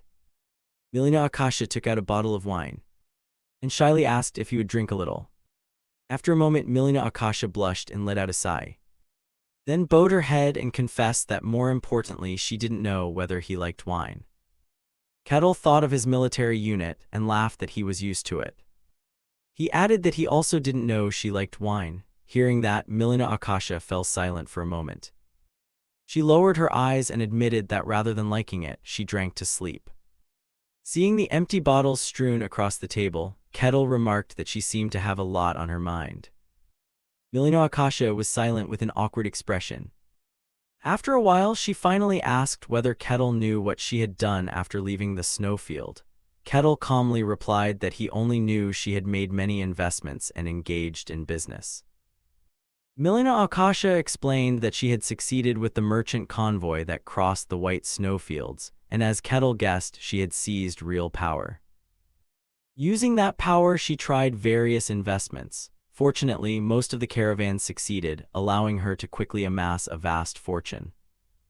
However, her voice grew quieter as she admitted those caravans carried enormous risk. One small mistake could topple the family in an instant. Milena Akasha explained that she began to consider lower-risk investment methods and ultimately turned to money trading. That brought great success to her family, but family members gradually abandoned her, believing money had driven her mad and that she had discarded their honor. Abandoned by everyone, she sadly admitted she had firmly believed those choices were for the family and asked whether all those choices had truly been wrong. At that, Kettle denied it, saying he didn't think so. He awkwardly asked how it could be wrong when she only lent money to those in need and kept them safe. He also explained that he had heard she was authorized by the kingdom, so there was nothing wrong with it. Inwardly, Kettle thought about financial concepts and felt that in this era he could understand why she was treated that way, even though in modern times it would be perfectly normal. Milena Akasha asked in astonishment whether he truly thought so and didn't consider it a dirty business. Kettle calmly confirmed that of course not, explaining she hadn't broken any laws, so there was no reason to call it dirty. On the contrary, he added that one could say she had greatly raised the family's reputation by accumulating such wealth. Milena Akasha blushed shyly and softly called Kettle's name. As she recalled the moment, a servant had tried to leave. At that time, she had desperately told the servant to wait and tearfully asked why he was leaving her too. But the servant apologized and admitted he thought it would be very difficult to continue serving her. Tears fell into the wine glass. Milena Akasha sadly murmured that now she understood, and perhaps she had not been wrong. She cried with happiness, confessing that in the past 5 years Kettle was the first to say such things to her. Meanwhile, outside in the quiet corridor, a maid paced back and forth anxiously. Earlier, Milena Akasha had instructed her not to disturb because she had important matters to discuss with the guest today. Nevertheless, the maid remained uneasy, thinking that although the mistress had ordered no disturbances tonight, she truly doubted whether the mistress understood her own position. A noble lady who had brought a savage into the mansion was bad enough, now staying together late into the night like this was worse. Suddenly, a loud noise rang out in the corridor, causing the maid to rush over, push the door open, and call for the mistress. However, when she realized nothing serious had happened, her voice trailed off. Inside the room, Milena Akasha was sobbing, insisting she had done everything for the family. She complained that those people couldn't even pay their debts yet still lectured about honor, utterly shameless. Kettle smiled in agreement, remarking that they truly were shameless. Yet inwardly he felt a bit impatient, wondering how much longer he would have to listen. Milena Akasha grew angrier, crying out that yes, and continued grumbling that there was another person behaving the same way. From outside the room, the maid witnessed the whole conversation. She silently stepped back and gently closed the door again to leave the two alone inside. And she silently told herself to forget everything she had seen today. The next day, Milena Akasha looked up and cheerfully welcomed the guest. Addressing the man opposite her as Grand Swordmaster, Lord Maximus, with utmost sincerity. However, Maximus replied without warmth, saying there was no need for such ceremony since his visit was unofficial. Keeping her smile, Milena said she understood, though inwardly she wondered what had brought him here. Observing the serious aura surrounding Maximus, an answer slowly formed in her mind. She realized that Denian's azure sword, the swordmaster himself, had come to their house. She could not fathom why a superhuman who had surpassed human limits would visit them. After giving her a moment to digest the information, Maximus began by asking whether a savage had come here. Milena was slightly surprised and cautiously confirmed that he had. While nervously twisting the edge of her skirt, she wondered whether he knew Kettle and feared he had come to expel him for being a savage. Contrary to her expectation, Maximus sighed and explained that she seemed to be misunderstanding something. He clarified that this was not the case. After a moment of silence, his gaze sharpened as he ordered her to treat that savage well, for it was the king's command. Milena, terrified, could only ask what he meant. After calming herself, she carefully asked for a reason. However, Maximus firmly apologized and said he could not disclose anything beyond that it was the king's order. Slightly disappointed, Milena replied that she understood. Then Maximus suddenly pointed to himself and remarked that he did not demand payment for nothing. She could use his name. The bold offer made Milena instinctively raise her voice to ask if he truly permitted her to use the name Lord Maximus. Maximus confidently waved his hand, saying he roughly understood the situation and asked whether those foolish nobles were giving her trouble. Touched on the sore spot, Milena bashfully admitted they were and acknowledged he had grasped the matter. Maximus then painted a bright picture for her, declaring in a tone that brooked no objection that if she mentioned his name, even those fools would fall silent. Milena was dumbstruck and could only force a smile. Outwardly she kept a pleasant expression, but inside she screamed in confusion, wondering what the man had done. Elsewhere, Kettle stood dazed by the window when he heard approaching footsteps. The newcomer respectfully addressed him as Lord Kettle, catching his attention. He instinctively turned and responded with a questioning hem. Upon recognizing who had come, he carefully asked if it was Milena and what she wanted. Before getting to the main point, Milena cautiously confirmed whether he had once said he worked as a mercenary. Kettle candidly replied that he had. Her next question surprised him a little when she asked what kinds of jobs he had actually done. Still, Kettle tried to choose his words carefully and explained that it was mercenary work, like escorting others. As he spoke, vivid memories flooded his mind, from punching apart someone else's territory to taking down notorious villains. But when he summarized his past for Milena, he condensed everything into a vague line that he had patrolled villages. The most striking detail in his description was the bright look on his face when he added that he had also spent time beating up all sorts of things. Milena politely replied that she understood, though she seriously misunderstood inside. She was certain no swordmaster would personally come for something so trivial. Annoyed at her own speculation, she decided to drop it, feeling it was best not to probe further. Quickly setting aside her disappointment, she cheerfully said she was only curious. Since the matter was settled, she offered to show him around and asked if there was anything he wanted to see. Kettle answered slowly as if thinking it over, and repeated that he was considering what he wanted to see. A while later, he asked curiously whether her family was involved in many types of business. Though not fully grasping his meaning, Milena admitted they were a merchant family. That was all Kettle needed to hear before replying. Not long after, the two arrived at Akasha Trading Company. Amid the bustling crowd coming and going, Milena proudly introduced it as their trading company. As a thoughtful guide, she explained that even commoners could borrow or deposit money here. Although not everyone qualified, Kettle listened with keen interest and could only exclaim in admiration. In fact, he was thinking that the basic structure resembled a modern bank. Most of all, what intrigued him was the sight of customers coming and going. He found it interesting to watch people in medieval dress and thought this place was a perfect blend of modernity and fantasy. Millionaire Akasha cut across Kettle's thoughts by asking what he thought. Without hesitation, Kettle gave a thumbs up and said it was quite interesting. Her odd description made Milena wonder whether that could really be called interesting. Shoving aside her remaining doubts, Milena led him to another place. The moment they stepped through the door, Kettle excitedly shouted that this was the armory. Milena proudly explained that weapons trading had saved the Akasha family, and afterward they focused heavily on manufacturing and selling arms. She added that this place stored some of their most special weapons. However, at that moment, Kettle's attention was drawn elsewhere. After staring at a sword displayed on a rack for a long time, he carefully asked if he could hold it for a bit. Milena immediately allowed him and told him to go ahead.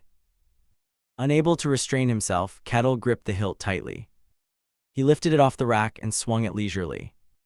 Unexpectedly, a flame suddenly flickered at the tip of the blade. The small flame quickly spread across the entire sword. Milena remarked that it was an enchanted sword. The very word enchanted shocked Kettle. He repeated that it was enchanted and watched the blazing flame with rising emotion, thinking this was real enchantment. The feeling moved him to the point of tears because the word sounded so alluring. Seeing his reaction, Milena kindly asked if he wanted the sword. Kettle looked at her with watery eyes and asked if she was serious. Instead of answering immediately, Milena smiled and said it was more important that she had something to ask him. Watching the sword burn in his hands, she awkwardly asked if it wasn't hot. Kettle froze for a few seconds, then shyly replied that he was fine. Now calmer, he admitted that he wasn't sure whether he should accept such a valuable item. Milena casually reassured him that it was fine and confessed that the weapon had no practical use at all. She explained that she had commissioned an alchemist to create the flaming sword, but the fire extended down to the hilt, making it unusable. Recalling her previous efforts to salvage the weapon, Milena said she had complained to the alchemist. But the person just blankly asked if she had ever requested a safety mechanism. Of all the things she said, the word alchemist caught Kettle's attention. He asked in surprise whether alchemists even existed. Milena, a little annoyed, admitted they did and explained that the family had hired one for a vast sum, though she somewhat regretted it. Unbeknownst to her, those words opened a new possibility in Kettle's mind. Thinking alchemists sounded extremely interesting. He asked what that person was like. Startled slightly, Milena politely replied that the person's personality was rather strange, but their skill was unmatched. She went on to explain that this alchemist had turned someone with no knowledge of mystic forces into a superhuman warrior. The revelation shocked Kettle so much his panic was obvious. He immediately asked if it was true.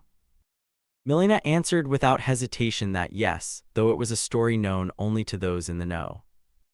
She tried to recall details and explained that the Empire had once posted a notice seeking superhuman warriors to serve them.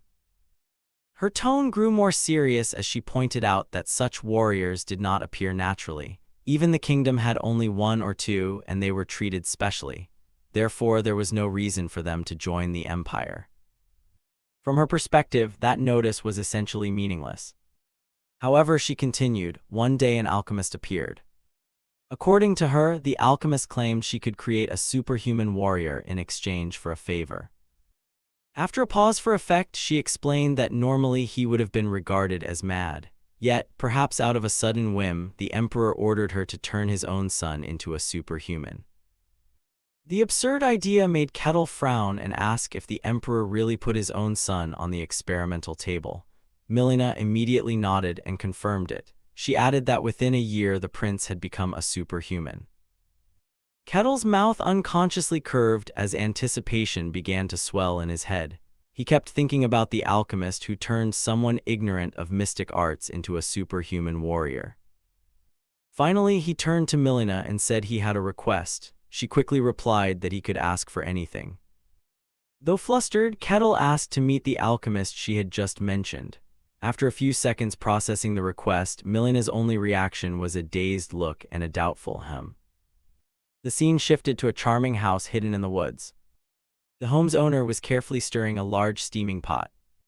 Though focused on her work, her keen ears still picked up the sound of someone approaching. The alchemist immediately turned and remarked that she could sense something extraordinary about this person. Kettle and Milena Akasha finally found the wooden cabin hidden among countless trees. After a few seconds of silence, Kettle cautiously expressed doubt by asking if she really lived in the forest. Milena Akasha suppressed a sigh and explained that the owner said living here was very comfortable, though coming and going became inconvenient whenever she had to travel. With that said, she stepped forward and knocked on the wooden door. The cabin's owner cautiously called out. Milena Akasha immediately answered in a familiar voice that it was her, Archimis. Hearing the familiar voice, Archimis immediately relaxed and invited her in. Given permission, Milena Akasha leisurely pushed the wooden door. The door had never been locked. The first thing she saw was the beautiful alchemist Archimis waving at her. Archimis then mentioned she had run out of clothes and asked if Milena could fetch her a few new outfits. Before Milena Akasha could say anything, she was asked and momentarily stunned. She asked if she hadn't already given clothes to Archimis earlier. Archimis sheepishly scratched her head and honestly explained that splashed chemicals had ruined everything. Only then did Milena Akasha take a closer look. The more she looked, the more embarrassed she became, remarking that the outfit still looked like rags. Archimis yawned until tears formed from being scolded, but stubbornly defended herself that it was fine since she lived here alone. Not wanting to continue that topic, she switched subjects and asked what the client who hired her wanted this time. She added that she had completed the last request, hadn't she? The moment the matter was mentioned, Milena Akasha flared up and repeated the word completed in a clearly angry tone. She then began a long tirade reminding Archimus that she had requested a shield that could repel anything.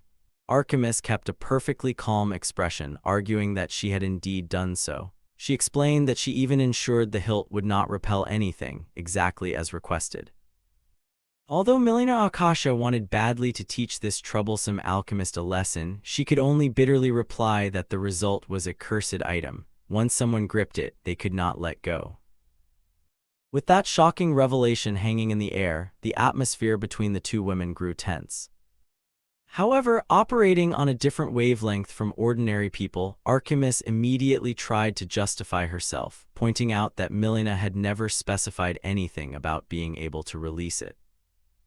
Midway through her defense, Archimus realized Milena Akasha looked ready to explode. She instantly panicked, repeatedly apologized, and insisted she had only been joking. Under heavy pressure from her employer, Archimus finally admitted the truth. She confessed that she had pulled all-nighters and was utterly exhausted, so she had misadjusted it. To fully quell Milena's anger, she emphasized that she truly had not meant to do it. Milena Akasha did not intend to make life difficult for the only alchemist she had, so she sighed deeply and let her anger subside. She told Archimus she knew it was unintentional and only requested that she be more careful next time. Surprised at escaping so easily, Archimus cheerfully promised to remember. After a few rounds of bickering, Archimus finally remembered the existence of the third person. She asked who was accompanying Milena. She added that she had sensed an incredible presence even before Milena arrived and remarked that the person was standing just outside the door. Isn't that so? While Milena Akasha was still stunned by that eerie acuity, Archimus suddenly came up with a reason and asked whether Milena had hired a new bodyguard. Deep down, Milena Akasha could not help a rising anxiety. She wondered how Archimus had perceived Lord Kettle and suspected it might be elf intuition since she had not meant to hide him. She cautiously explained that Archimus was rather special and thought the meeting might be surprising. Archimus was not intimidated at all. Instead, she reacted with suspicious excitement and asked what was so special. Then, to Milena Akasha's astonishment, she suddenly doubled over and burst into laughter. After laughing her fill, she wiped her eyes and explained that she had met many powerful people before. She insisted that no matter how strong this person was, there was nothing to worry about. Archimus continued babbling without noticing Milena Akasha's increasingly awkward expression. She even remarked that Milena's worry that she might be dangerous was the truly surprising thing. Deciding that action would be more convincing than words, Milena Akasha turned toward the door and loudly announced that, according to Archimus, there was nothing to fear, then called out directly for Lord Kettle. Kettle did not answer immediately. Instead, he merely cleared his throat and responded, "Hem." He deliberately opened the door just a crack to reveal part of his face. He spoke in a dark, gloomy voice as if from the depths of hell. He politely asked if he might come in now. Only moments before, Archimus had been boasting confidently. Yet after hearing that simple question, her entire color drained away. Kettle spared no courtesy to the homeowner and coldly greeted her again, introducing himself as Kettle and saying he was pleased to meet her. He even stepped closer before deliberately stressing his name. Archimus now trembled uncontrollably, able only to emit a series of meaningless sounds. Taking advantage of the moment, Kettle went on to say that he had heard much about Archimus's reputation from Milena. However, before he finished speaking, his expression suddenly froze.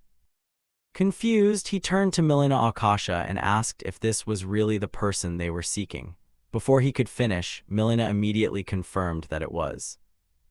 An awkward silence enveloped the room as the two visitors stared at the homeowner, who had been frightened into fainting. When Archimus came to, she was too ashamed to raise her head. She admitted that after her earlier confident talk, the situation was extremely humiliating. Kind Kettle tried to soothe her shame, reassuring her that such things could happen. Not wanting to dwell on it, Archimus quickly asked if they wanted to meet him. Kettle eagerly confirmed and explained that he was interested in alchemy. He then asked if Archimus would be willing to teach him. Taken aback, Archimus instinctively repeated the word alchemy in disbelief. Even Milena, who had been silently listening until then, asked whether Lord Kettle truly wanted to learn alchemy. Despite their surprise, Kettle firmly confirmed that he did, adding it was just one of the things he wanted to learn.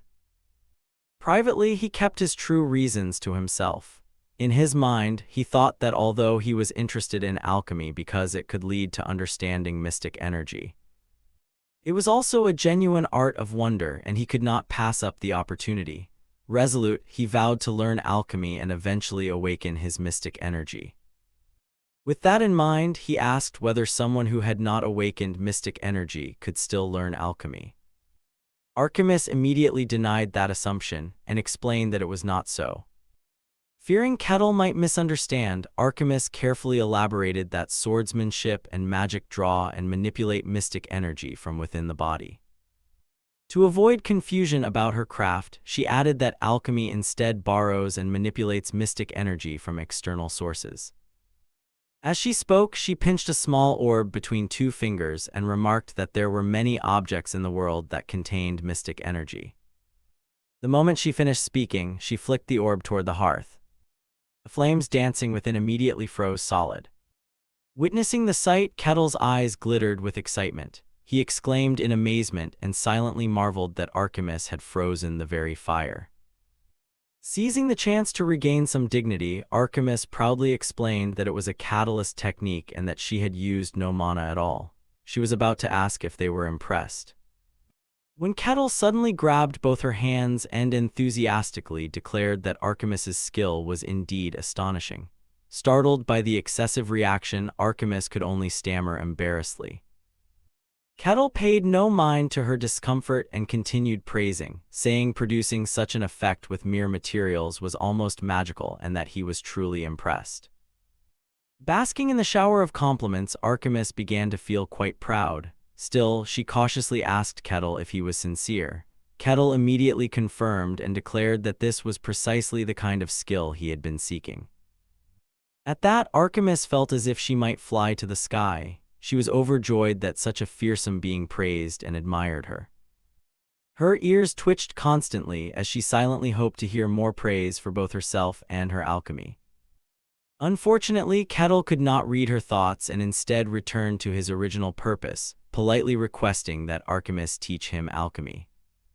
Now much more open to him, Archimus agreed without hesitation, saying it would be quite easy. Milena then interjected and expressed gratitude that Archimus had accepted Lord Kettle. Archimus replied with an awkward hem, only for Milena to remind her that the catalyst she had casually used for that little demonstration was the very thing Milena had recently spent a fortune acquiring for her. Unable to argue the point, Archimus could only force a wry smile and let it pass. While the two were busy settling that debt, Kettle calmly gathered his thoughts. He reflected that he had not realized the alchemist was an elf. His mind returned to past encounters with elves, and he remembered that they had always been especially fearful of him. This made him wonder whether he appeared particularly terrifying to elves. Meanwhile, Archimus could not bear Milena's criticism and reluctantly apologized again. Observing Archimus's rather carefree behavior, Kettle felt reassured. He concluded that even elves seemed to stop fearing him once they grew used to his presence. When the visit ended, Kettle confirmed he would return the next day to begin learning alchemy. Despite still having a rather large bump, Archimus happily saw them off and replied, "See you tomorrow." After the two guests were out of sight, Archimus immediately slammed the door shut. She then leaned against it for a long while. Though outwardly calm, she was inwardly struggling violently. She screamed in her head, asking herself what she had done. Her thoughts replayed Kettle's praise that she was wonderful and the best. She clutched her head in frustration, berating herself for being fooled by sweet words and insisting she should have been sober and refused. Still, she quickly found justifications for her decision. Above all, she concluded that Kettle was not truly a savage. Recalling Kettle's bearing, Archimus affirmed her belief that Milena, being human, could not sense it, but that Kettle's nature had been fundamentally warped. Even so, she remained puzzled as to why a being like Kettle would want to learn alchemy. Midway through her thoughts, she suddenly dismissed the worry. She convinced herself that someone like Kettle would never seriously pursue alchemy and would surely grow bored and quit quickly. After reinforcing that belief, Archimedes quietly wondered one last anxious question: was that assumption truly correct? A few days later, Archimedes began instructing Kettle in alchemy, starting by boiling some kind of solution in a large pot. Archimedes's face grew tense as she murmured, "Good, just let it cool slowly like this and it will rise up." Kettle's gaze also became more focused than ever. At last, from inside the pot, a golden orb suddenly appeared. He couldn't contain a joyful shout, declaring success. Overexcited, he high-fived the nearby person to celebrate, saying he had done it and calling out to Archimedes to celebrate. Archimedes went along with the mood and congratulated him, saying it was wonderful. However, the moment she said it, her inner thoughts stiffened in disbelief, wondering what wonderful really meant. She realized that despite careful prior planning, reality had clearly gone against her expectations. She admitted to herself that she had never expected him to learn so much in just 3 days, especially since she had deliberately taught in the most tedious, difficult, and complicated way possible. While Kettle celebrated nearby, Archimedes remained flustered and bewildered, wondering whether a savage could really be that intelligent. Meanwhile, despite her complex emotions, Kettle stayed focused on the object in his hands and reflected deeply. He thought that he had never truly been a savage, and as he continued to stare at the small gem he had created, he grew increasingly moved, realizing this was his first alchemical product, and that he had finally achieved the mystical result he had previously only dared to dream of in a fantasy world. Thinking this, Kettle suddenly turned to Archimedes and expressed his gratitude, saying thank you. Archimedes was taken aback by his sincerity, waving her hands to deny it repeatedly and insisting it was nothing.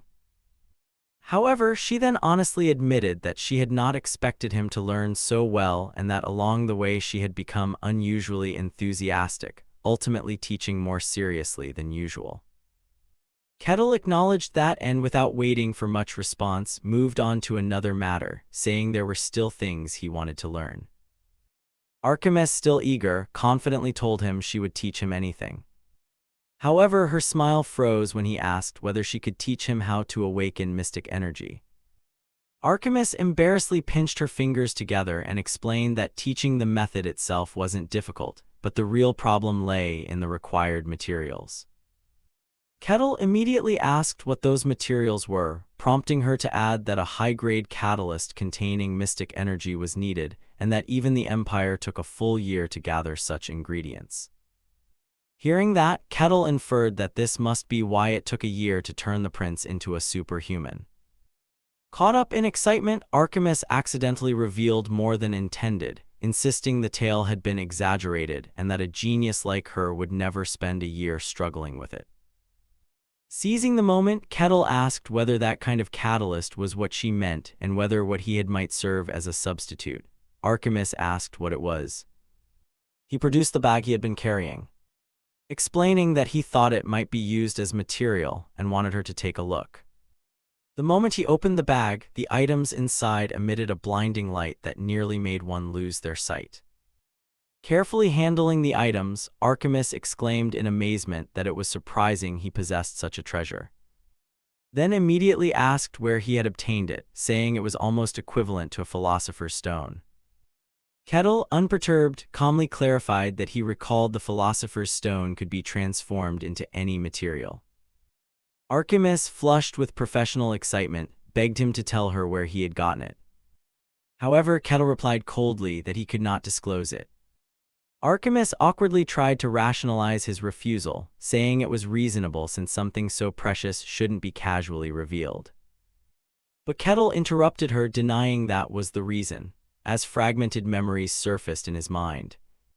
He said in a detached tone that he had used it up and it was now very difficult to produce more. Upon hearing this, Archimedes fell silent, staring in horror at the glowing materials in his hands without finding words.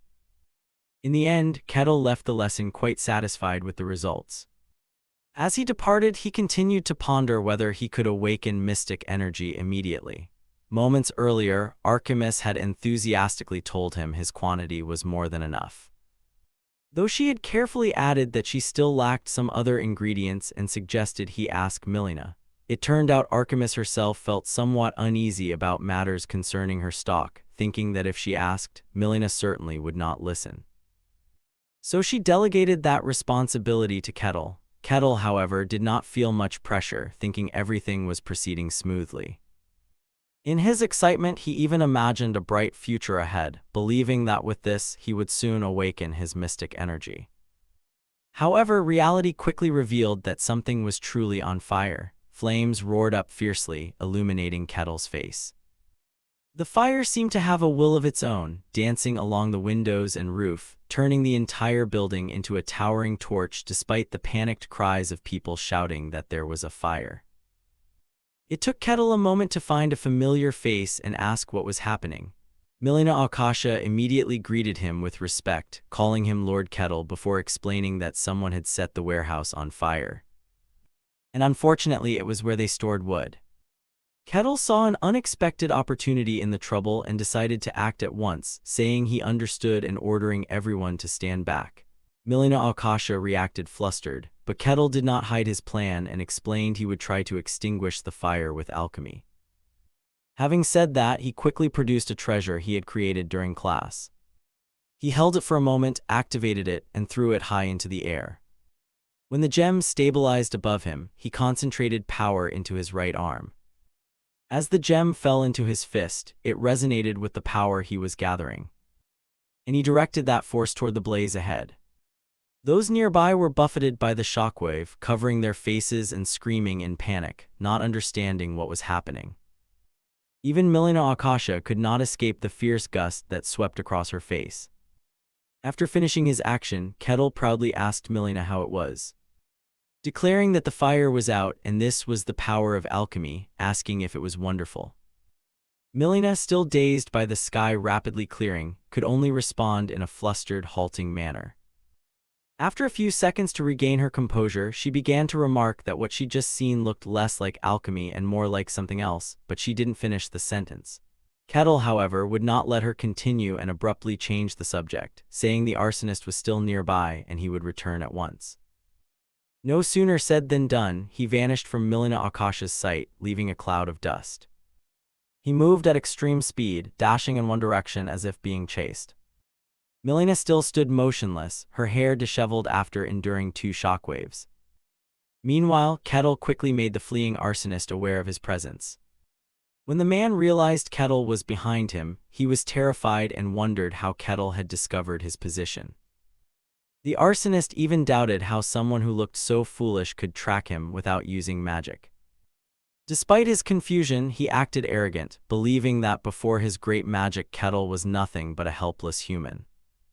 As Kettle lunged forward, he noticed something unusual, and carefully scanned the surroundings before realizing a mist had covered the area.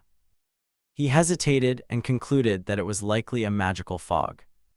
His gaze then locked onto the arsonist standing confidently on a branch, where the man declared that the magic not only obscured sight but also disrupted the senses.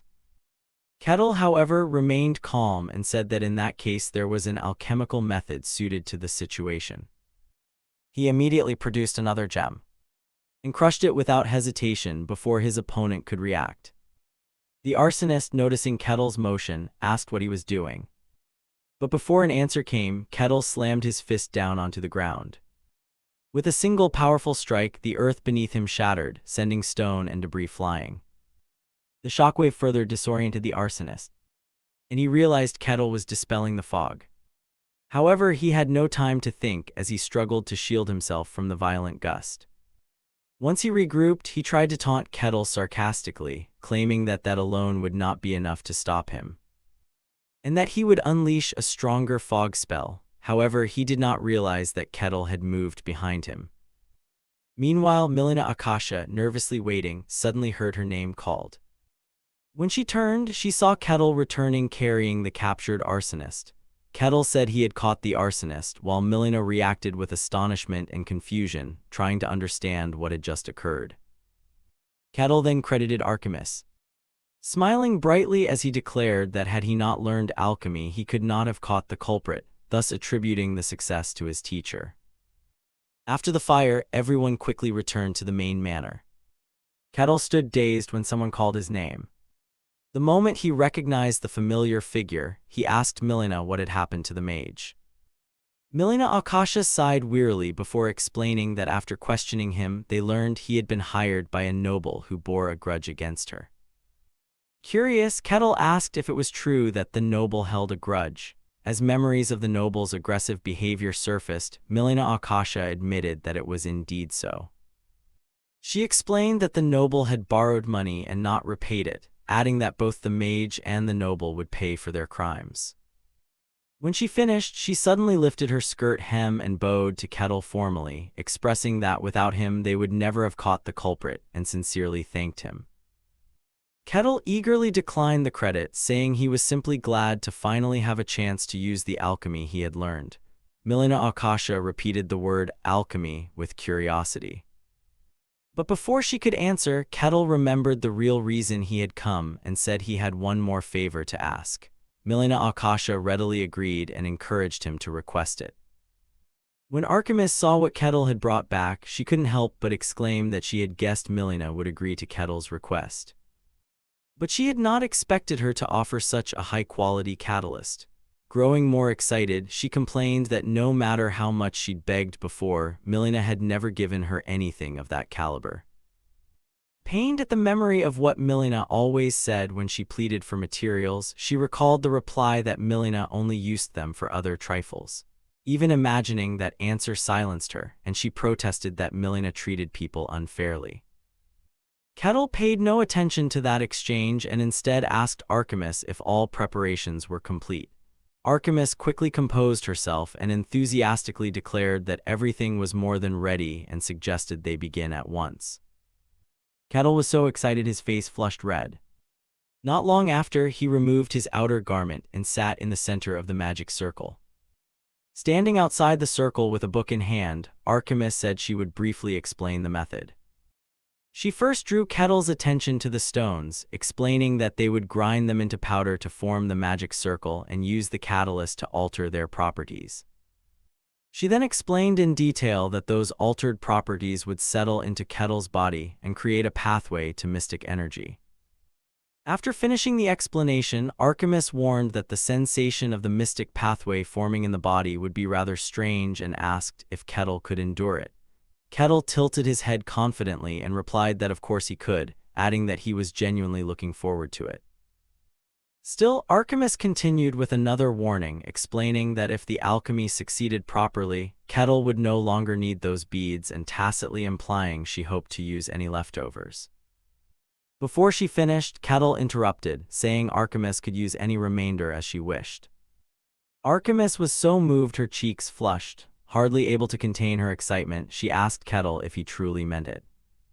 Kettle firmly reassured her that he did and urged her to begin. With no more hesitation, Archimedes agreed and declared the ritual started. Even so, Archimedes could not hold back the swell of emotion within. She thought that when they first met she had even fainted at Kettle's monstrous presence, but after being together a few days, she felt she understood him a little. When the image of Kettle's muscular frame came to mind, Archimedes secretly admitted that while she couldn't say Kettle wasn't terrifying, his desire to become strong was no less than that of an ordinary savage. That thought made her smile inwardly as she concluded that in that light Kettle could even seem somewhat endearing. Keeping that faint smile, Archimedes quietly called Kettle's name. Those thoughts only reinforced her determination, and she silently vowed that no matter what she would make the alchemy succeed.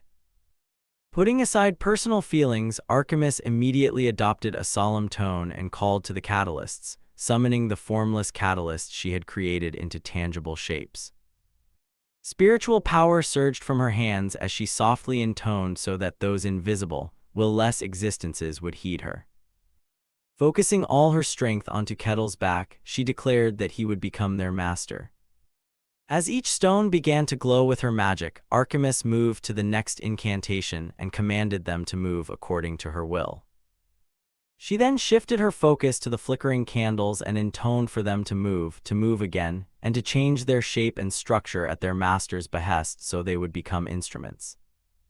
Kettle remained utterly absorbed, seemingly attentive to nothing but Archimis's voice echoing in his ears. At that moment, a tremendous force bestowed by Archimis erupted around Kettle. It ran throughout his body, making even his hair whip about. Sensing the intense transformation occurring within him, Kettle suddenly opened his eyes. Outside, all the candles had been extinguished, leaving only thin trails of smoke. The stones around the magic circle had lost their original color and cracked. Meanwhile, Archimis herself had collapsed beside him, exhausted. After a few seconds to steady her breathing, Archimis finally lifted her head and weakly asked whether it had succeeded. When Kettle remained silent, Archimis called his name again. After a long pause, Kettle at last drew a deep breath. Then suddenly sprang up and burst into joyous laughter. Every cell in his body seemed to celebrate as he realized he could feel an entirely new sensation he'd never known before. Though the answer seemed clear, he could not help wondering whether this was truly the feeling of mystic energy. Observing his reaction, Archimis finally exhaled in relief and smiled, saying that judging by Kettle's response, the ritual appeared to have succeeded. Overcome with excitement, Kettle suddenly lunged forward and lifted Archimis into the air, declaring that it was surely a success. The unexpected gesture left Archimis frozen in shock. Realizing how awkward their position was, her face flushed and she shouted at Kettle to wait. Kettle, however, paid no heed to ceremony and continued to hold her aloft while effusively thanking Archimis, insisting it was all thanks to her. No matter how heartfelt Kettle's thanks, Archimis could only stammer for him to put her down. When the moment finally passed, Archimis asked Kettle seriously how he felt and whether he sensed any instability. Kettle clenched his fist and resolutely replied that he felt absolutely nothing and the ritual seemed to have succeeded perfectly. Hearing that, Archimis expressed relief, admitting she had been somewhat worried. Kettle immediately asked if that meant he could now use mystic energy. Archimis raised a finger and instructed him to focus inward and check the power within his body. Kettle obediently nodded and decided to try. The moment he closed both eyes, a vast emerald aura swiftly enveloped his entire body. Yet only a short while later, he frowned slightly and remarked that something was off, calling for Archimis. Puzzled, Archimis asked what was wrong. Kettle slowly lowered his hands and hesitantly explained that he could clearly feel the mystic energy within his body. However, after contemplating for a moment, he admitted that whenever he tried to draw the power out, it immediately dissipated, then asked what they should do. The instant Archimis heard this, she cried out in utter horror, unable to believe what she'd just heard. Putting their situation aside for the moment, the scene shifted to the city gate where two guards stood watch with heightened vigilance. Suddenly, one muttered incoherently as both guards fixed their eyes on a luminous figure approaching from afar. Around the mysterious traveler, several bronze pillars spun rapidly like tops. The younger guard couldn't help exclaiming that the silhouette looked familiar before the older guard finished his thought, certain that without a doubt it was the wandering merchant. As the wandering merchant approached, he politely asked if they could open the gate. The younger guard immediately agreed and hurriedly replied that he would open it at once. Though pleased with the answer, the wandering merchant suddenly proposed they make a bargain first. The older guard cautiously pointed to himself and nervously volunteered to go first. Catching his meaning immediately, the wandering merchant cut him off and simply asked what he wanted. He then confidently declared that he possessed everything they could desire and told the guard to name it. As the whirl around him expanded, he added that so long as they paid the proper price, he could obtain anything they requested. The wandering merchant was a mysterious being who roamed the world. One day he suddenly appeared in the human realm, selling rare items and granting people their deepest wishes. In return, he demanded money or something of value, and sometimes even their souls. And now the wandering merchant had come to the kingdom of Denian. Milena turned to Kettle and said the wandering merchant had finally arrived in Denian. She asked what he thought and offered to buy him whatever he wanted, saying she owed him a great debt. Kettle nodded and thought to himself that his study into awakening mystic energy had made no progress. If this merchant truly granted wishes, he figured he should give it a try. They quickly made their way to the merchant, and Kettle remarked in surprise that this was the so-called wandering merchant. Kettle observed the mysterious figure as he granted wishes. Holding a pouch of gold coins, a young man stepped forward and begged the wandering merchant for a weapon that could cut through anything. The wandering merchant replied that it was not enough, explaining that mere value alone would not suffice. The boy was taken aback. But the wandering merchant activated his magic and told him that a weapon that could absolutely cut everything was impossible. A small crack opened up right above them. The tiny tear shone brilliantly as a sword began to emerge from it.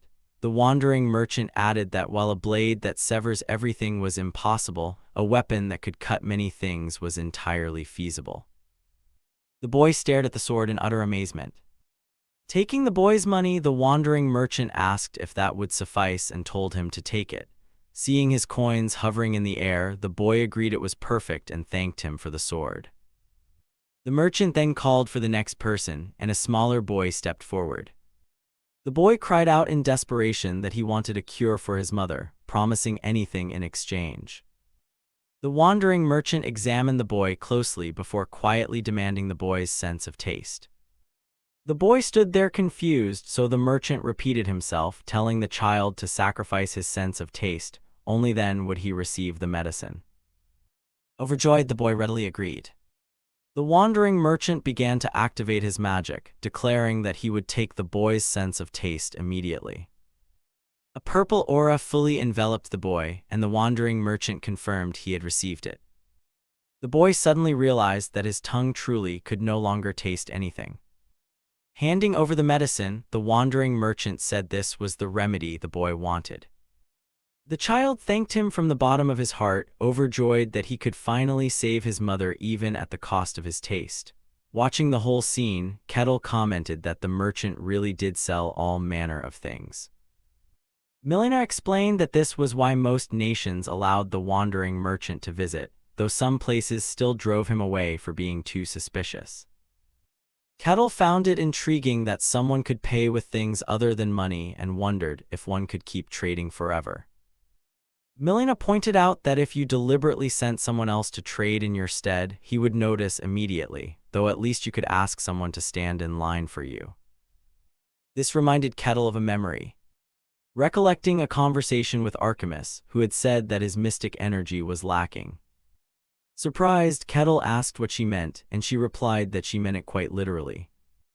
She explained that normally it wouldn't be possible, but because his body's level was too high, he did not possess enough mystic energy. When Kettle asked whether the missing mystic energy could be supplemented, she answered that it was not impossible. She suggested that a catalyst like a dragon's heart could be used before apologizing to Kettle and promising to find another way. Back in the present, Kettle quietly wondered whether that wandering merchant could obtain a dragon's heart. Milena asked if he had decided what to buy. Pleased with the idea, he said he had decided but noted the line was long and it would take time. Milena had anticipated this and told him not to worry because as soon as she heard, she had sent a servant to stand in line for him. Kettle praised her for being so well prepared. After a while, the wandering merchant showed surprise and asked Kettle who he was and why he was there. He said this because, in his eyes, Kettle appeared to need nothing at all. Kettle replied with a quiet asking what he meant and explaining that he had come because he too wanted to trade.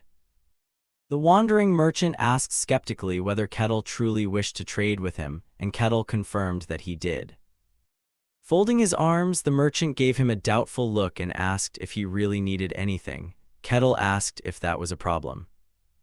After thinking for a few seconds, the wandering merchant said there was no problem and asked what he wanted. Kettle stated his desire plainly. He wanted to obtain a dragon's heart.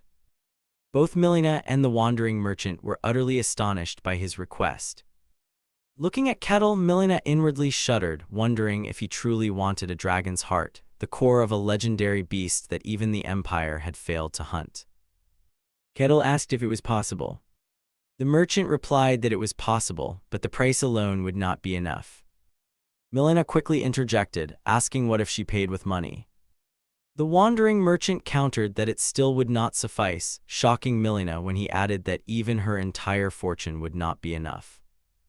Milena then apologized to Kettle for not being able to help, but Kettle reassured her that if the price was insufficient, there was nothing to be done. The wandering merchant continued to stare at Kettle and after a short silence said he would give him a proposition. Kettle turned to him and the wandering merchant explained that if he accepted the proposition and succeeded, he could obtain a dragon's heart. Delighted by the news, Kettle stepped closer to him and declared that it sounded good and he had no reason to refuse. The wandering merchant nodded and told him to return after finishing his business for the day. As the wandering merchant departed, Milena turned to Kettle, worried, and asked if this was really all right, nodding that an offer promising a dragon's heart surely would not be an ordinary proposition. Kettle reassured her that if it wasn't ordinary, then that was exactly what he wanted, adding that he hoped it would be an interesting proposition.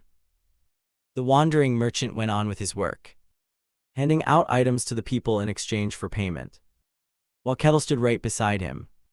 Finally, the merchant announced that his business for the day was over. In a rather bored tone, the merchant reminded Kettle that although he had told him to wait, it did not mean he had to stand right beside him watching all day. Kettle apologized, admitting that he had simply been captivated. The wandering merchant sighed, said it was fine, and suggested they proceed to the agreement first. Without delay, he opened a teleportation gateway, telling Kettle to step through temporarily. Kettle readily agreed and strode through with no hesitation. On the other side it seemed to be night, the surroundings rolling with desolate hills, making Kettle wonder where he was. Soon another portal appeared overhead, and several others fell through from above. 4 people stepped through, an old mage, a woman, a child, and a mercenary. With Kettle they made 5. They looked at one another in confusion, and the blindfolded mercenary asked aloud why he wasn't the only one. Kettle silently wondered whether the wandering merchant had brought these people as well. Suddenly the wandering merchant appeared hovering above them, declaring that everyone had arrived, and announcing that from now on he required them to hunt a dragon.